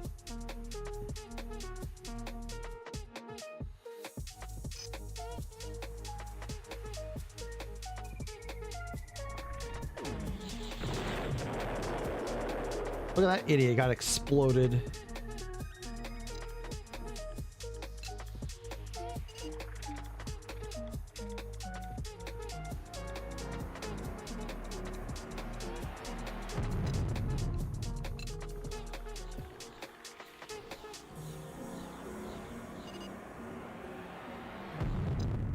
How is work?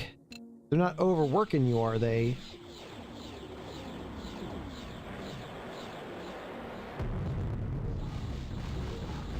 They better not. I'll be really mad.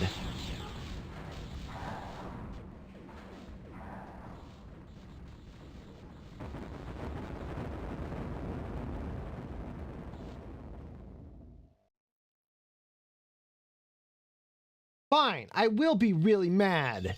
Here I go.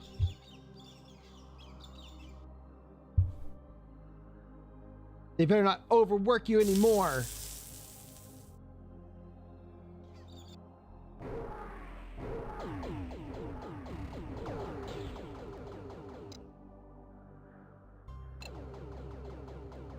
Or I'll be really, really mad. I'll attain anger too. An emotion only felt by horses.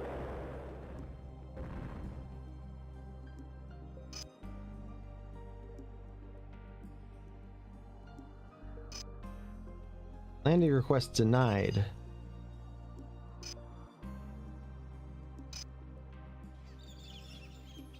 Could I land for 3,000 monies?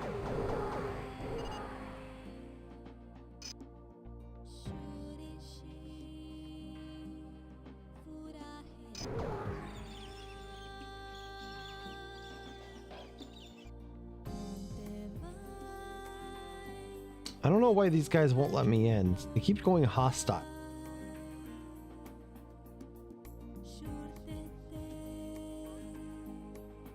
I have played the original Nier game. I played it on stream for a while. There's only one other Nier game, and it's Nier Replicant, basically. I mean, there is the one with the old guy, the diaper on his face, but that is the exact same as Nier Replicant with the boy. It's just you're an old guy. This song is called the Song of the Ancients. It's like the best song ever made. God, why do I have to keep bribing these fuckers?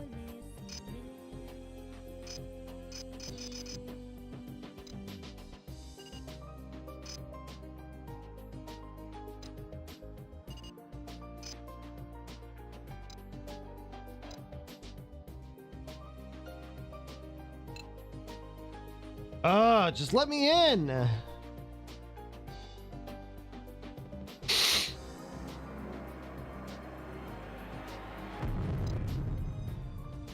The planet I need to go to keeps turning hostile towards me.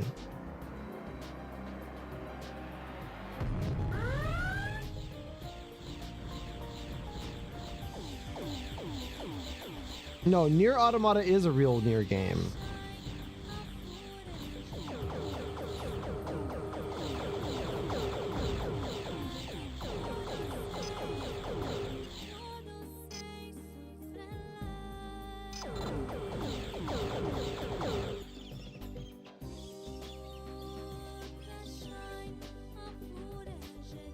Firmia.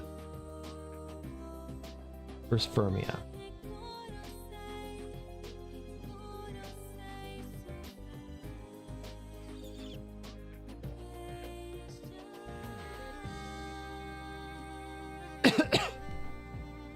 Well, Gestalt is the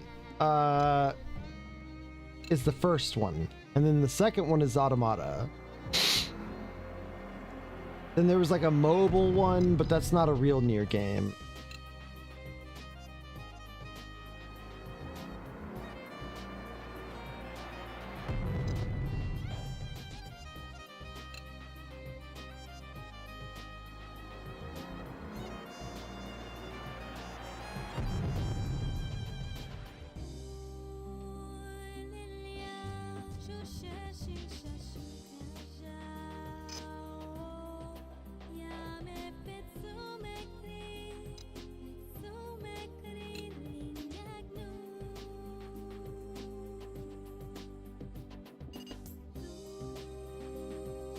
I also want to play Nier Automata. I have no idea what it's about, really.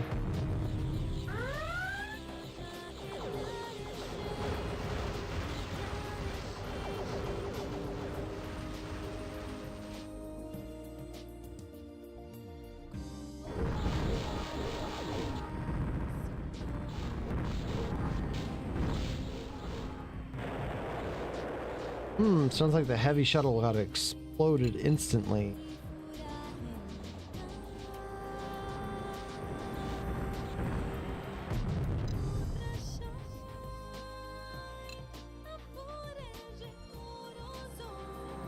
The Nesser Primus system.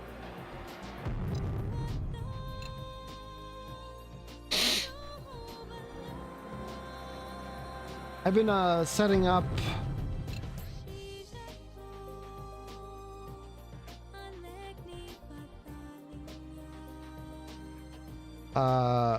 Skyrim roleplay.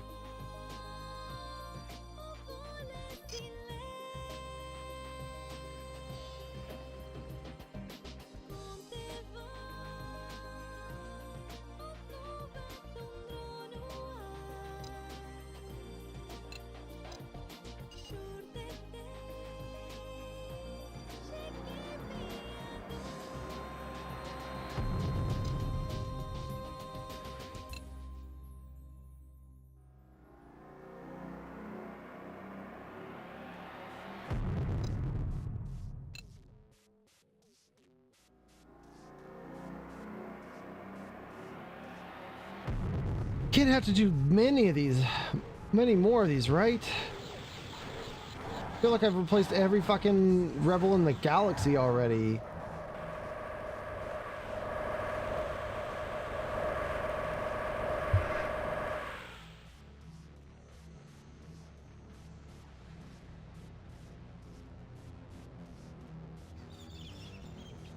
God damn it! Kismet in the Enlightenment system.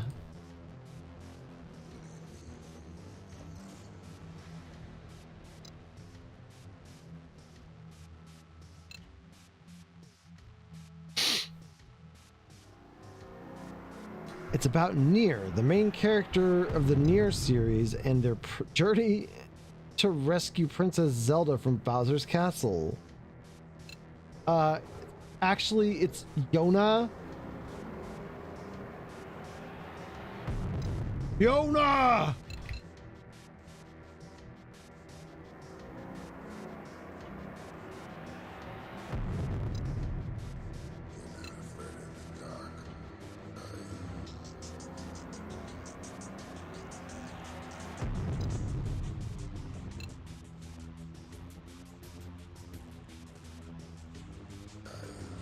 Shrek 5 in theaters tomorrow. Really?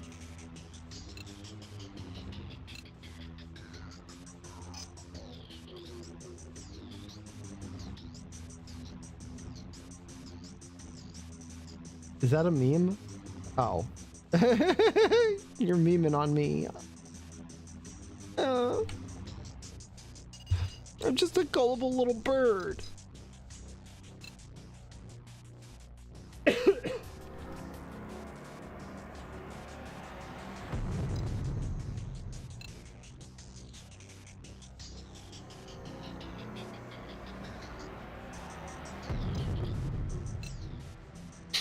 I don't know anything about Shrek 5s.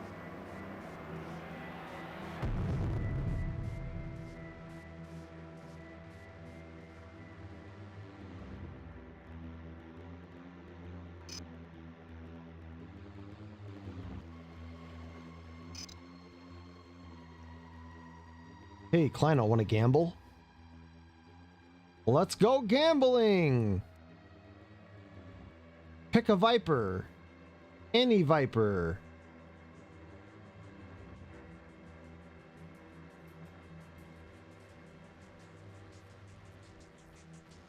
Put it all on red.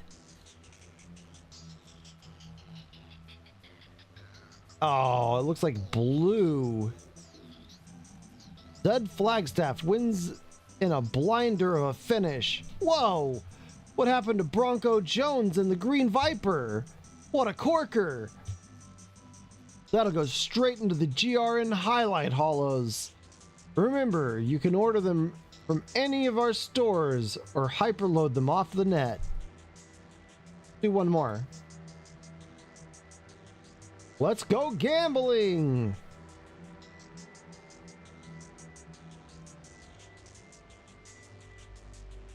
Pick another color or the same color. Put it all on red. Green. Aw, dang it. All right, that's enough gambling.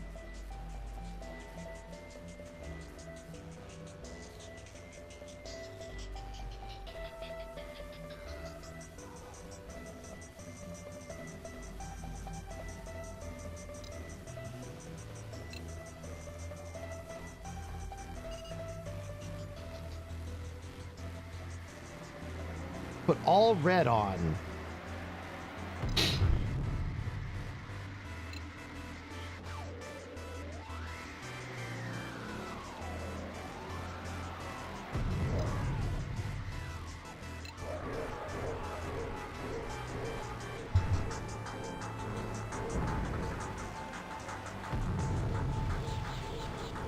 I don't know anything about Shreks. Samantha.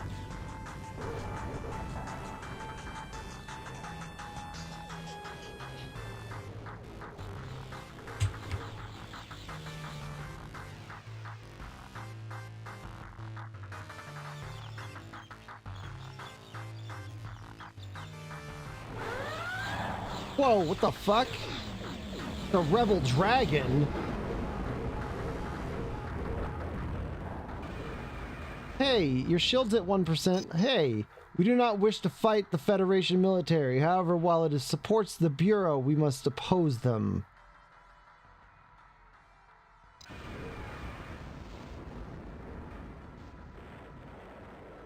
Sounds like he exploded.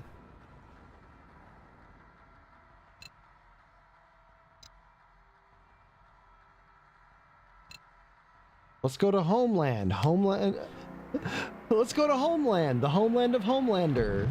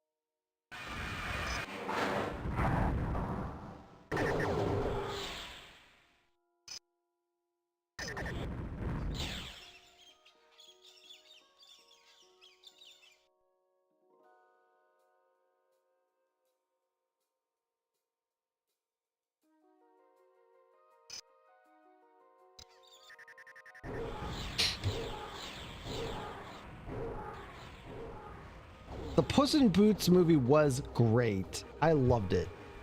We watched that in the Discord.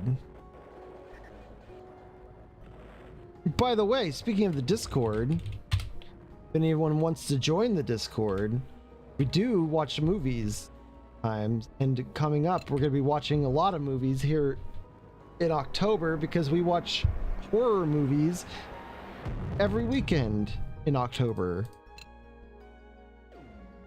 Twice a week. Add Lobo Lick. Give me a second. BTTV.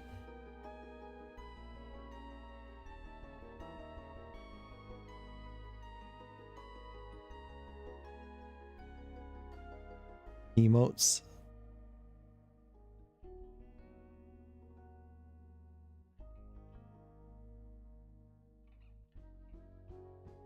How do I add it?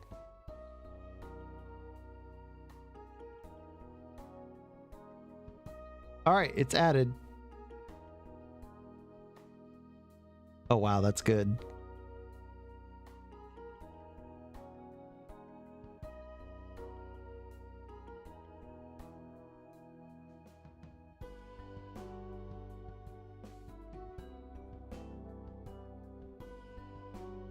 Well, I can actually Alt-Tab out of this game and it doesn't kill the game.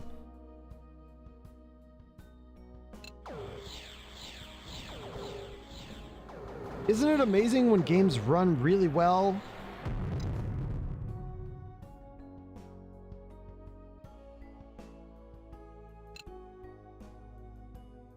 Oh, I would love to watch Hundreds of Beavers in the Discord.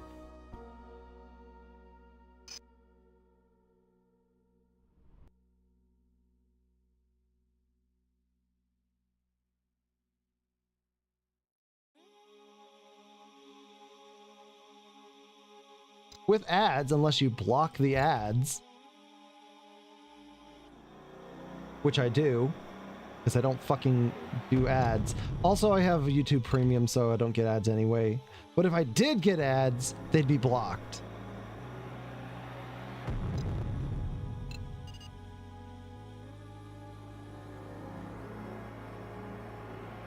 I tried to do that, Kleino, and no one would join me.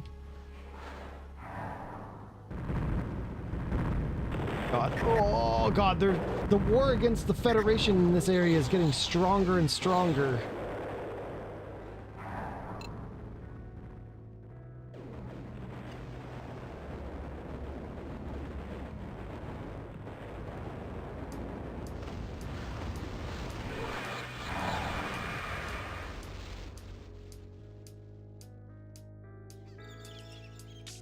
Rescue yet another rebel.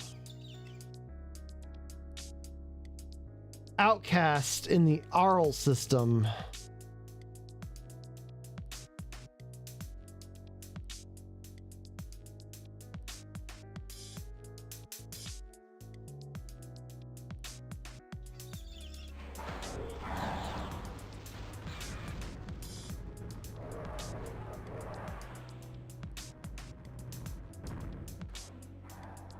I can't force people to do anything, Kleino.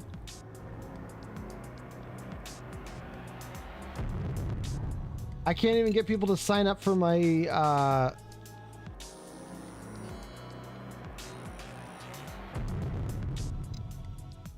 let's see. Did anybody enter?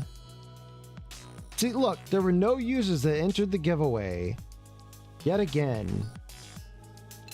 I can't even get people to enter the giveaway.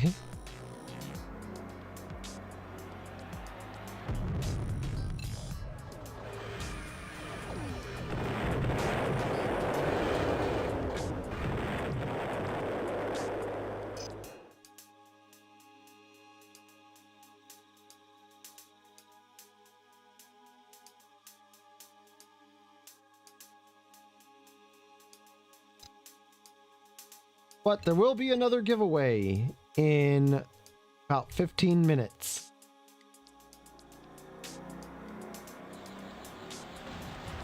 Even if people don't join them, I'm running a giveaway every hour, just like I said I would.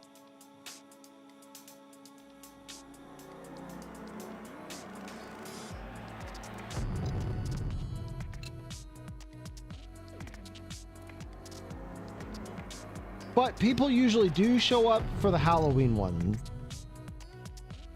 I'm not yelling at Hamster. I'm not yelling at anybody. This is just how I talk. But it is frustrating. I want to get rid of these keys. And I have a lot of good games. The Prodigal Son? No, it's not.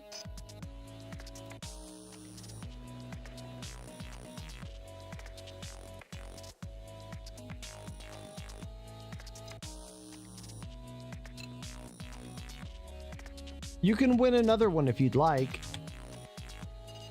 Oral won one earlier. I don't know what he wants though.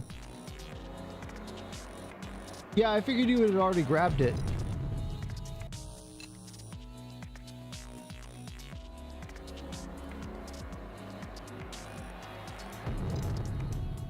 I'm pretty sure the list is hosted on your account, so...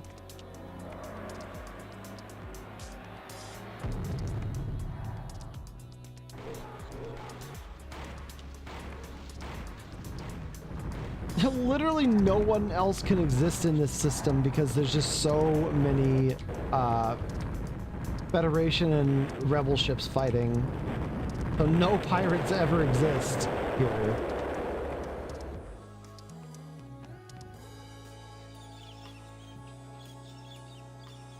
Yet another Rebel. Jim in the Fomalhaut system.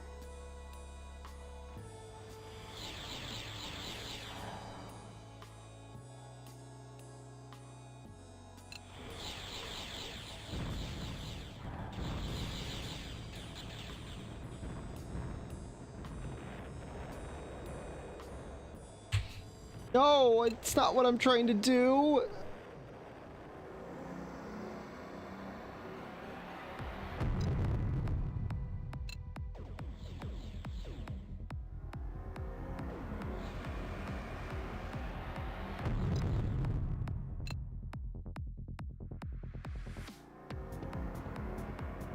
I just like putting on shows for people. So, you know, I want people to join movie nights and stuff. It's fun.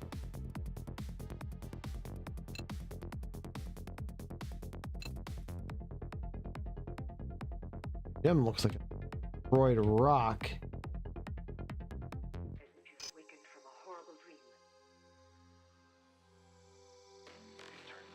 I know, I get excited for Halloween every year. I love our Halloween movie nights.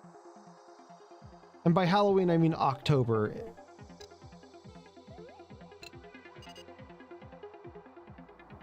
You're gonna go see it again? Don't burn yourself out. I can't wait because this year we're gonna be watching Iron Lung, and we're gonna be watching The Backrooms and Obsession, and they all sound like really good movies.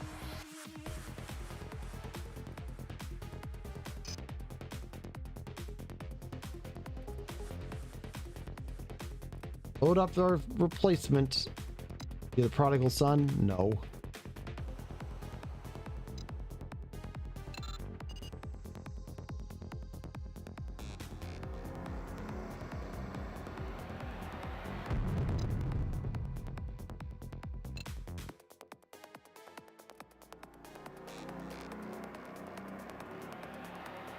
They Will Kill You?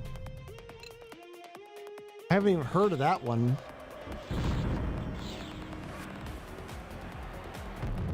We almost watched Weapons last year, but then everyone told me it was a bad movie, so we didn't watch it.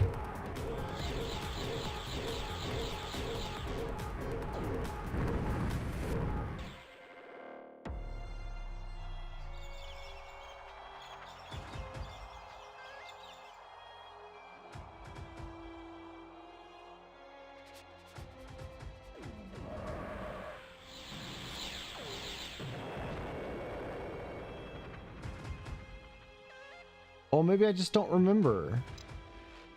No, I have a bad memory. You know I can't eat Twizzlers.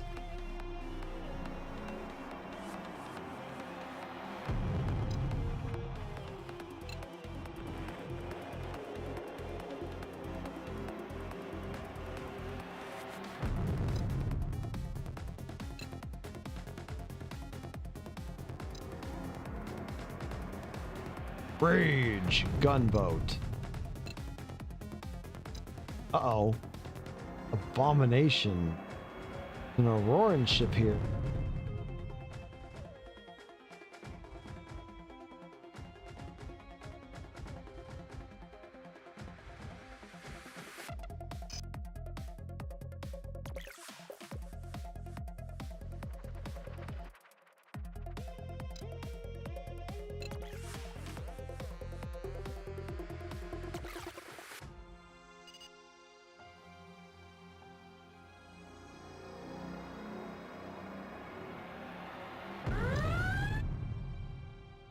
That's not good.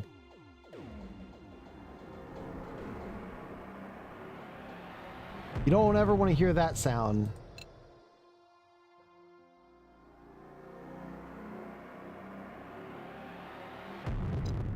Have you ever tried Nave and Endless Sky? I've never tried Endless Sky. After Escape Velocity, the next space sim game I played was Freelancer, and I played Freelancer on a private server.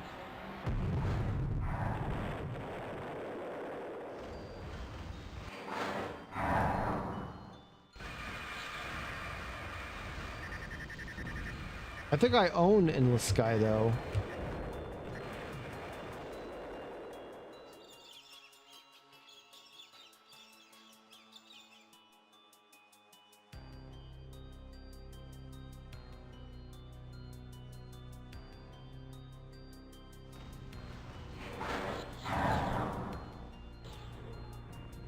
You could totally multitask between two things at once.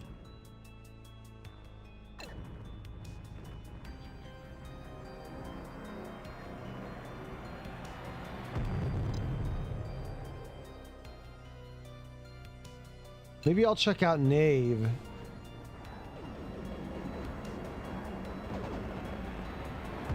The only thing that the only thing is I would like something with aliens in it.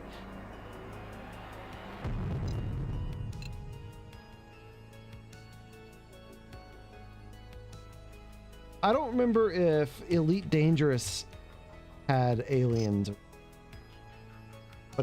holy crap, was it pretty. I also played Elite Dangerous after I played.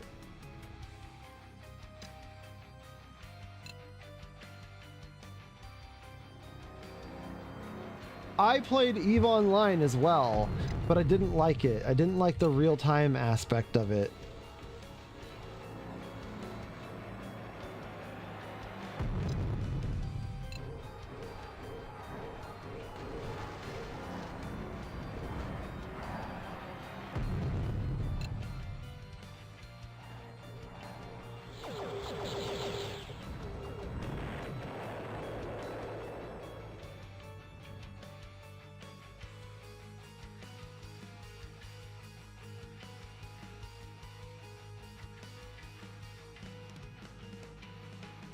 Oh, I was really good at landing. I was so good at landing, I would go into the space station at full speed and then like and then like throttle back directly above the place where I needed to land. Which was also dangerous because if you were going too quickly, sometimes they would shoot your ship down because they had automated turrets at a lot of the stations. I mean, all the stations basically.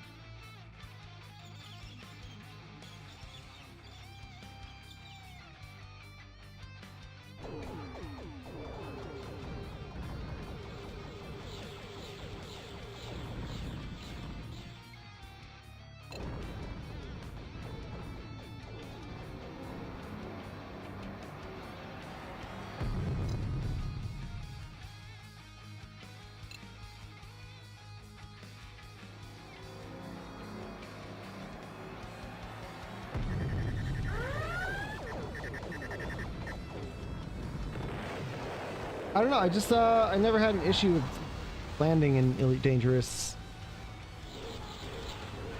I'm very intuitive with controls usually. Ending request denied. What about a bribe? You wish. Yeah, I do wish. Fine, I'll go land over on this planet and then I'll come back.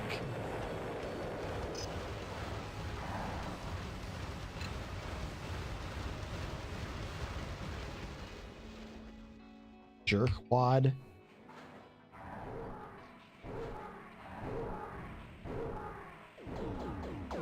Yeah, but you know that later on I got really good at flying.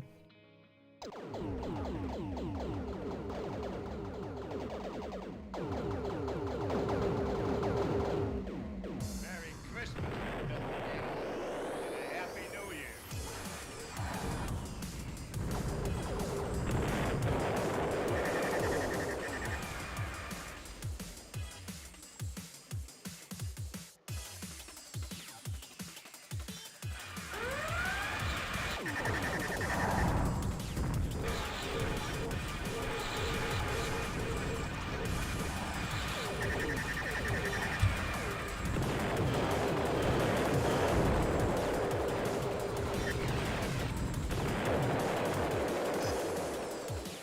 Oh my god, just let me land! Let me bribe you and land!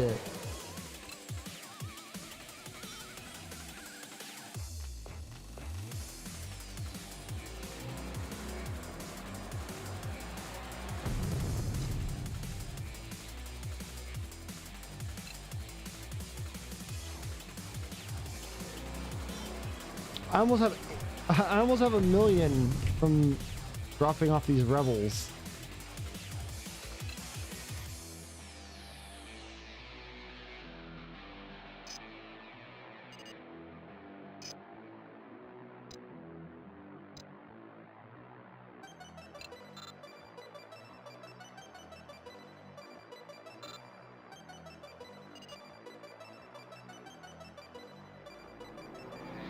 Did I land on the sun? I did not land on the sun. I couldn't do that.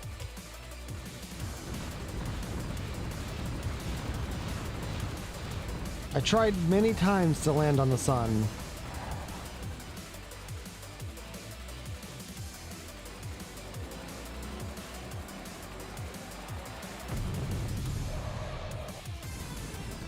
Getting the orbit stuff down was kind of hard. I couldn't do that very well. Especially because you couldn't target it.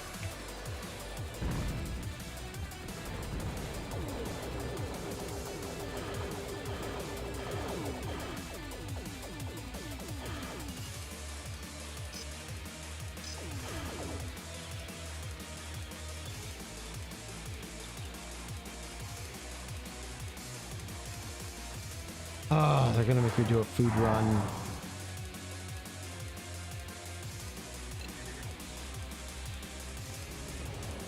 I want chicken.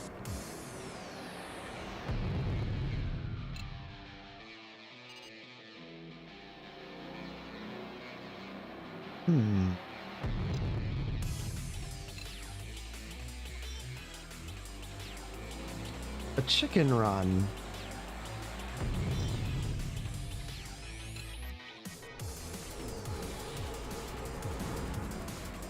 Another good movie we could watch. Last year, for one of the Halloween nights, we watched Wallace and Gromit and The Curse of the Were-Rabbit. I love that movie. It's so funny, and it's got a lot of adult jokes and like, not like adult, but jokes for adults.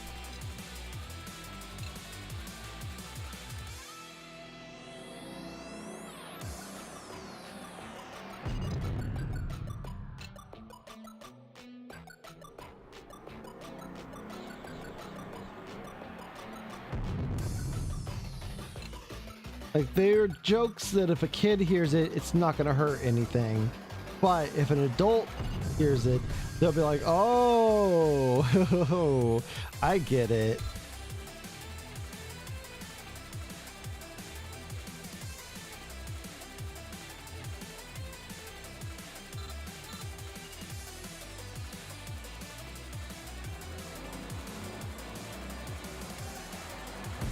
I mean, you got to make it entertaining for the parents as well, right?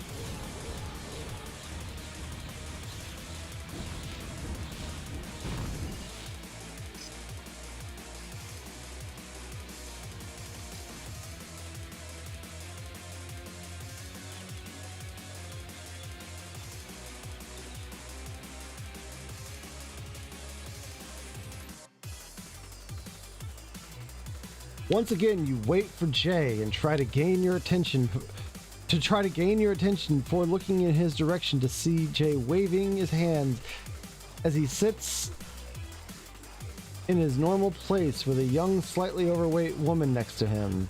You sit down and he grins at you. The guys at HQ want to move you another link up the chain, he says in earnest. It looks like you're on your way. He gives you a wink. Realistically, though, he continues sardonically, your next step isn't any different from your last step. But think of it as another rung past to make it up to the top. Are you in? Or do you need a little more time to sell yourself in? Despair in your heart, you nod your acceptance. We're talking now about insertion missions, he continues quietly, where you take an agent from here and plant them wherever they need to go to start their new lives as informants. Allow me to introduce Fiona.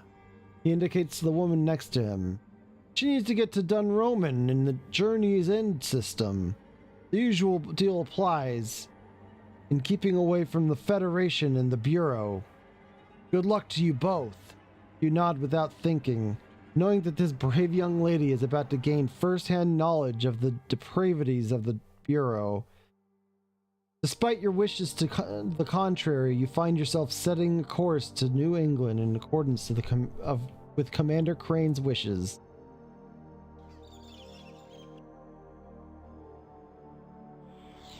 Finally!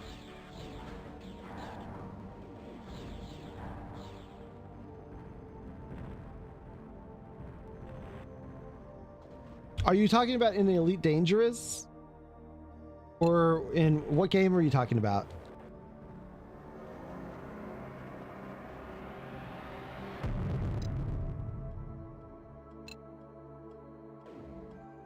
That's weird.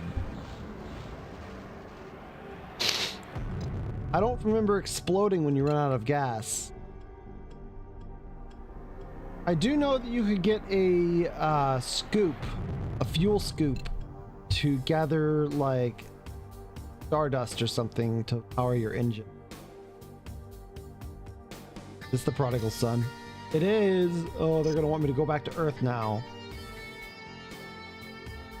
Fiona looks a little confused when she sees the Bureau strong arms as she steps out of your hatch.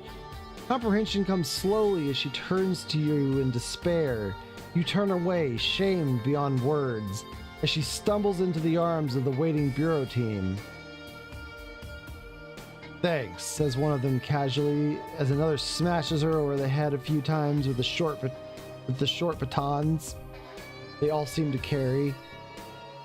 Commander Crane left a message that you're to make contact in the usual place, says the attractive team leader as her team drags away the unconscious rebel.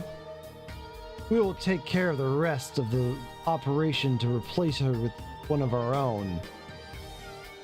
You take a few moments to collect yourself from the horror of your life has become as the team leader slowly walks away. All right, time to go. You were never able to land once. Oh, that's rough. I'm sorry. I had a lot of fun with Elite Dangerous, but it got kind of old. Freelancer, on the other hand, oh my god, I loved Freelancer so much. And I think that you could still play on the fan server. The only problem with that is that they have strict rules about what ships you can use, and you have to like role play, and you have to get approval for certain ships.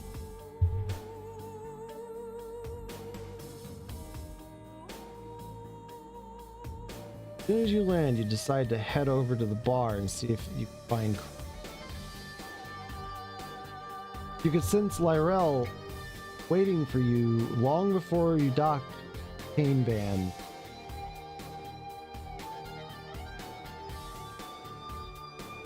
As soon as you exit the ship, you watch him weave his mind power into physical existence and feel him poke you on the shoulder. After taking a moment, think about it, clumsily mimic his actions and poke him back. Good. Now you are a T4. You are a small step closer to feeling your way out of bondage. But right now, we have something important to discuss. Flareon has been ordered to tell you the rules, so I am telling you to go and see him on Wolf 359. That's literally where I just came from. You move to the sidewalk bench where Lyrell is sitting and sit down next to him before responding that you have received no such orders. Suddenly you feel an enormous pressure in your mind that freezes you into your seat. You may be powerful one day, but I have my orders and you will obey them because you have no choice. Now go. As you walk away, shaken, you realize that Lyrell was only responding according to his orders, and that if he wanted to hurt you, there would have been precious little you could have done about it. He just wants you to do what has to be done to preserve the status quo for the time being. You sense that he has hopes that you might somehow help him and his people to overcome the bonds of slavery, but that for the moment, survival is the key. Still, feeling the awesome power of the full force of his mind is an experience you would not be willing to endure again. You vow to one day free yourself from the bonds that hold you and the Velos in thrall to your Bureau's master.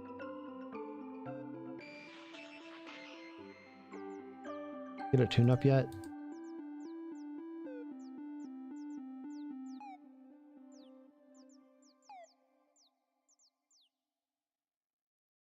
The last game song, let me go look. It always says what the songs are down in the bottom left. That was Majora's Mask.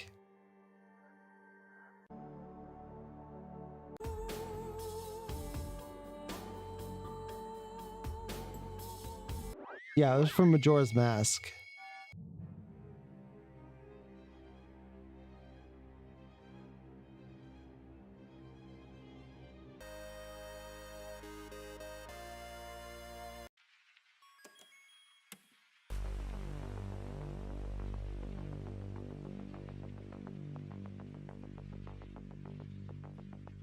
Oh, okay.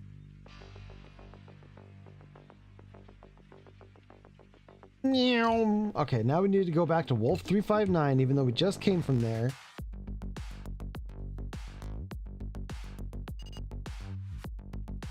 And guess what? It's time for another drawing.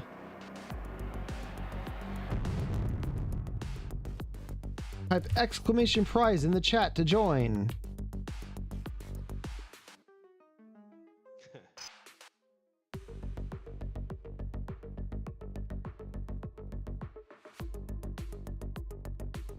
You find Florian waiting for you alongside an officious-looking bureau agent. Come, he wishes to talk more privately. You follow Florian and he leads you and the bureau agent into a private room. Kona Bird, begins the agent formally. These are the standing orders given to all telepaths under our control, and you will obey them all without fail. Understand? You nod, and the agent nods at Florian. First rule, Florian verbalizes impassively, is that you must obey orders only from Bureau personnel. And those orders must be weighed accordingly to the rank of the person giving the order. I.e., if you get two conflicting sets of orders, you will follow the orders of the person with the highest rank in the Bureau. The second rule, he continues quietly, is that you must report any person or persons harboring ill intent towards the Bureau of Internal Investigation immediately to the nearest Bureau agent. The third rule, explains Florian soberly, is that you must resist all attempts to free you. You must resist all attempts to free you from your bondage with all your strength and to the best of your ability. And the last rule, he concludes gravely, is that you must report all unenslaved telepaths to the nearest Bureau agent as soon as possible. That is why you were enslaved. But you can thank Lyrel that he said you could be captured, otherwise they would have destroyed you without thought. But you might be able to grow out of your bondage, unlike us Velos. We need to attain a higher level than you to gain our freedom. With a nod of your head, you indicate that you have understood all the standing orders that you must follow, and to let Florian know that you have accepted what he has told you. Good, states the Bureau agent brusquely. Make sure you keep an eye out in both bars and Mission BBS is around the place. Now return to your business. He walks out the door, and you and Florian stare at each other for a long moment before Florian drops his eyes in sorrow and follows him out.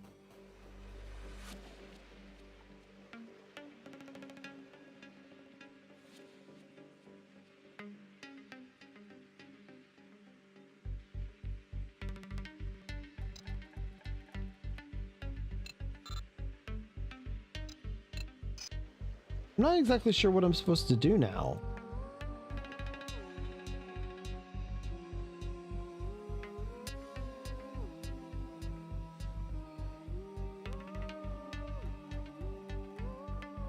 Nice! Someone joined it. It's basically a You're basically guaranteed to get a game because I don't think anyone else is going to join. I have a list of games too, if you want to look it over.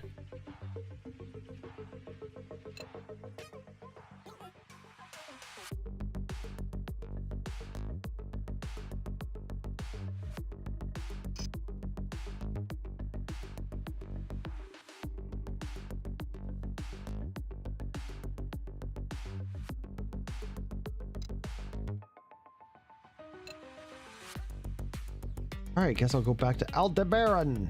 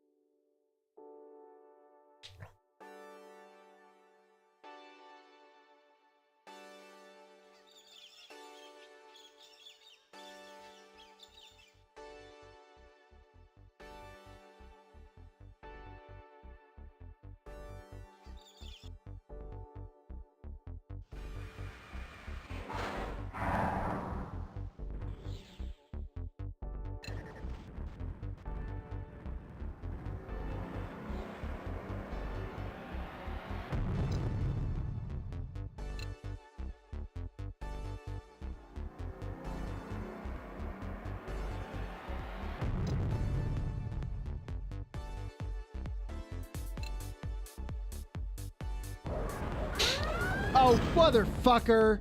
Really?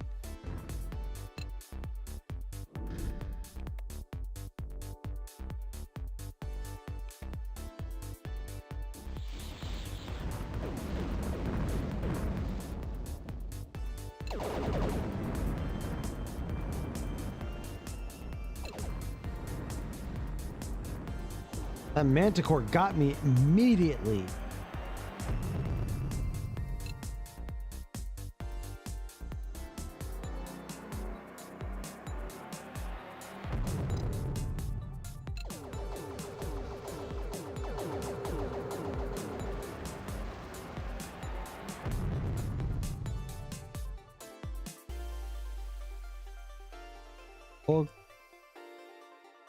Oh, they can't hear me yet.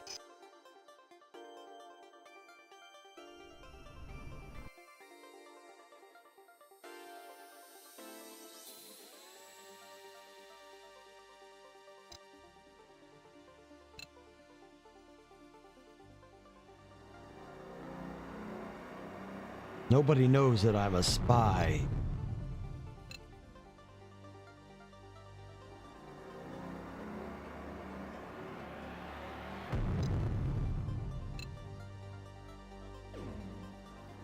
Oh, shit! Well, now you've got to die, Kleino. Ah!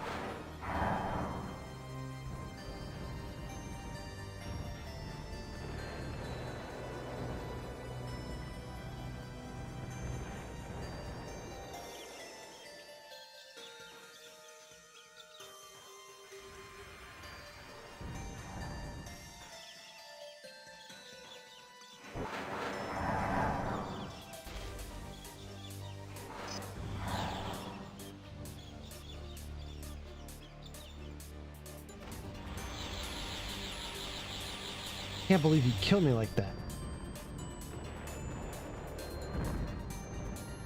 All I did was be a spy. Gentlemen.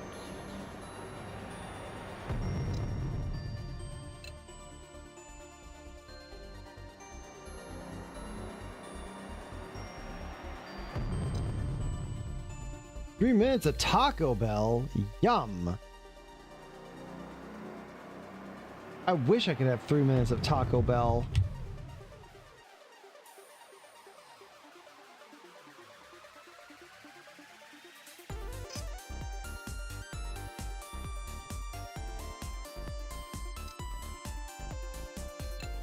I actually had Taco Bell last night. Only rarely do I get Taco Bell. My blood pressure, not good for my blood pressure.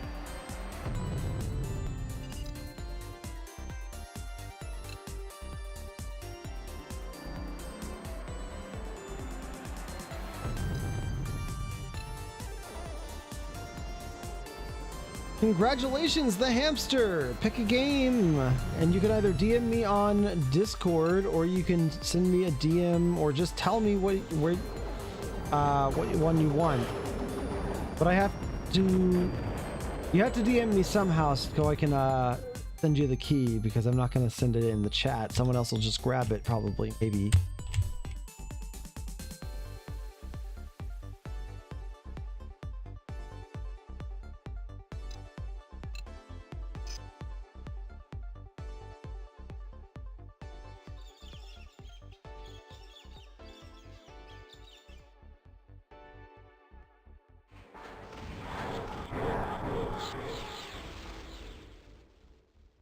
The long run.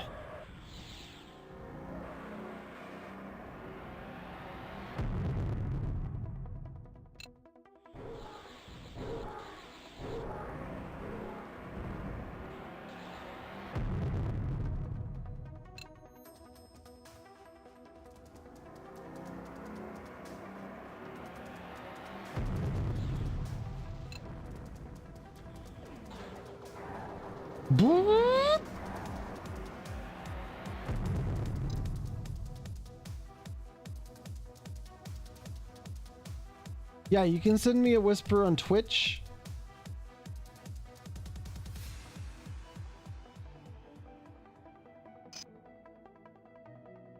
Just don't forget about it.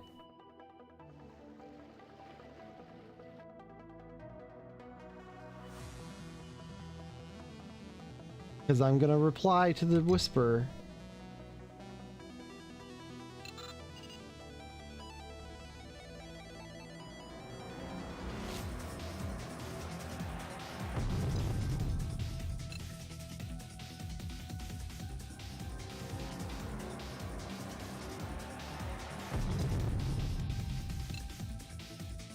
Actually, I really like the Valkyrie. I can jump so many times.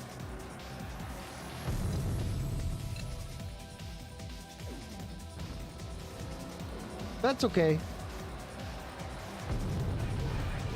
You can also just tell me later if you want to. All up to you. I'm not about forcing anyone to do anything.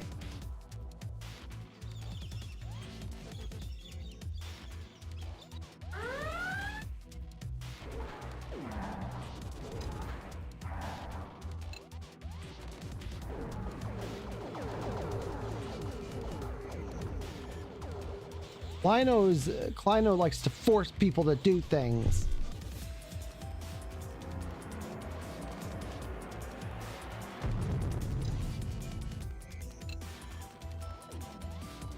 I have formed a symbiotic relationship with the hamster.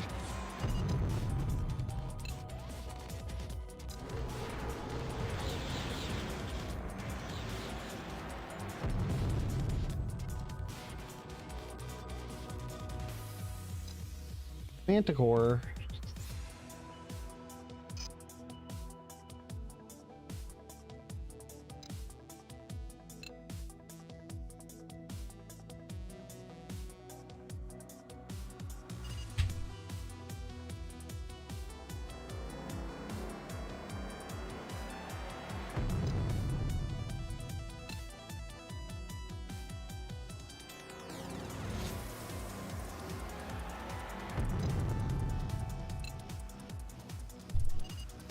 My birds! They like a fruit flavor when they're Thank you for the hydrating. hydrate. Look! We Birds! land on this planet before I get exploded, then I'll take the hydrate.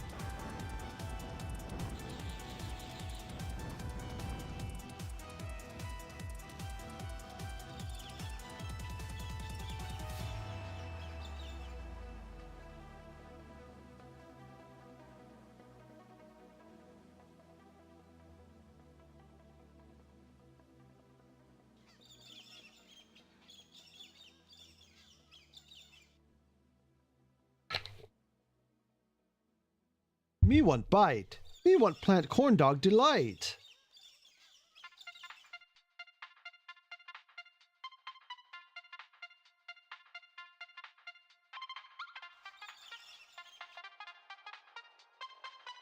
How you doing, Tavish?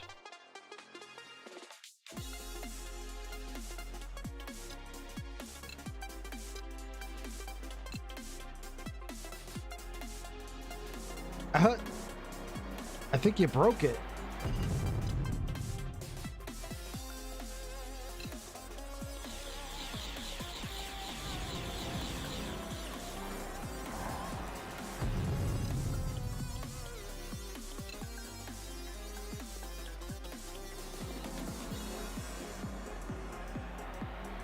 Oog like cigarette. Oog like calming, refreshing flavor.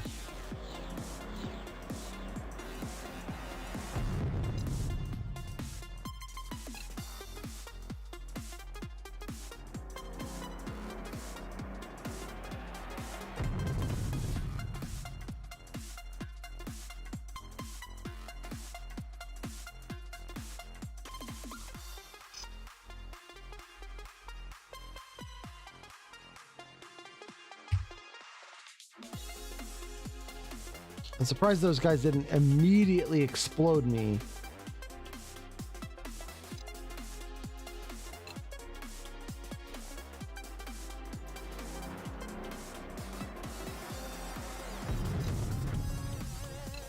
Even the Federation doesn't know that I work for the Bureau, so they will explode me if I have a rebel agent on on board my ship.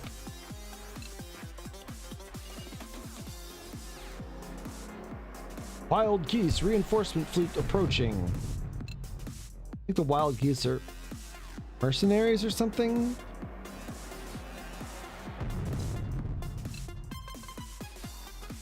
The Bureau does know I work for the.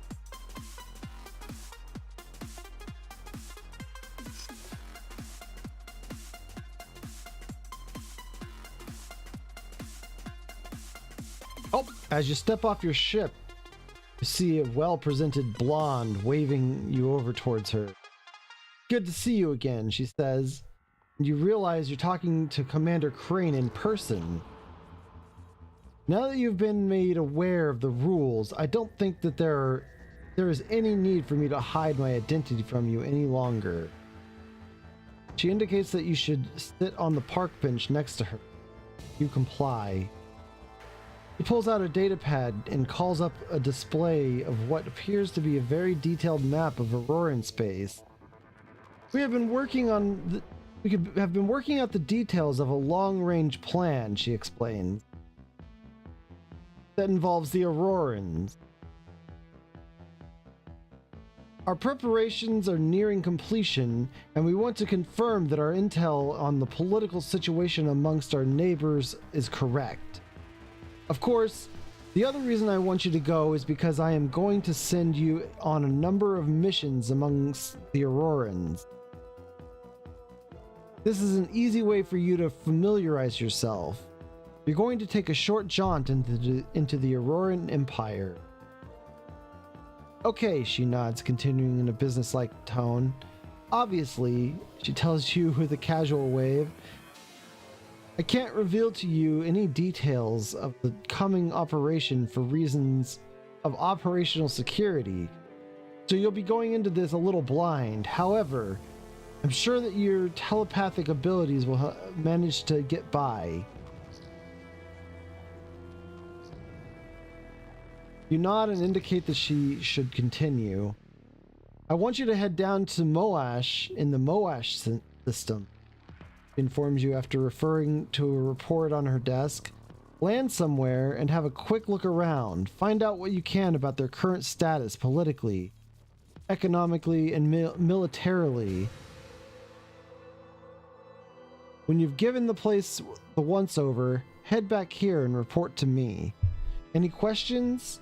No? Good. I look forward to hearing your report soon. Alright, we have our next actual mission. Where the fuck is that? Moash. Oh boy. Go. Soul?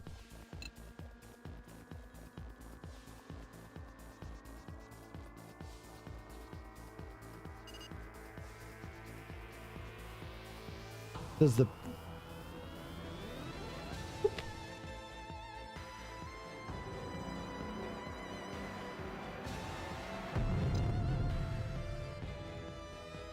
so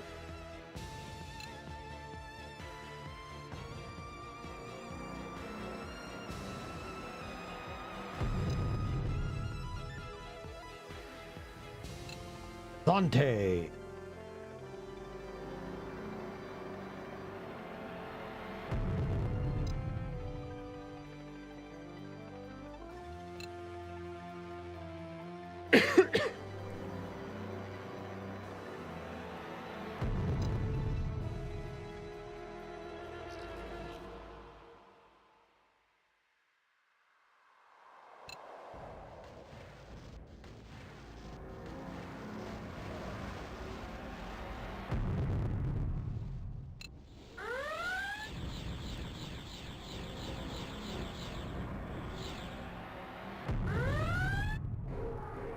This is bad.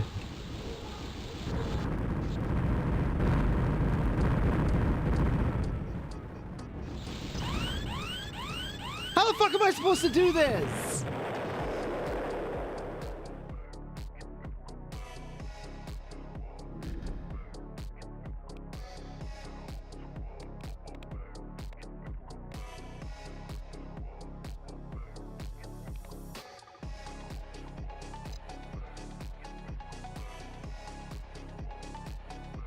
Just slime them out. I don't have any weapons. Need a strat? Is it slide on in and then quickly land? Because that's what I was going to do before I got exploded.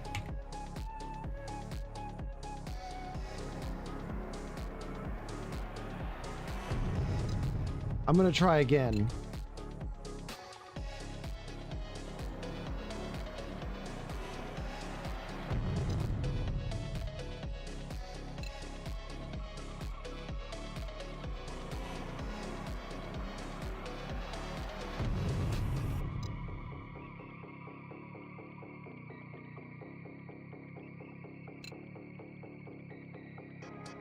Lure them to the edge of the map, then you'll get stuck on the.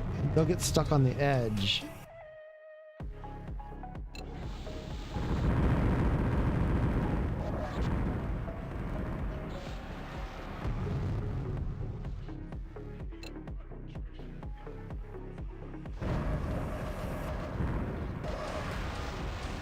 I'm just gonna try to slide on in. Watch me swoosh right in.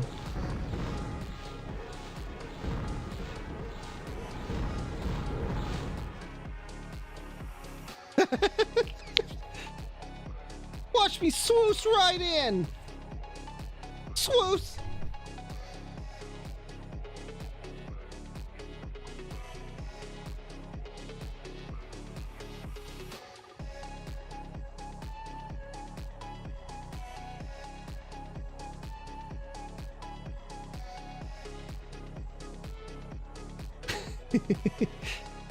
This planet is a little different from the average Auroran planet you hear about in the Federation. Yes, it is polluted, and yes, there are an enormous number of poor people being oppressed by the warrior class.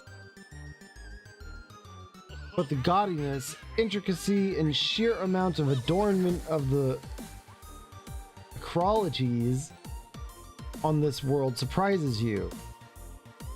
You guessed that the Moash house who seem to be running this place, are fairly well off financially. You also notice that there are an enormous number of infamous Auroran warriors wearing their colorfully savage tattoos, wandering about, many of them giving you menacing looks. In the few hours you spend wandering the archaeology, you estimate that you have seen several thousand warriors doing little or nothing. This Moash house must have a fair-sized military if it can afford to have so many warriors just sitting around. After several hours of exploring the archaeology, you decide that it is time to start your journey back to New England, or back to Crane. Can I buy anything here?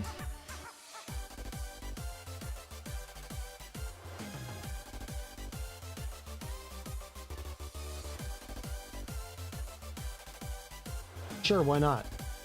What's the button for afterburners? Oh, fuck!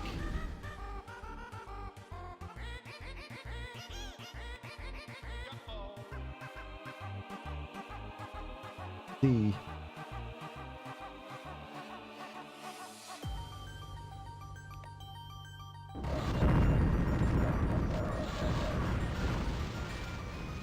see you, sucker! That's why I bought the afterburners.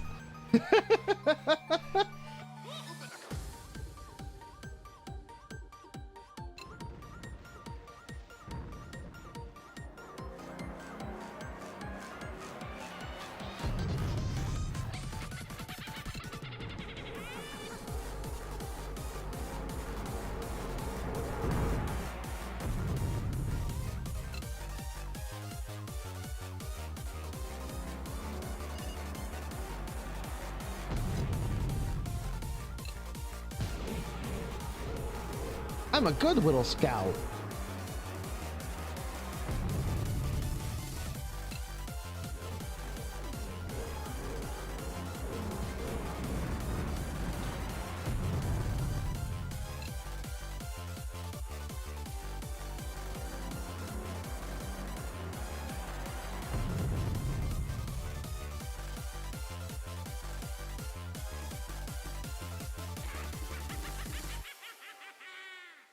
Oh yeah, the afterburners make you go a little bit faster. Ba, ba, ba, ba, ba, ba, ba, ba, ba, ba, ba, ba, ba.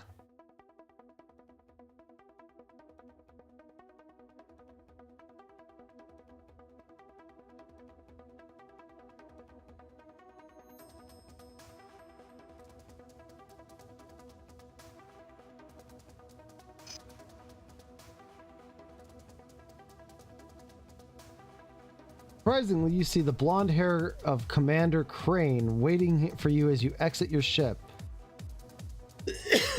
Things went well? She asks by way of greeting, and you nod, saying that it would probably be best if you and her could talk in private.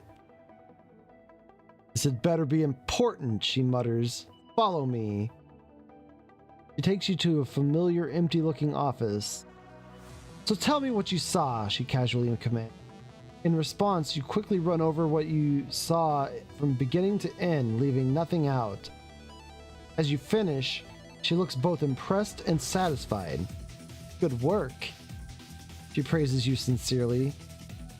You are more observant than I gave you credit for. We'll have to make a couple minor adjustments to our intel picture, but we should be able to keep our timetable. I have to pass your intel to the proper people, she tells you. But I don't want you wandering too far. Once I've gotten confirmation on a few things, I will need your services again. Keep an eye out in the bar. I just go straight to the bar.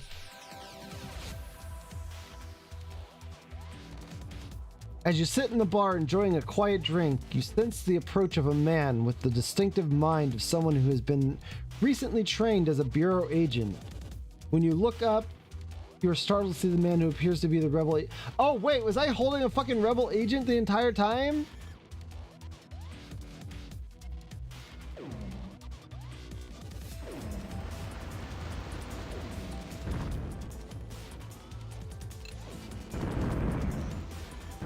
I had a rebel agent on my ship that whole time, and I didn't even remember.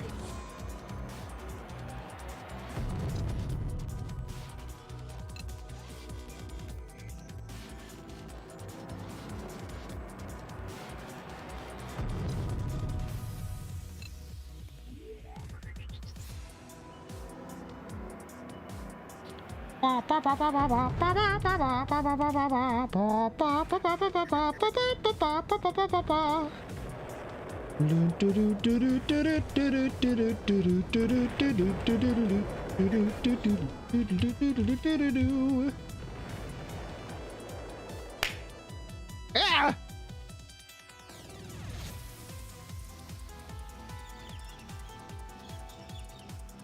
There are no missions available, but I got 1 million! I just cracked 1 million!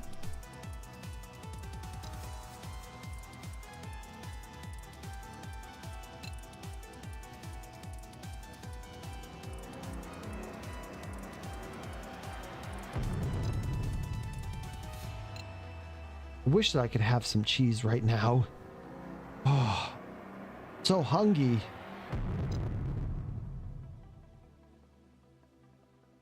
He's so hungry.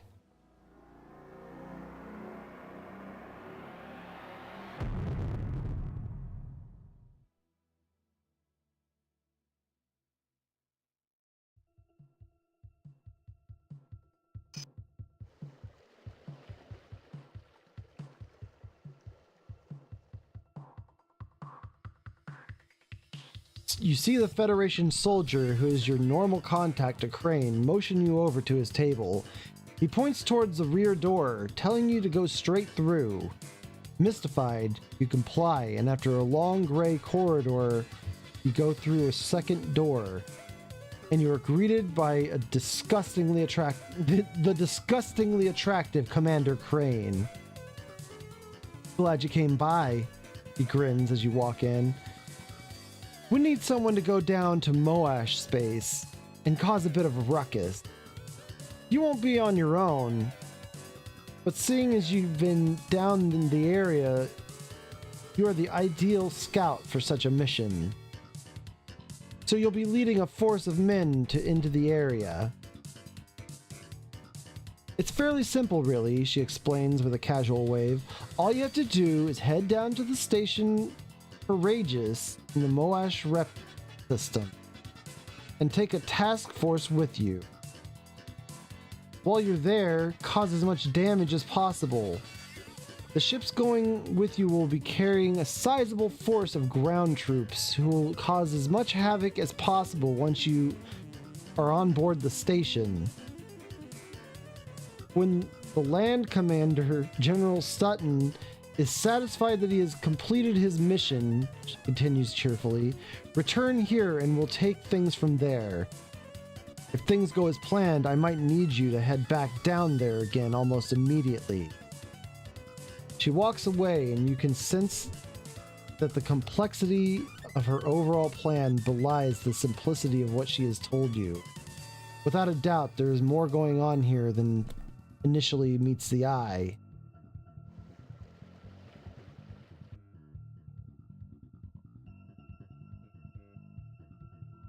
All right, you have to go back down there.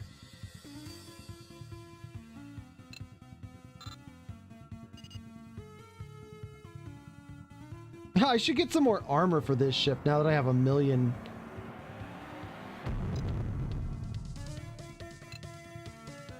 Oh boy. Yeah, I do have a lot of guys with me.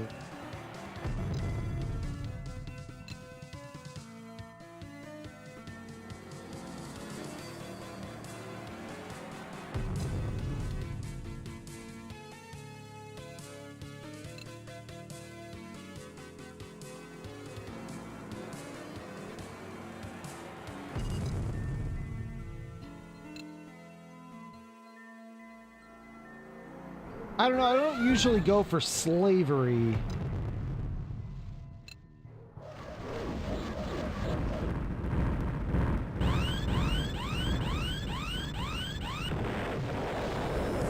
Try that again. God, I immediately got squashed like a little bug.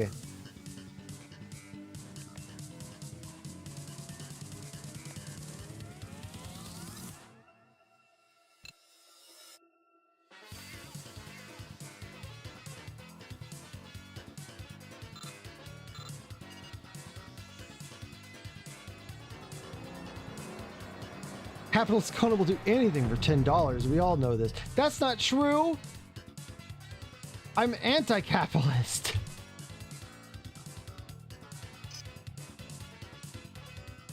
As soon as you land, you can sense Lyrell waiting for you, and you quickly go through your post-flight routine before disembarking from your ship and making your way over to meet him.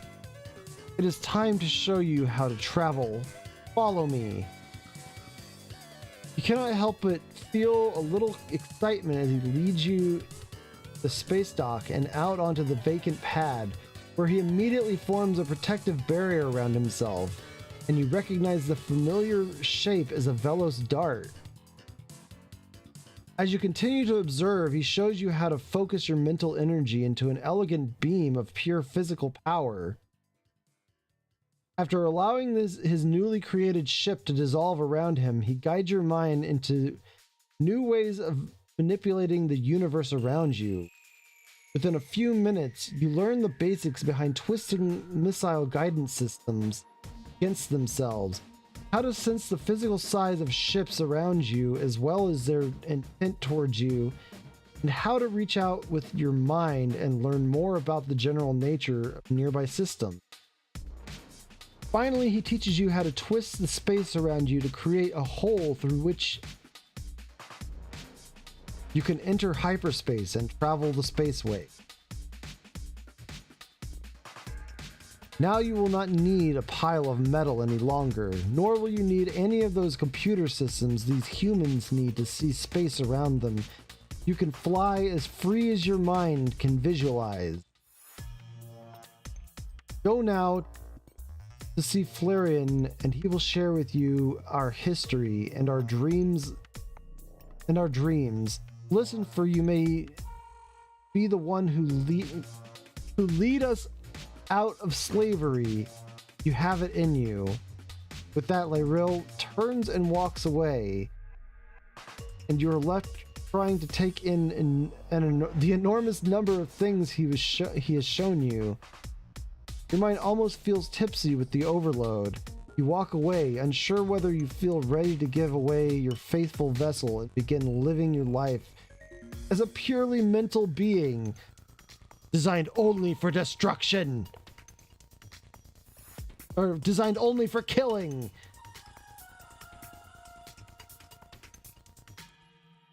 A mental organism designed only for killing.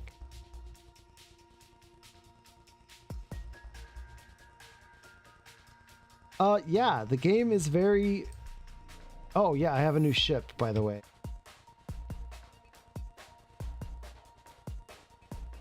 And my thing has weapons, I think.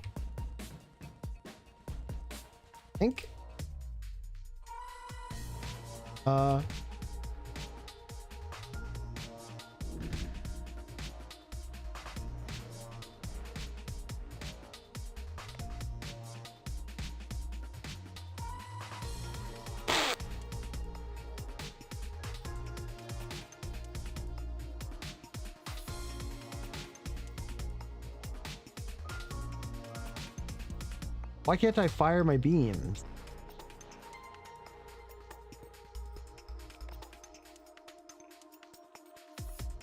Why can't I fire the missiles?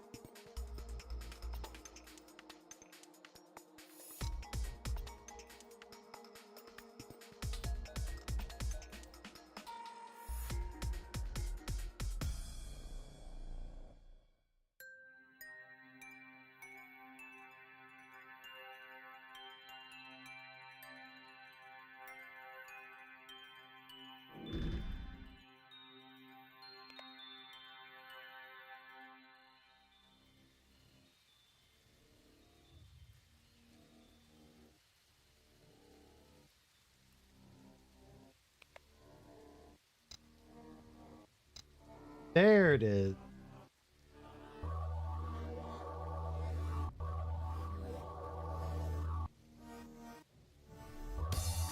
does take a little bit of my jump power.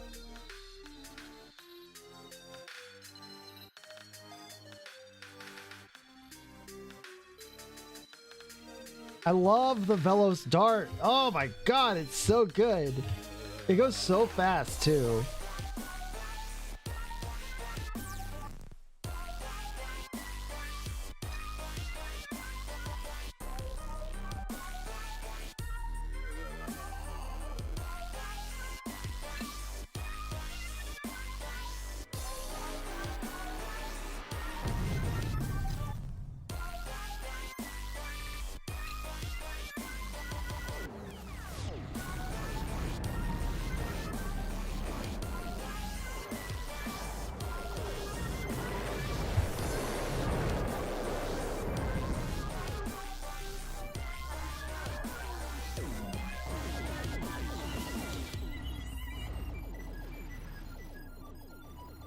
These ships trying to keep up with me. It's so funny. They don't know what to do.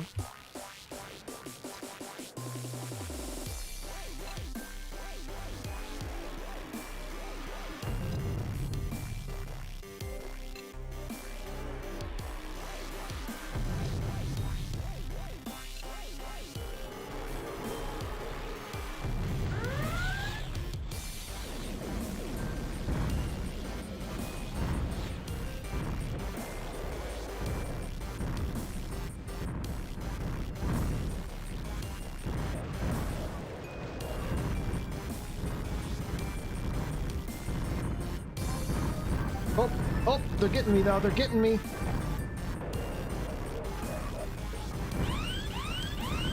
Damn, this is hard.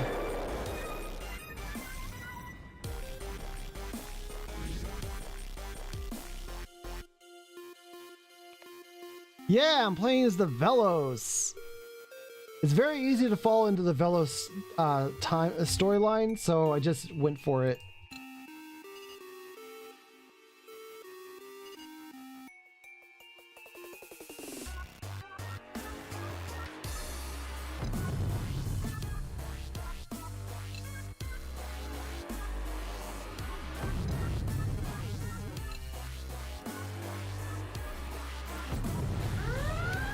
All right, boys, do your thing.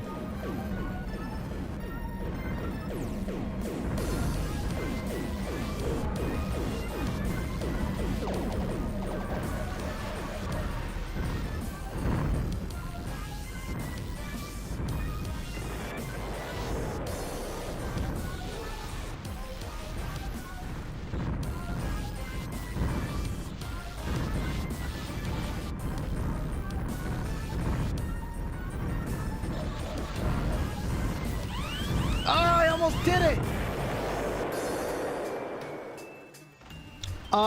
Actually, hang on. I'll give you a link.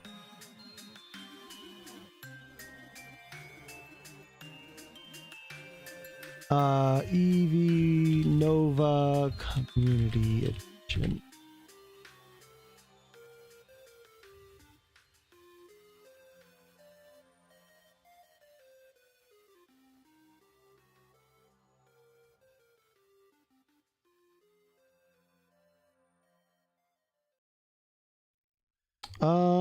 I don't know if it'll run on Linux though, but it runs on Windows. So if you can get it to run on Linux using the Windows version, you can use this.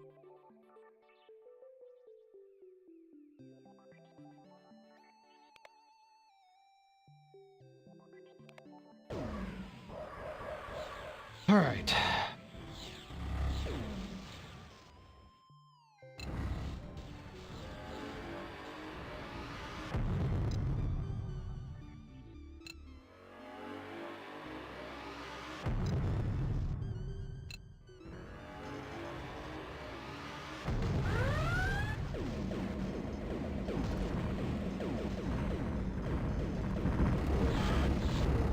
Holy fuck!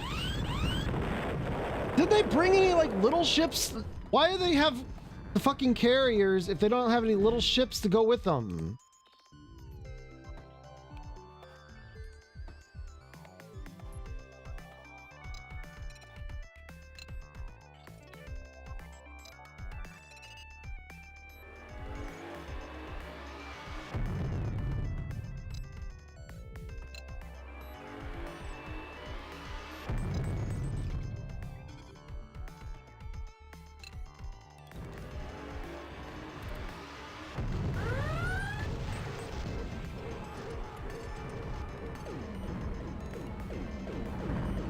Stop running away, you guys! Oh my god.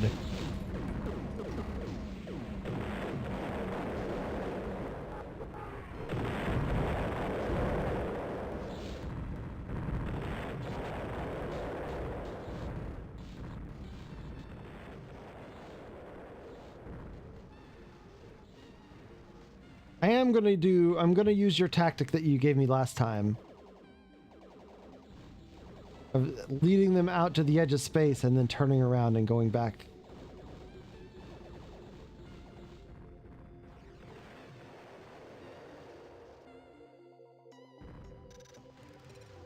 Well, look at the little red dots coming after me!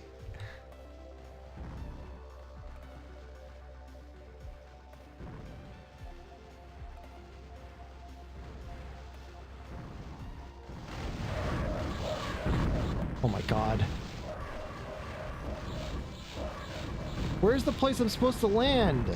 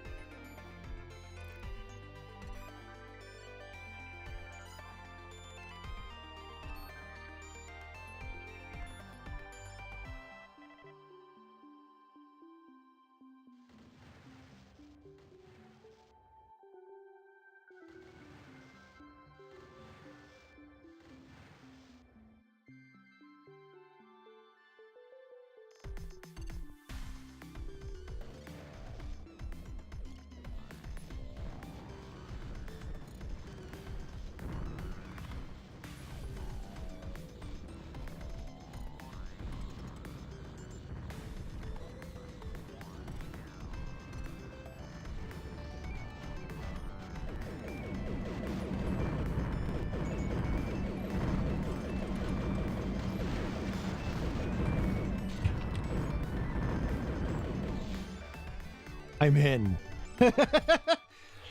Without leaving your ship, you can sense the enormous amount of damage being done by the Federation soldiers all over the station.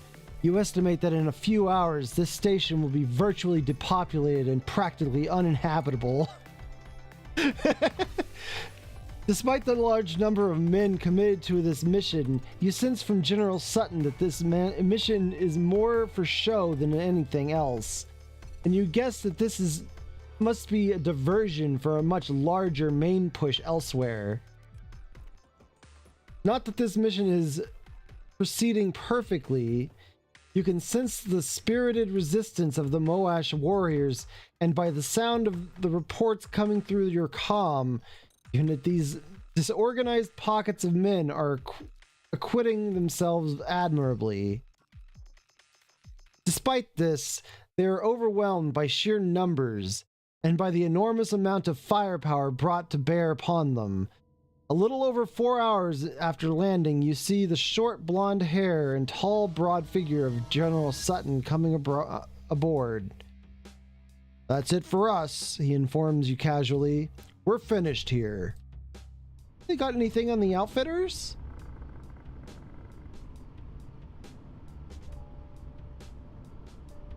I can't buy anything, I forgot. Let's check out the bar. Let's have a little gamble while we're at it.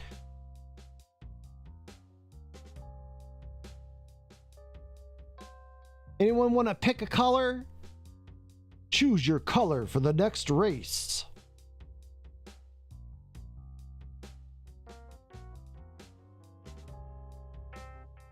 That's what you used last time. Found it like a few months ago. Moved to Endeavor OS though, and I don't exactly remember all the steps. Yeah, I've been wanting to move to Linux, but I just don't know how. Okay, green or red? Green is the winner! Congratulations! Uppy wants uppies. Thank you for the follow.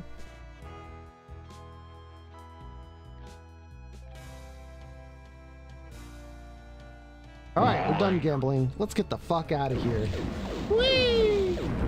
Yeah, block all the bullets for me, guys. Thank you.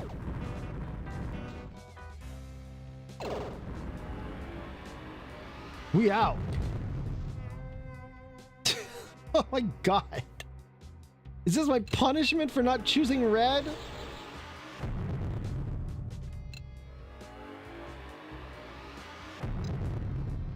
The dart is so fucking fast. It accelerates to light speed immediately.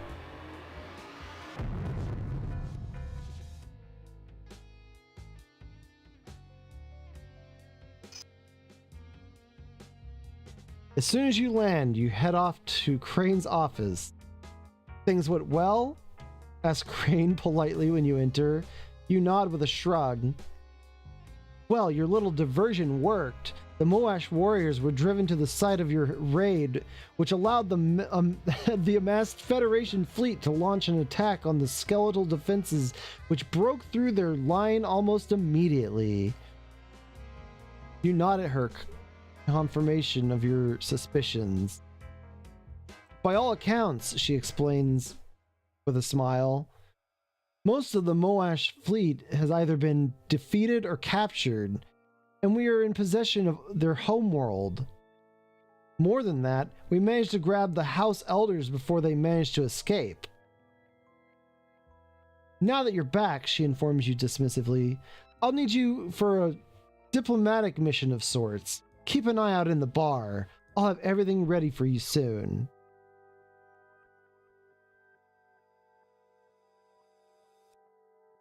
Red always wins. Ignore the 3 times that it lost.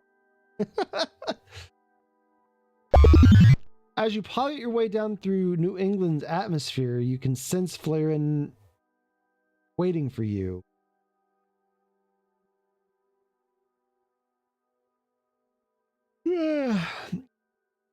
Time for a game giveaway. Type exclamation prize in the chat if you want to join the game giveaway. And also, here is the list of games that you can win. Lino, you can join. You can literally join. Everyone is allowed to join once per stream.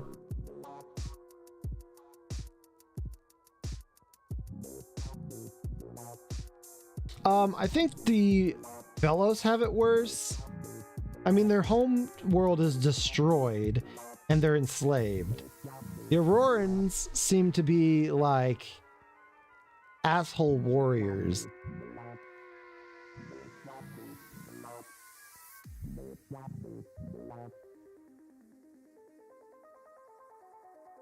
Wait, what is that link that I posted? I right-clicked on... It links to a pop-out chat. What the fuck? God damn it. God damn it, Twitch. Here's the real link. This is the real link.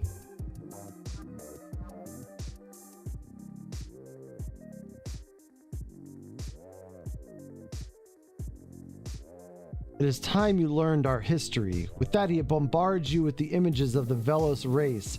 From its humble beginnings, when all the telepaths left Earth nearly 3,000 years ago, when something known as the Spanish Inquisition threatened to destroy them all. No one expects the Spanish Inquisition!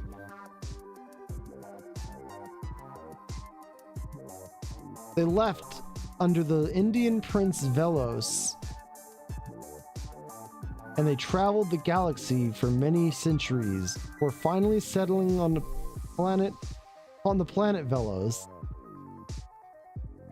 You see them develop their abilities and watch their civilization grow. You see their biotechnology evolve until the day when they begin to grow nanite producing organs to help protect against disease and the effects of aging. To this day, other than the mental powers, this is the single biggest difference between the Velos and their human cousins. You find yourself trying to remember how to duplicate some of their skills, but the array thrown at you in so short a time dazzles you, and only a couple stick in your mind. You watch them greet the first human explorers, and you see the golden days of their involvement with the Colonial Council. You see the events leading to the Velos leaving the Council and then opposing them by standing with the Polaris. Finally, you see the events of the Velos War and the madness of the Colonial Council in enslaving the entire Velos race. The final few moments are filled with the observation of the universe during the awful days of isolation following the collapse of the Colonial Council and the rise of the Auroran Empire and the Federation. Finally, you see the creation of the Bureau and how its leaders quickly moved to take control of the Federation and are now looking to take control of the surrounding space as well. As suddenly as the mental visions began, they stop, leaving you blinking back in the real world. Now you know. Tears spark your eyes as you watch a somber Flareon walk away, and you know he is remembering the sights and sounds of the ancient Velos civilization. Cool. You sense that the Federation soldier who is your normal contact to Crane is waiting for you to arrive. He points towards the rear door, telling you to go straight through. You nod and head down the long gray corridor to Crane's new office. Things are moving along nicely, she informs you with her breathy voice, then walks in. She informs you with her breathy voice when walk in.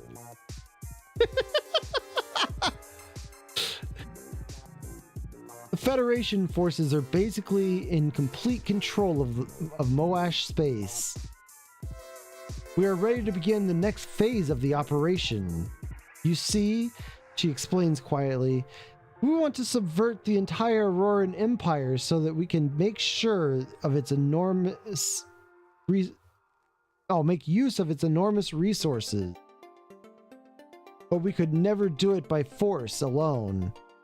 We need the help from within Empire so that we can at least have a little control over the events we want to instigate. And now we have control of Moash space and have taken the Moash elders prisoner. We are now in a position of power to bargain with the First Family in order to get them on our side. It's time for you to start playing diplomat. The elders are under house arrest on Moash in the Moash system, she explains seriously. You are to go down there and tell them that we are prepared to make them an offer. And our offer is this, Crane ticks off a finger. Firstly, we are prepared to let them return to their former preeminence. Secondly, we are prepared to help them eliminate the 4 other houses, leaving them in complete control of Auroran space. However, there is a catch, she continues with a sneaky grin. In return, we ask that they become a vassal nation, not to the Federation, which they would never tolerate, but to the Bureau. Tell them that we are willing to negotiate around the edges of these points, but if they aren't prepared to come to the table, then we are prepared to destroy them utterly and to reveal their severely weakened state to all their rivals, who will pick over them when we are finished. Any questions? She asked quietly. No? Good. When you are finished, return here for further orders.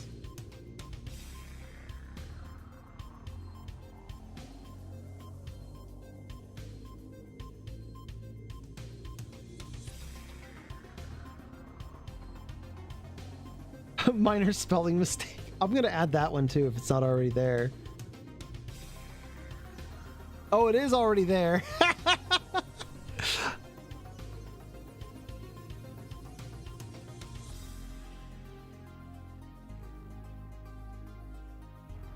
That's okay.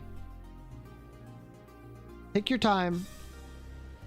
All right, let's go back to that place where I almost got exploded, but never actually got exploded a single time.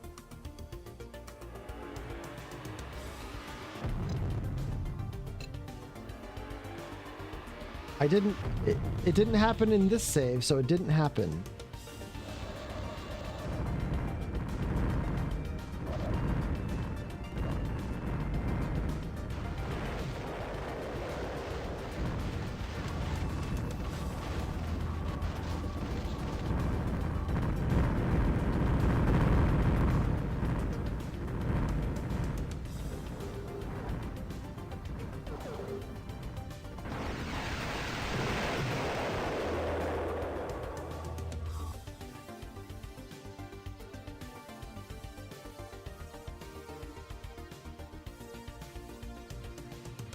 What is this place?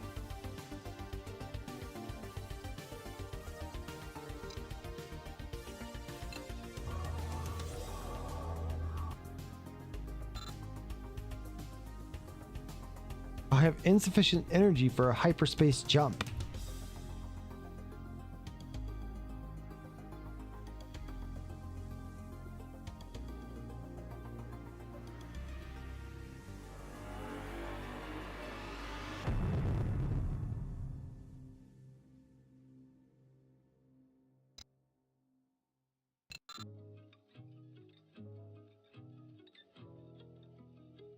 That's the one thing about the Velo ship. It doesn't recharge energy very fast.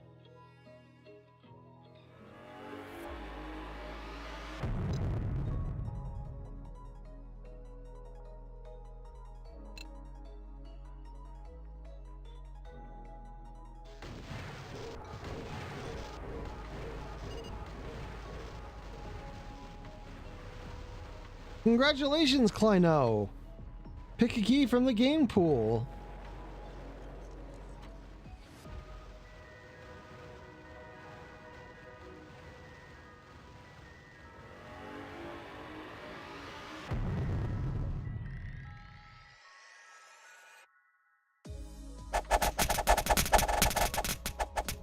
Ow!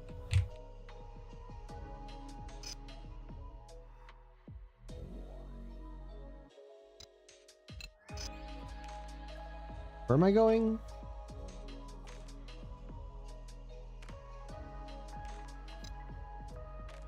Here? Flap.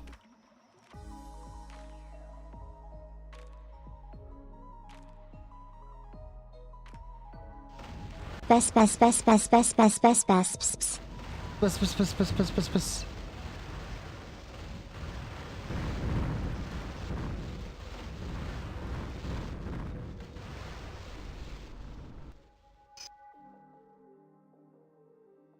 Go to Moash in the Moash system.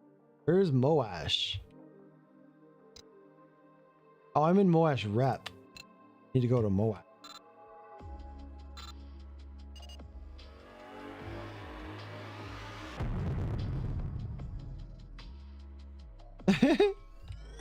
The TTS is my cat. Yubi, the adorable kitty. As soon as you land, you are escorted by the Bureau soldiers to meet the Moash house elders. You do not have to use your telepathic abilities to see that they are unhappy to be surrounded by heavily armed guards. You sit down at the end of the table and quickly outline the term of Crane's proposal. When you finish, they stir, looking a little excited. You allow them to confer amongst themselves quietly for a few minutes until they turn back to you. How can we trust you and your masters? Asks the eldest looking warrior of the group. You shake your head and say that they can either have faith or be destroyed. But you go on to say that the Bureau will only betray organizations that are no longer useful to them. And you explain that the Bureau has no wish to be tied down by the duties direct rule. It prefers to operate behind the scenes. Finally, you explain in general, Bureau policy is deliberately designed to keep the status quo by keeping the masses happy and by keeping its own involvement completely secret. The elders confer amongst themselves for some time before your patience begins to run out. You can sense that they are deliberately stalling to see if you will give them any more information that they might use to their advantage. In disgust, you stand up and inform them that they have 2 hours to reach a decision, and that you will await their response in the bar. You walk out with several Bureau negotiators in tow, all trying to talk to you at once. And since none of them seem to be giving you direct orders, you decide to get away from them the easiest way you know how. With a moment of concentration, you simply wrap yourself in your Velos dart and pretend for a short while that the outside world does not exist. After no more than about 10 minutes of waiting in the somewhat stiff and unfriendly company of the Federation soldiers based here, you sense one of the Moash house elders walking towards you in between 2 heavily armed and alert guards. They quickly spot you when they finally enter the spaceport and then make their way over. God, get this cheese off my face. I can't even eat it. We have talked it over, the old Moash warrior informs you, and the Moash house has accepted the Bureau's proposal. You nod and thank him for his time, and you tell him that you will relay that information back to your superiors. You tell him that you will return with further instructions. You nod to the soldiers around you and begin mentally preparing yourself for your journey back to New England to report to the terrible Commander Crane. That was easy.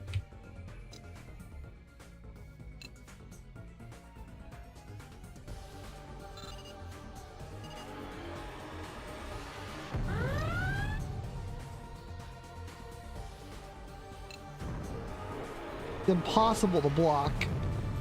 It's unblockable.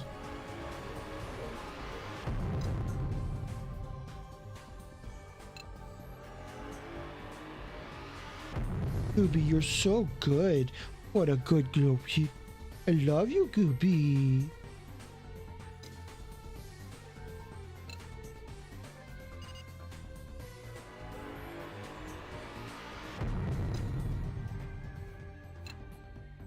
Gooby is my kitty. Baby. Oh, what a good girl.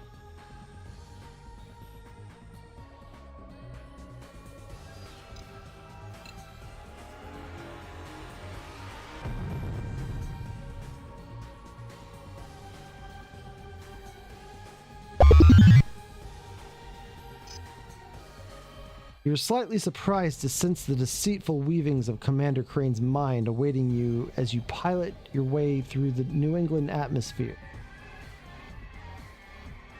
After dissolving your protective dart-shaped shield, you're greeted by the sight of her blonde hair and athletic figure. So what did they say? She asks quietly as she takes your arm and draws you out of earshot of the dock workers busily moving around the area. You give her a quick summary of the events of your trip, and she looks pleased. Good work. Her cheeks dimpling as she smiles at you. Her plans are proceeding nicely. I have a few things I have to take care of, so I will probably be a little out of contact for a while. But it shouldn't be too long before I need your services again. Keep an eye out in the bars anywhere in the Federation. When I need you again, I'll find you. Do missions yet? I can do missions. But I have no money. I have no need for money now.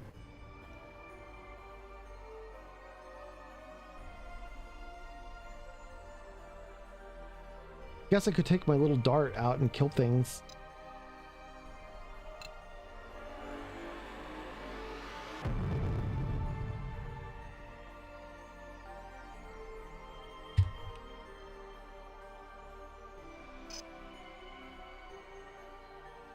Oh!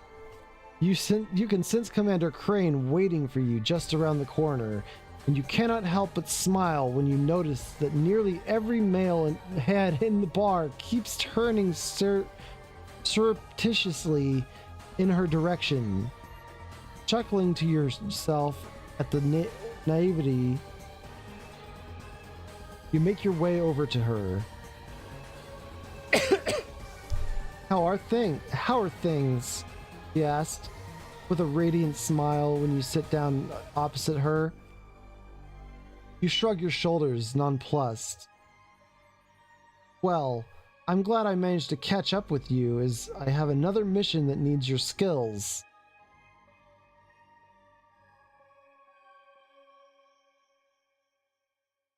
I know, the arrow is going to be so nice. I need someone to take an encrypted message pod down to the Moash Elders containing instructions on what they should be doing in the coming months. She tells you in a lowered voice. She leans forward. And right now, my resources are spread a little thin throughout the galaxy, so you're it. The message details how we want them to organize several Auroran military expeditions into Federation space. She informs you quietly. At first, this will be to supposedly gauge our strength, but following missions will supposedly be diversions to a main attack elsewhere. In reality, she explains quietly, these raids will be made up of warriors not of the Moash House, and we will be informed ahead of time of their arrival, and will be able to move entire fleets to meet them. The end result will be 4 severely weakened houses, which will be advantageous to both the Moash House and ourselves. The only reason I am telling you this, she warns meaningfully, is because the Moash Elders might not open the message pod correctly. If they don't, its contents will be vaporized. Once you've delivered the message, she tells you, standing up, obviously preparing to leave, return to New England and I will make sure that further instructions are left for you there. All right, go.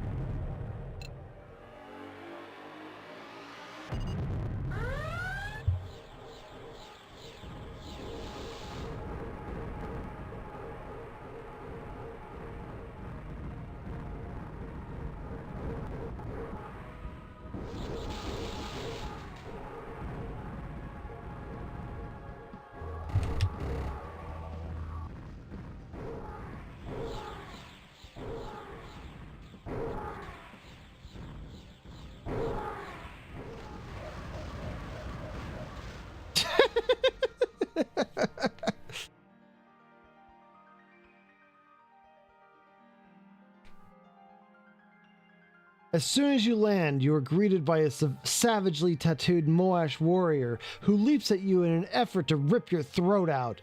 You react by weaving a pattern of spring flower as Lyrael did, or as Lyrael taught you, but you mistakenly force too much energy into it in your excitement.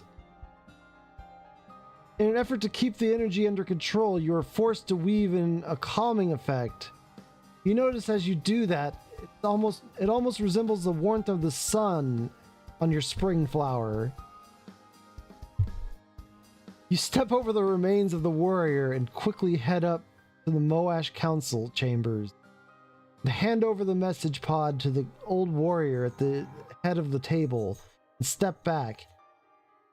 He managed to fumble his way through opening it without making any major mistakes and begins to scan the contents. After a few minutes, he looks up and thanks you for your delivery. As you walk back to the space dock, you continually go over the fight in your mind, memorizing your actions. With a little practice, you think you should be able to duplicate the effect at any time.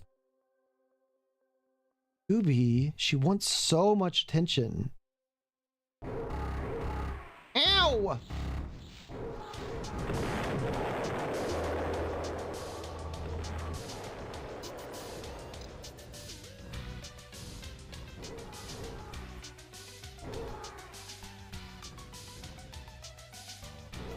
Wait, does that mean that I can actually use that? Don't seem to be able to switch weapons yet.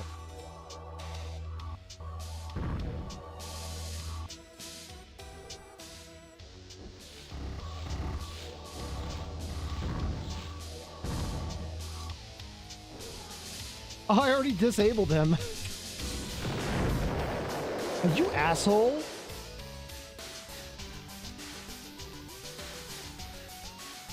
That was my kill.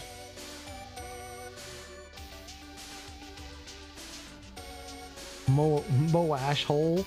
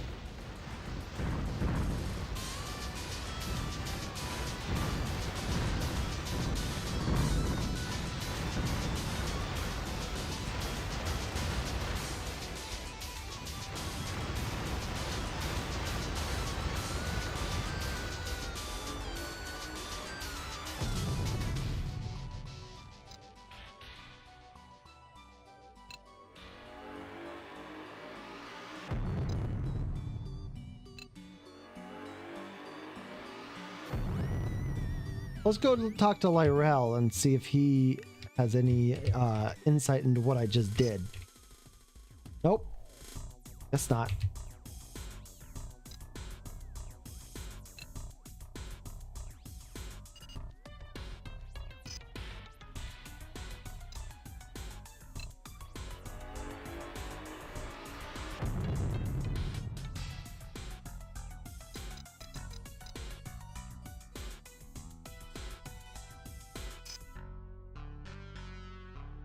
You're met by the soldier who is normally your contact in the bar, who draws you aside. Commander Crane is currently detained doing other things at the moment. He explains seriously, and you sense that he has no idea as to her current whereabouts.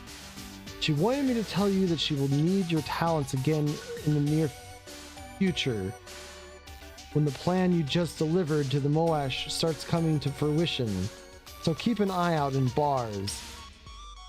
We need your help again. That's where we will make contact. Soldier claps his hands on your shoulder, nods and walks away, quickly disappearing into the crowd. You notice after the fact that he seems to have the ability to blend into the crowd and be completely inconspicuous, even though he wears the very distinct uniform of the Federation naval officer. You sense that he is simply doing something he was taught many years ago and has done many times since. Okay.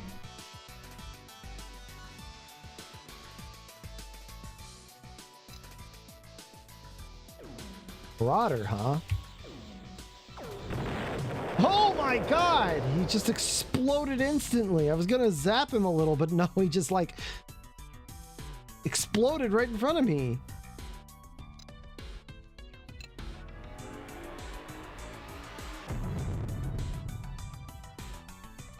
Kona Burrell.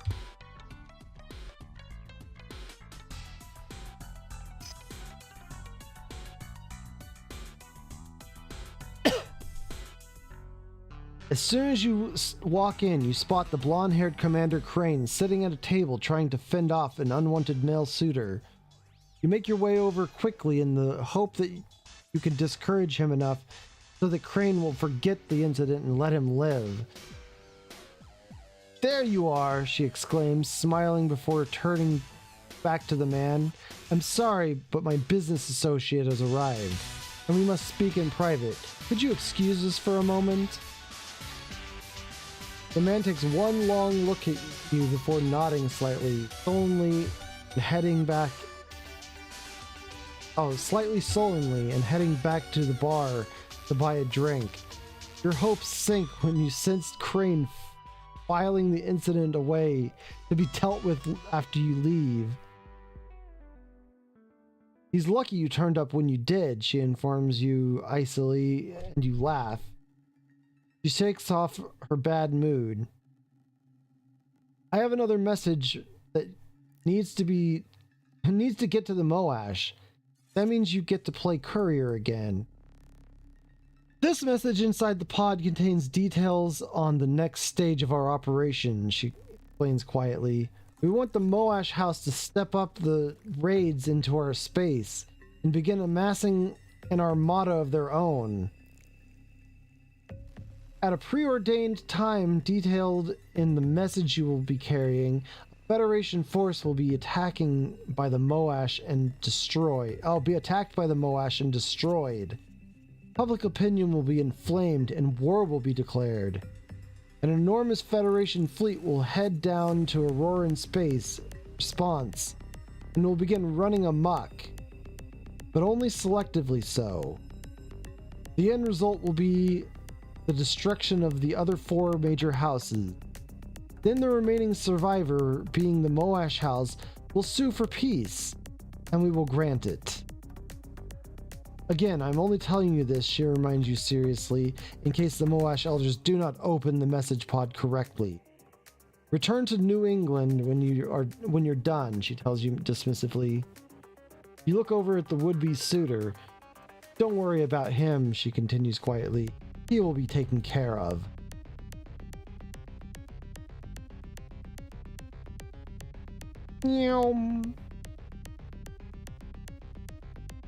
She's gonna murder that guy for hitting on her.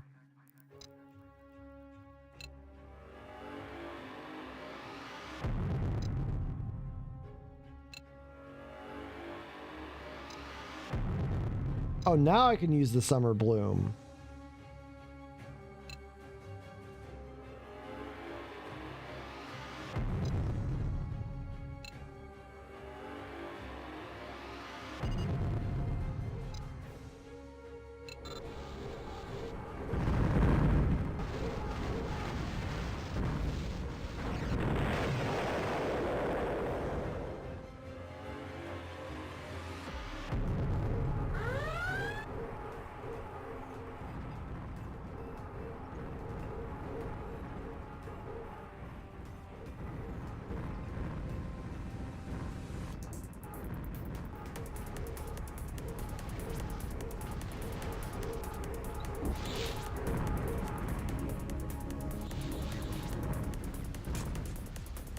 They ran away immediately.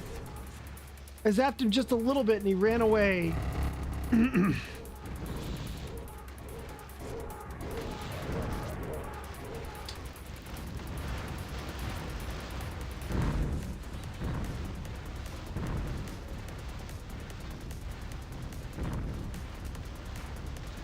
mean, I did vaporize a guy.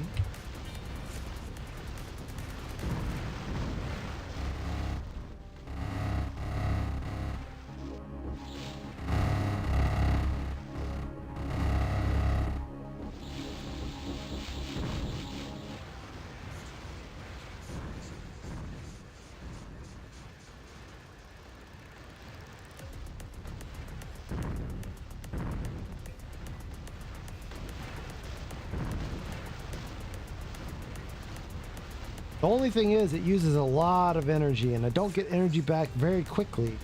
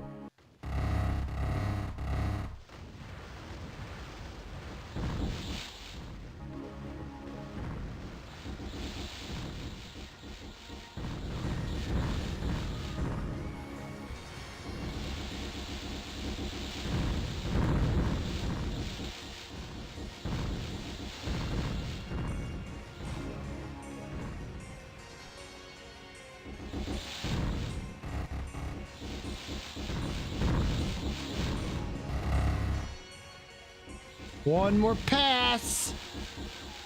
That guy's gonna explode.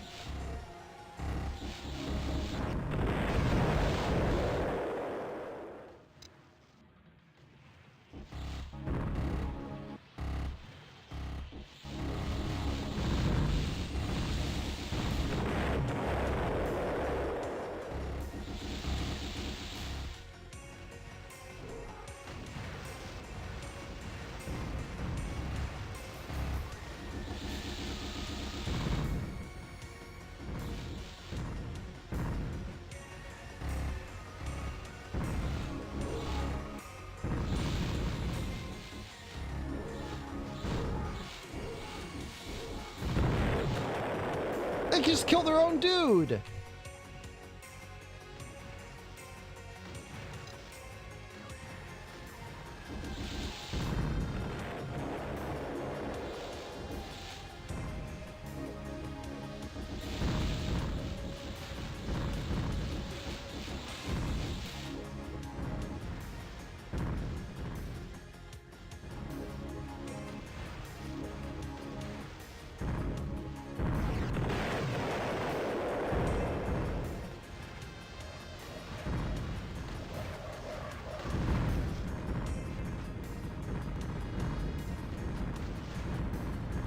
God, they must have gotten reinforcements.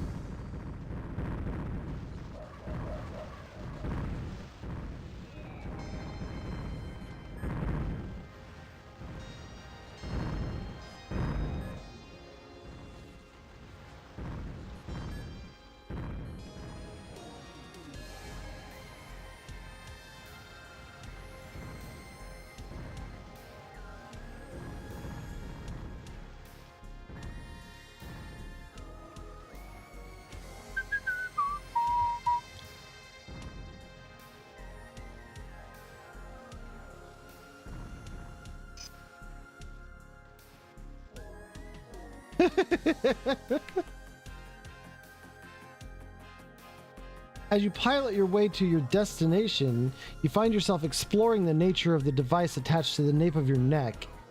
After several days, you learn that it works by influencing the part of your brain that controls repetitive actions or actions that have become second nature. The end result is that you realize that if you become skilled enough, you could simply bypass this portion of your brain, and you would be free to remove the device. You find yourself wondering how the device works, on T1s like Lyrel, who are more than skilled enough to do exactly this. Upon landing, you hand over the message pod, the same old warrior as the last time, and watch him open it. After taking a few minutes to scan the contents, returns to you and thanks you for your services. After returning back to the landing pad, you quickly reform your protective shell and launch yourself into space. You find yourself becoming excited at the thought of one day you might be free.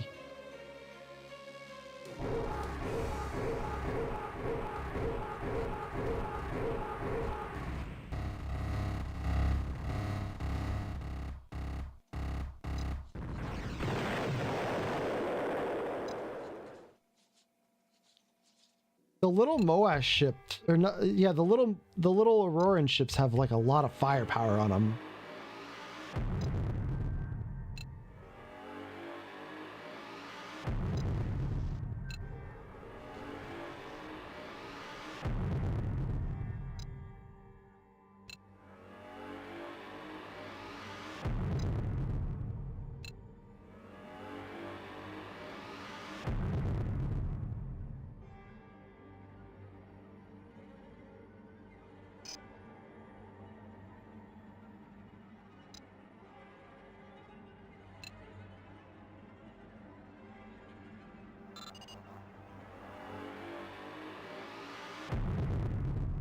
So like, even though they are tiny, they really fucking hurt. Upon landing on New England, you are again met by another... Oh, upon landing on New England, you are again met by the soldier who is normally your contact in the bar. He quickly draws you aside.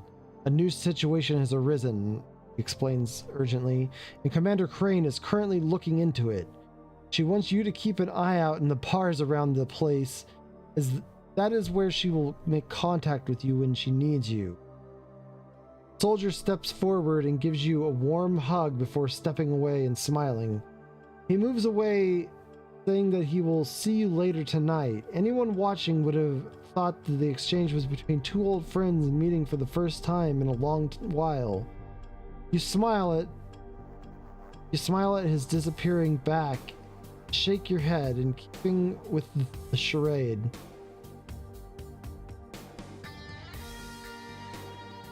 While letting your mind slip into the thoughts of freedom.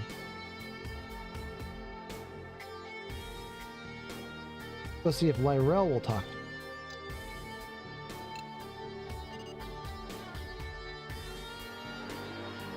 Things are progressing quickly now.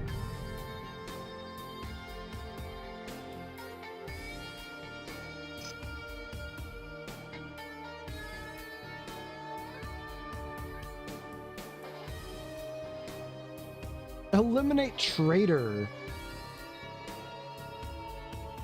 A known traitor to the Federation has stolen a ship and is attempting to escape the Bureau by passing through this area of space. Nobody escapes the Bureau.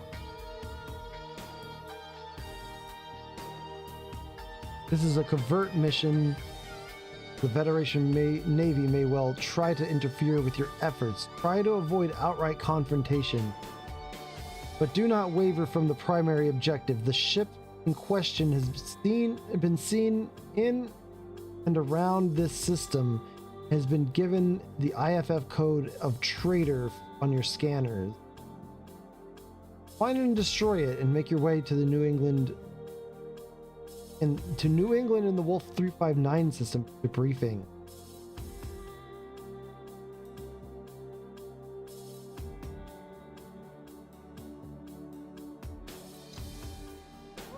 That's trader, not traitor.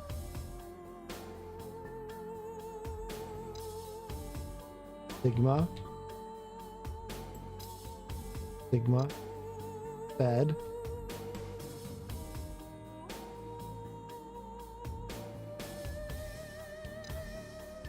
Here.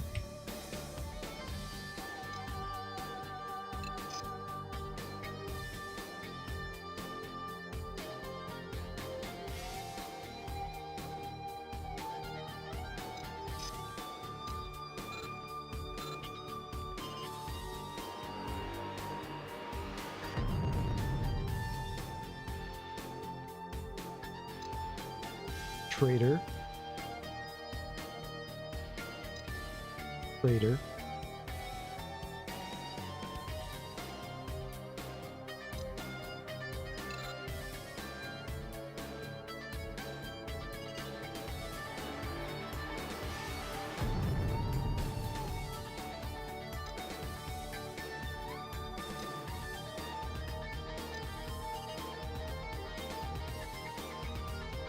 Adriel.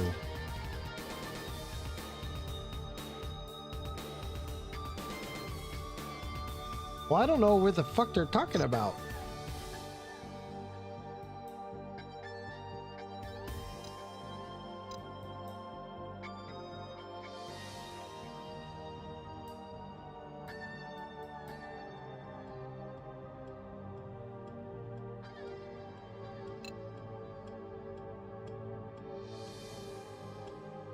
Maybe if I just wait long enough, he'll show up.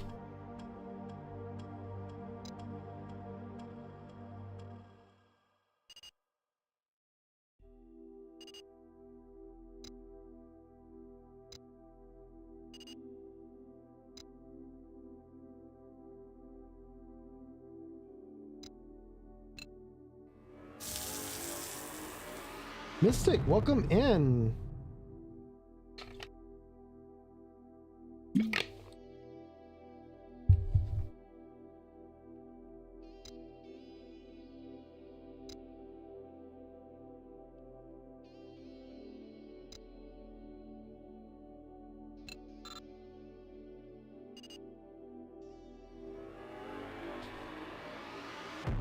The bed felt unbelievably comfortable.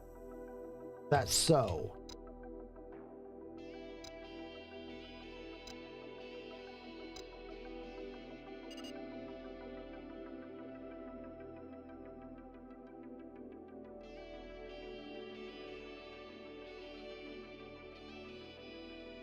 Linomania.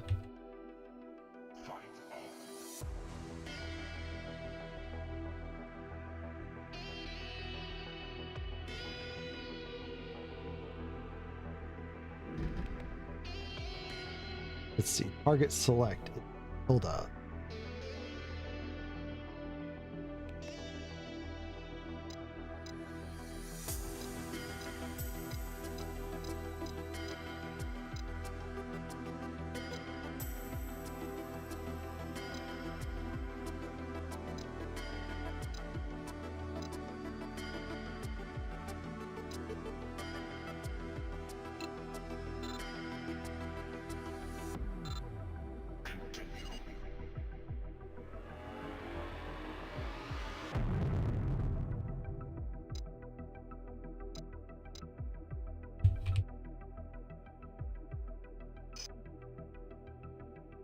You sense Lyrell observing you as you glide your way into the dock, and you send out a small weave to acknowledge his presence. I see you have learned to create the summer bloom. It took the Velos nearly 7 centuries to learn that, and you have done well, perhaps. Oh. You have done well. Perhaps it is time for you to learn how to better protect yourself against the hostile elements / intelligence of the universe. Come watch. You follow his intelligence as it dances out into the surrounding space and begins weaving a shell which quickly recognize as being a Velos arrow, and within moments you grasp the basics of it. When he sees that you have understood the lesson, he returns to his body. You have definitely proved yourself to be a T2. I think that it will not be long before you reach T1 as I have. There's no punctuation in the mind speak. As I have. Your strength and skill is growing, and it will not be long before you rival even me. You shake your head as you finally dissolve the protective barriers around you, and you make your way over to where Lyrell is standing, but you realize that you have picked up everything he has taught you in a matter of moments. And the new weaves he has just shown you were not that difficult to follow, nor was the energy required difficult for you to create. You may yet prove to be the one that will lead us to our freedom. Do not worry, you are not far from your own freedom, but our freedom will require more effort on your part.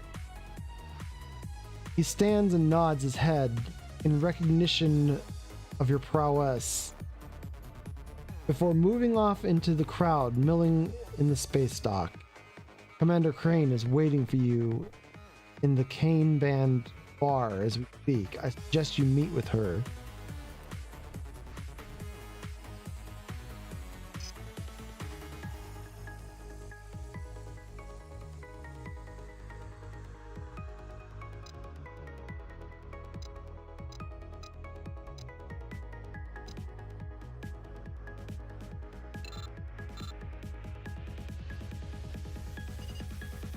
Now I got a new ship.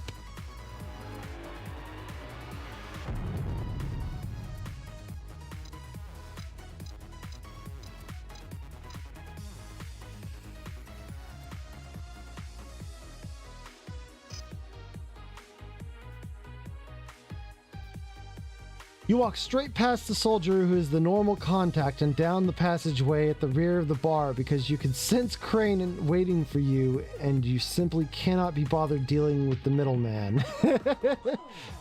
Getting a little cocky, are we? Asks Crane icily when you enter. You will observe proper procedure every time you wish to see me. Understood?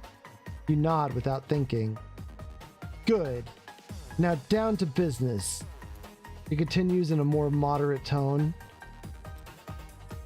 We have recently discovered that the Polaris have an intelligence organization that has managed to infiltrate the Federation and possibly the Bureau for the past few years without our knowledge. We want you to find their headquarters before returning here. All right, she continues quietly. What we know about the Polaris isn't much, so you're going into this without much forewarning. However, if anyone is capable of making their way through the Polaris defense grid, it will be one of you Velos.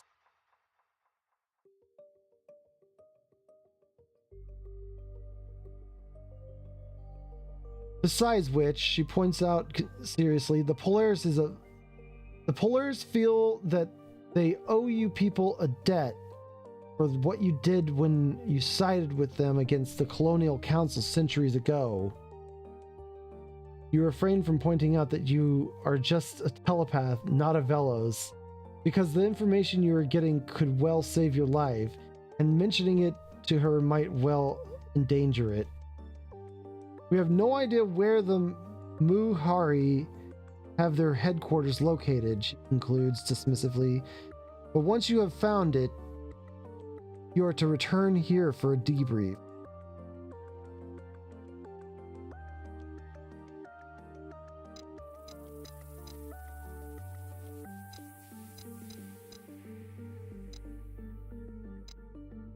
I don't see this trader ship anywhere. Go down to Tau Ceti.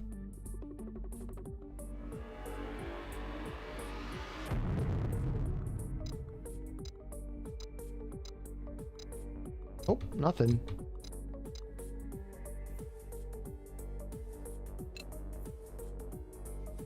Damn, it has so much power.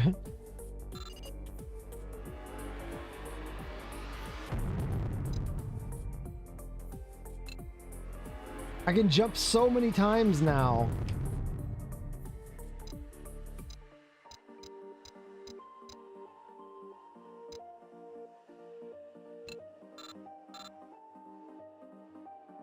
I'm ending here at 10 o'clock anyway, so...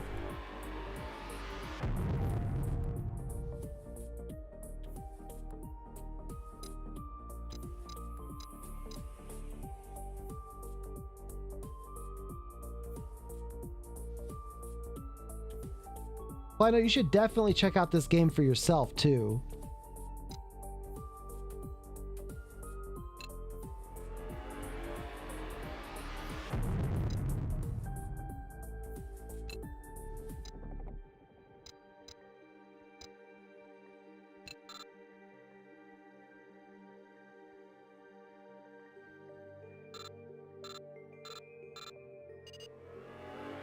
10 o'clock is the same.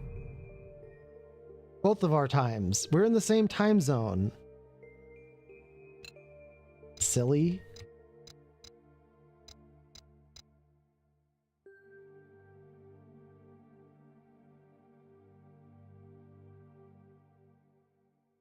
We can finish this up next week. We're not that far. Think.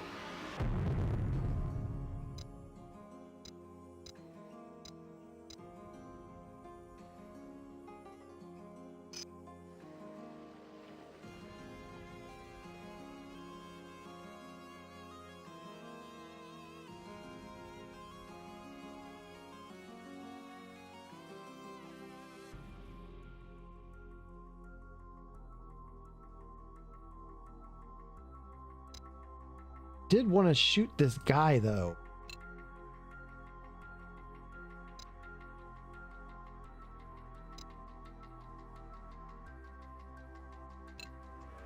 No, I'm ending for reals at 10.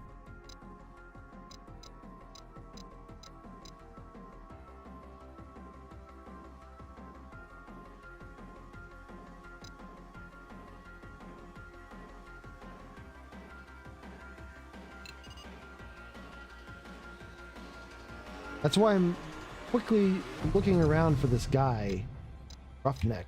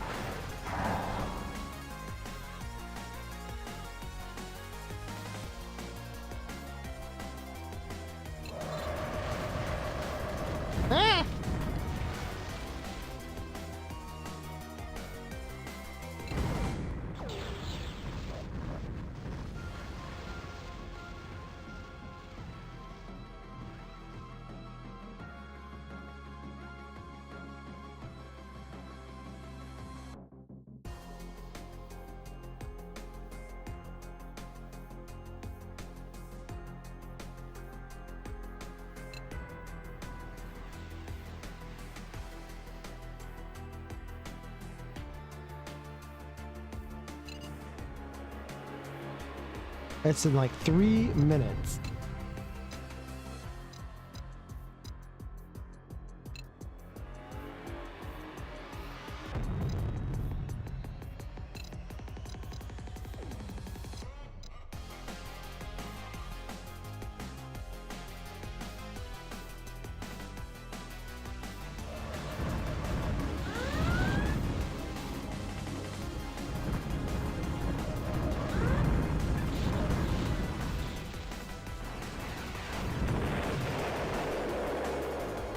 Don't fuck with the Velos.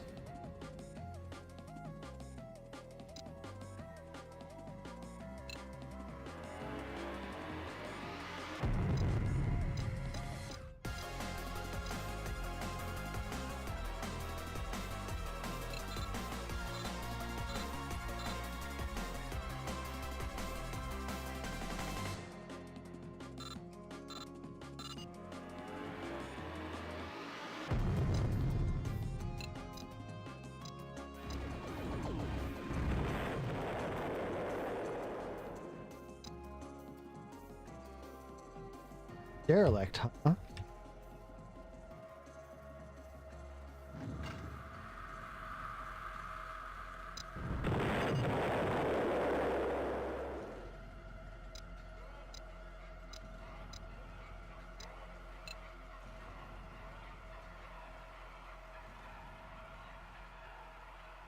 Check it out, more Velos ships down here.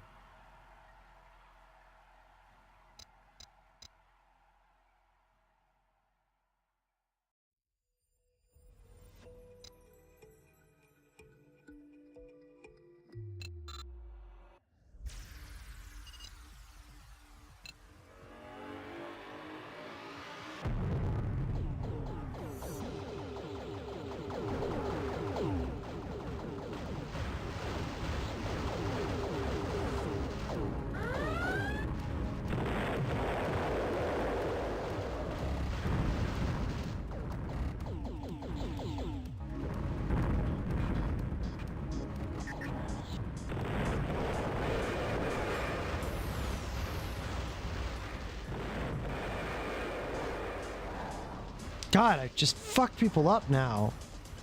All right, let's go land on a planet and end this.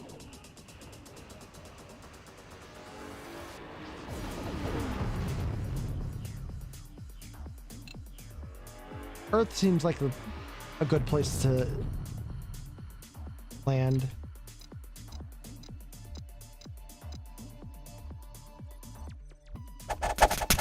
No!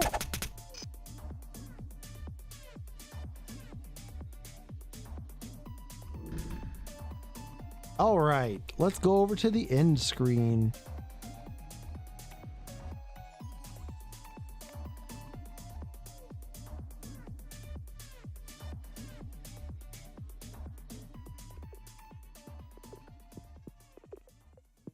Oh, don't worry. All right. Well, thank you everybody for joining me. I had a lot of fun during this whole event, which has gone on for 7 days now. I'm ready to take a break. But yeah, let's do a Discord link. Oh, Kleino got it. But yeah, come and join us in our Discord. We watch movies there and we do other things like community games and stuff like that. And in October, we are going to have our Halloween movie nights, which happen every single weekend on Friday and Saturday. We watch 2 movies a night, a bunch of horror movies, and we try to theme them as well. It's like the main event of the year for my channel. So yeah, come and join us for that. It's a lot of fun. If you'd like to support me, go check out my Ko-fi. I'm currently raising money to get eye surgery so I don't have to wear glasses anymore. So if you want to throw a few dollars that way, that's much appreciated. Yeah, we love Horror Movie Month. And I think that's it, really. I think the next time I'll be streaming is next Friday. I normally do Thursdays, but I have baby class on Thursday next week. So yeah, next Friday we'll be resuming Hotel Dusk, because that's our main game that I've been working on before I did my event. And I want to finish that up because I have other games to get to as well. All right, let's find someone to raid out to.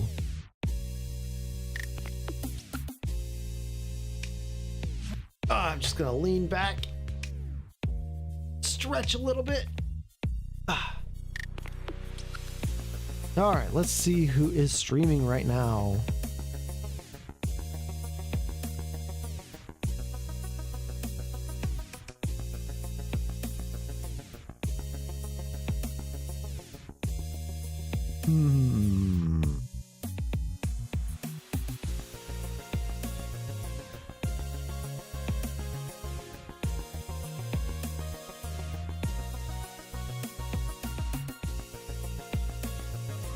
What are you guys feeling? Oh, Drecky's just started climbing. We climbed a mountain and all we got was a tournament art. I don't know what that is, but let's raid Drecky or Myrrh. Only been live for 30 minutes, so it's a good time for that.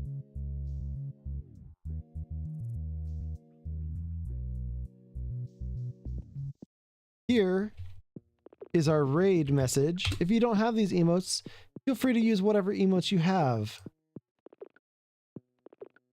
And I'll see you guys next time in the Mushroom Forest. All right. Have a good night. Goodbye.